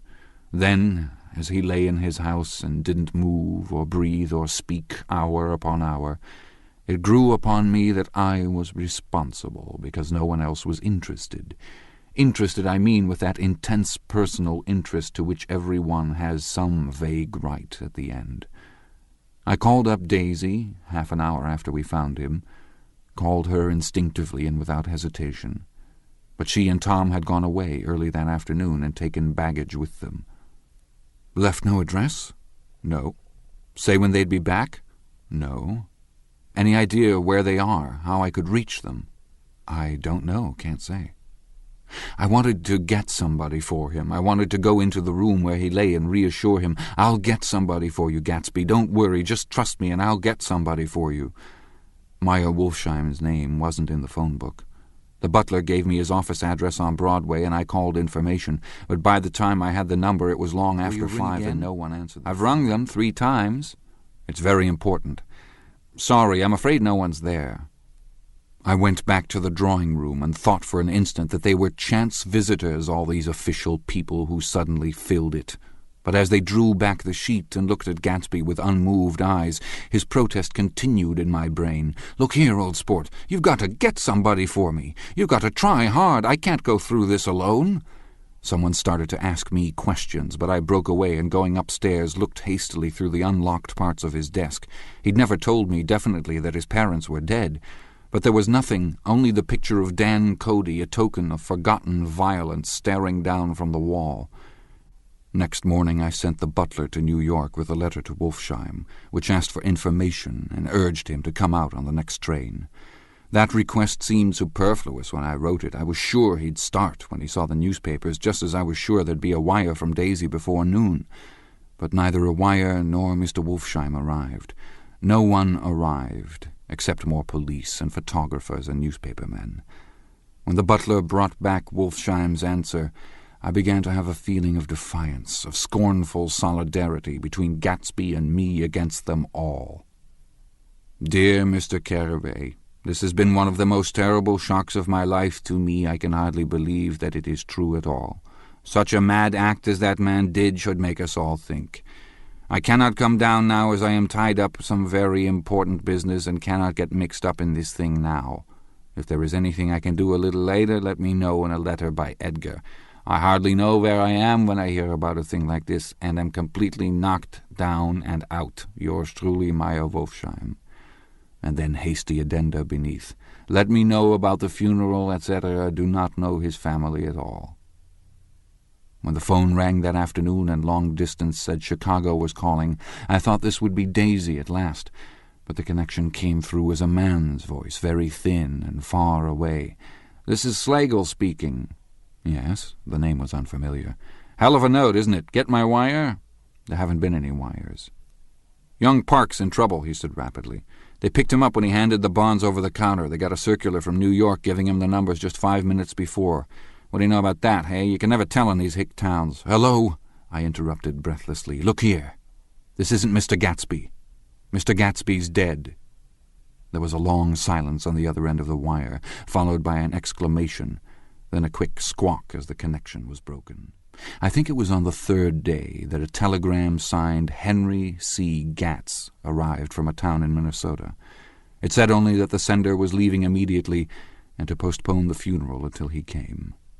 It was Gatsby's father, a solemn old man, very helpless and dismayed, bundled up in a long, cheap ulster against the warm September day.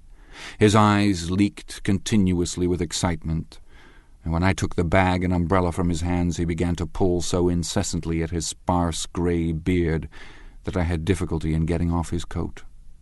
He was on the point of collapse, so I took him into the music room and made him sit down while I sent for something to eat. But he wouldn't eat, and the glass of milk spilled from his trembling hand. "I saw it in the Chicago newspaper," he said. "It was all in the Chicago newspaper. I started right away." "I didn't know how to reach you." His eyes, seeing nothing, moved ceaselessly about the room. "It was a madman," he said. "He must have been mad." "Wouldn't you like some coffee?" I urged him. "I don't want anything. I'm all right now, Mr. Carraway." "Well, I'm all right now. Where have they got Jimmy?" I took him into the drawing-room where his son lay and left him there. Some little boys had come up on the steps and were looking into the hall.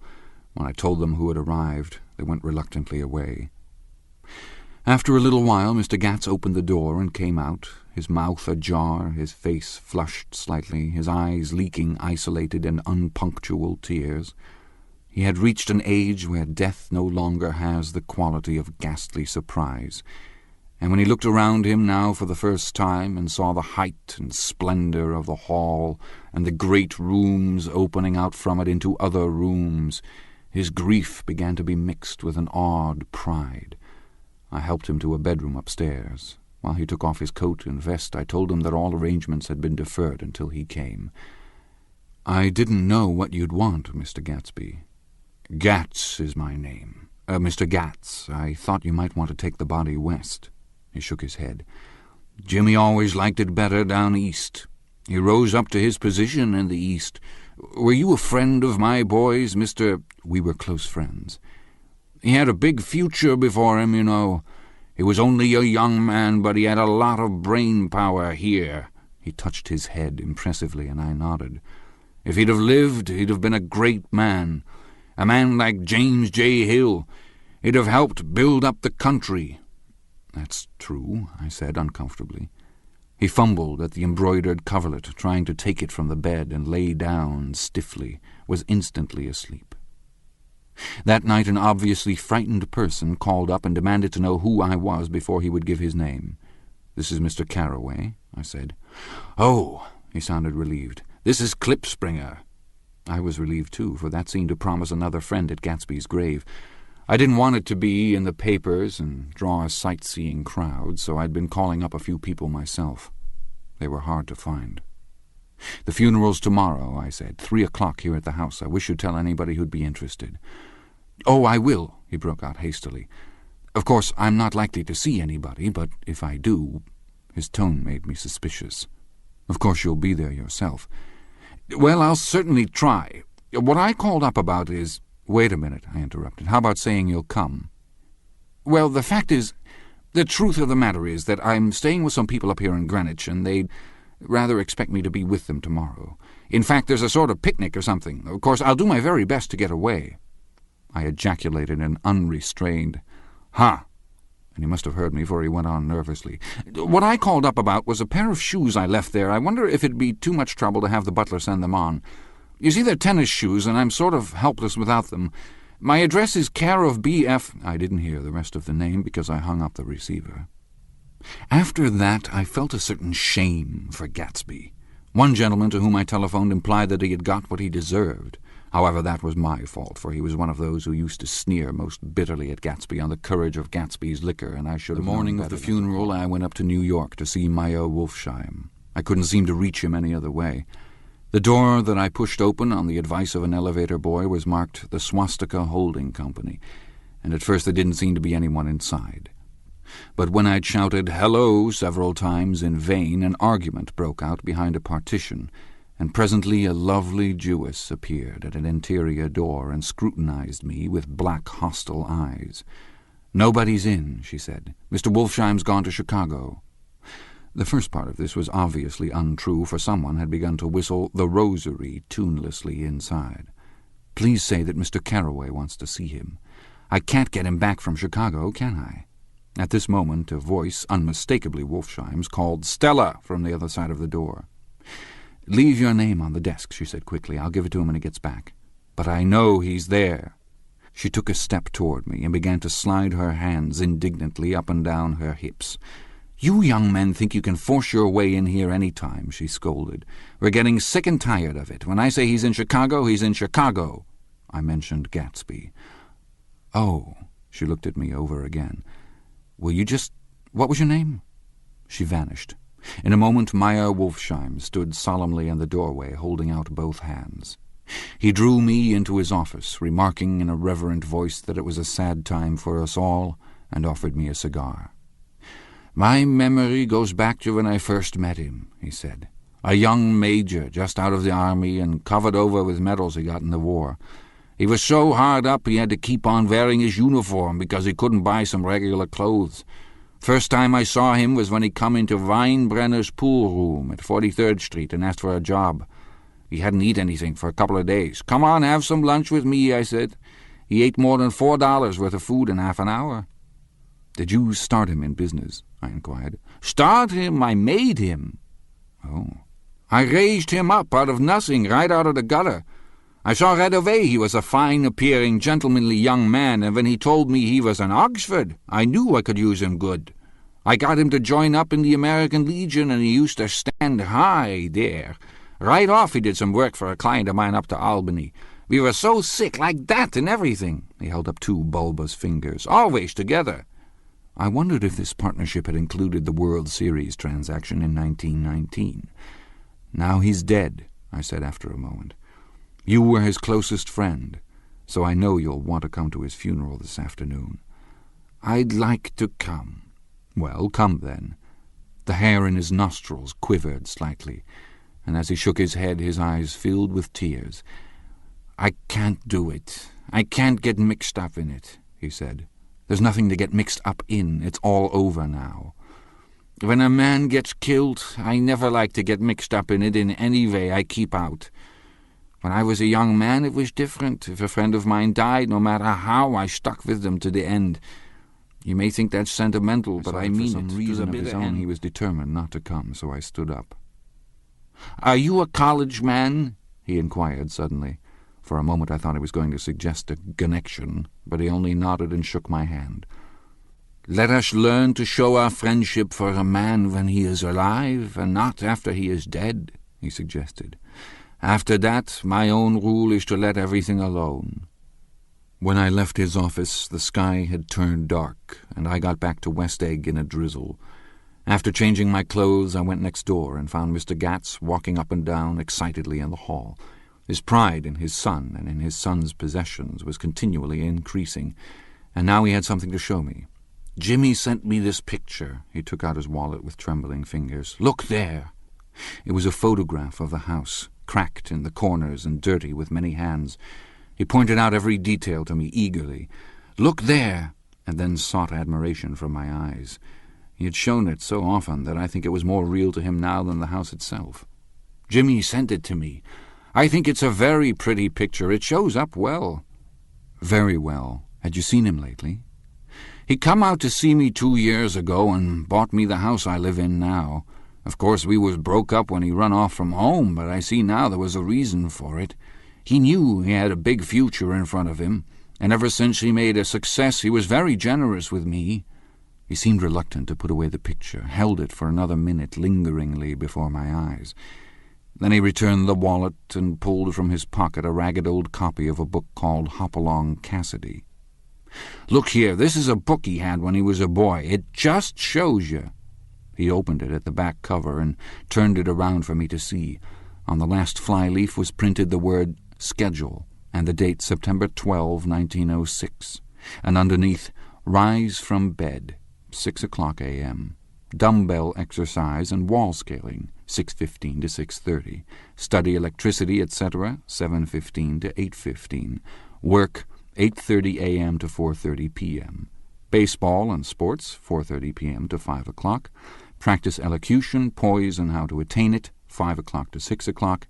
Study needed inventions, 7 o'clock to 9 o'clock. General resolves. No wasting time at Shafter's, or, a name indecipherable. No more smoking or chewing.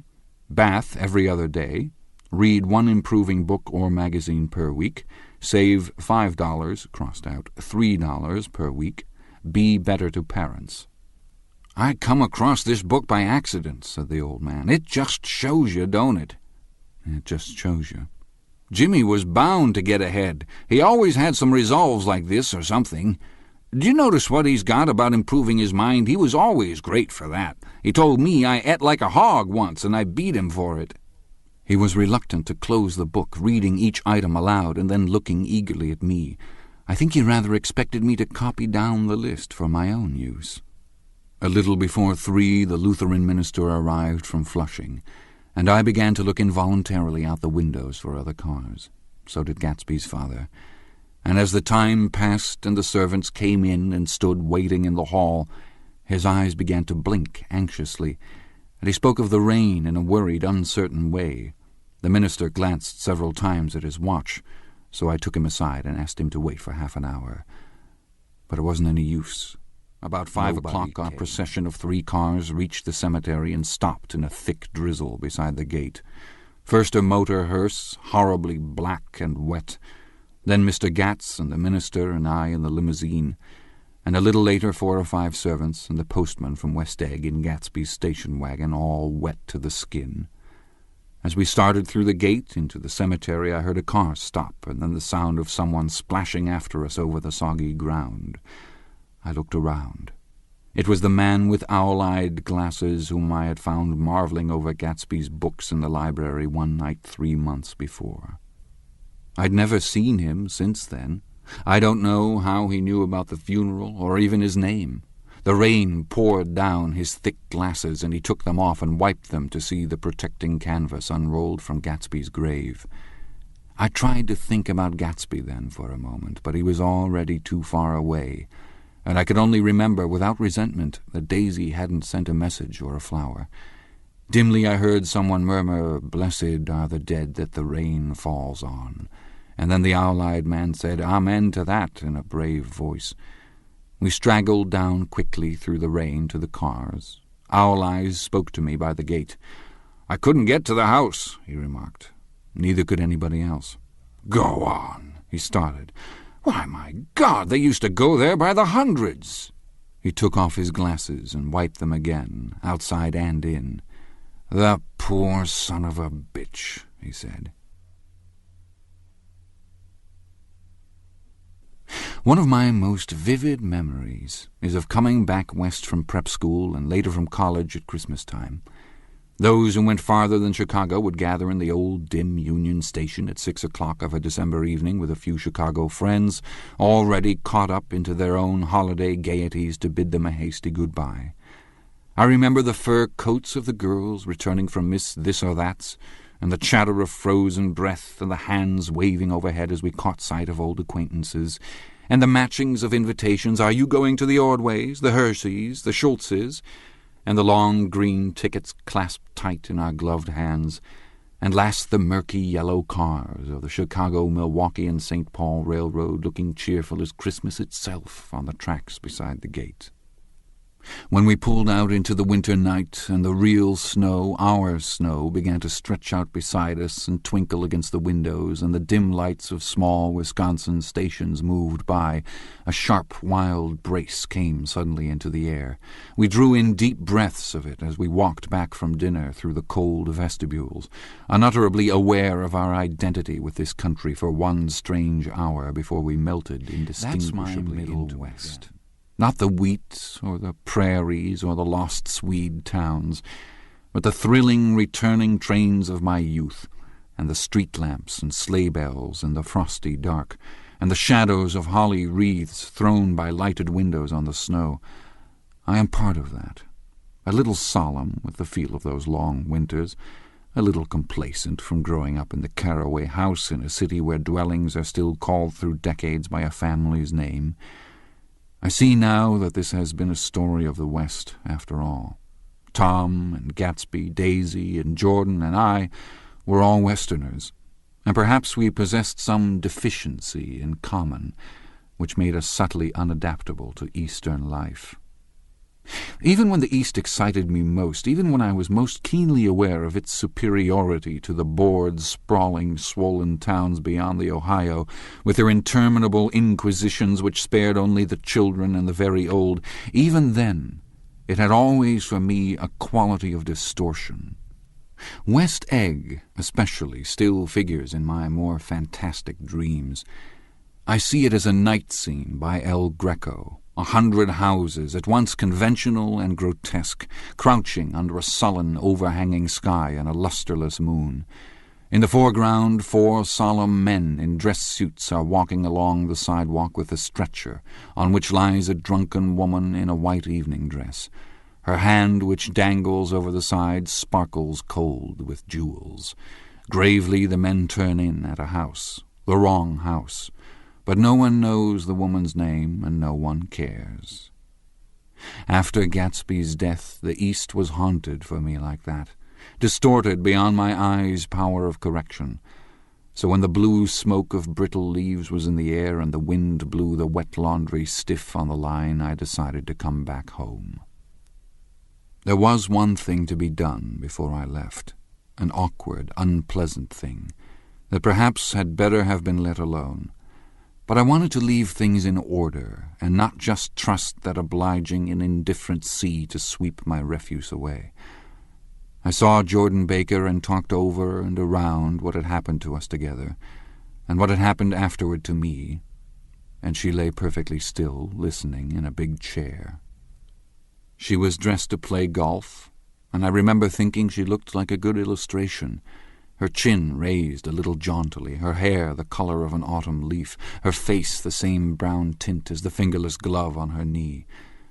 When I had finished, she told me without comment that she was engaged to another man. I doubted that, though there were several she could have married at a nod of her head, but I pretended to be surprised. For just a minute I wondered if I wasn't making a mistake. Then I thought it all over again. "Nevertheless, you did throw me over," said Jordan suddenly. "You threw me over on the telephone.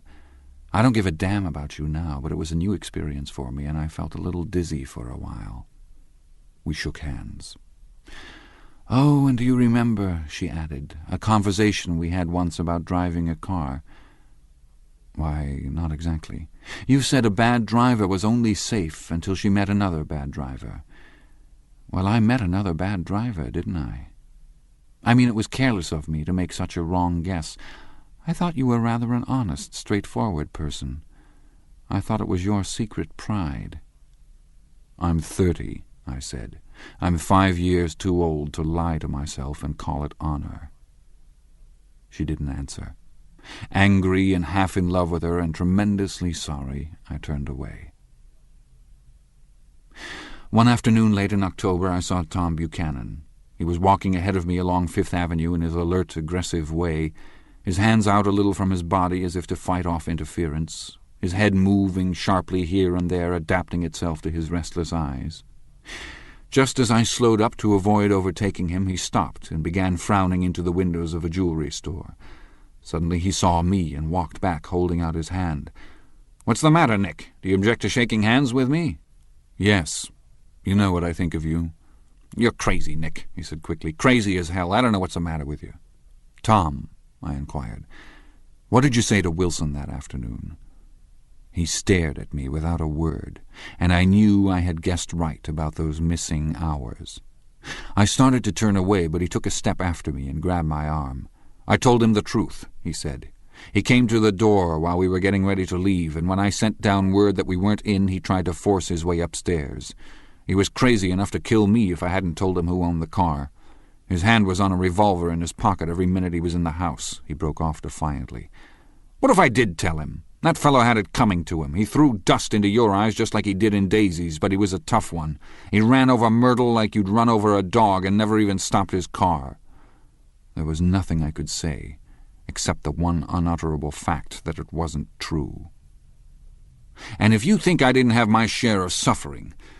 Look here, when I went to give up that flat and saw that damn box of dog biscuits sitting there on the sideboard, I sat down and cried like a baby. By God, it was awful." I couldn't forgive him or like him, but I saw that what he had done was to him entirely justified. It was all very careless and confused.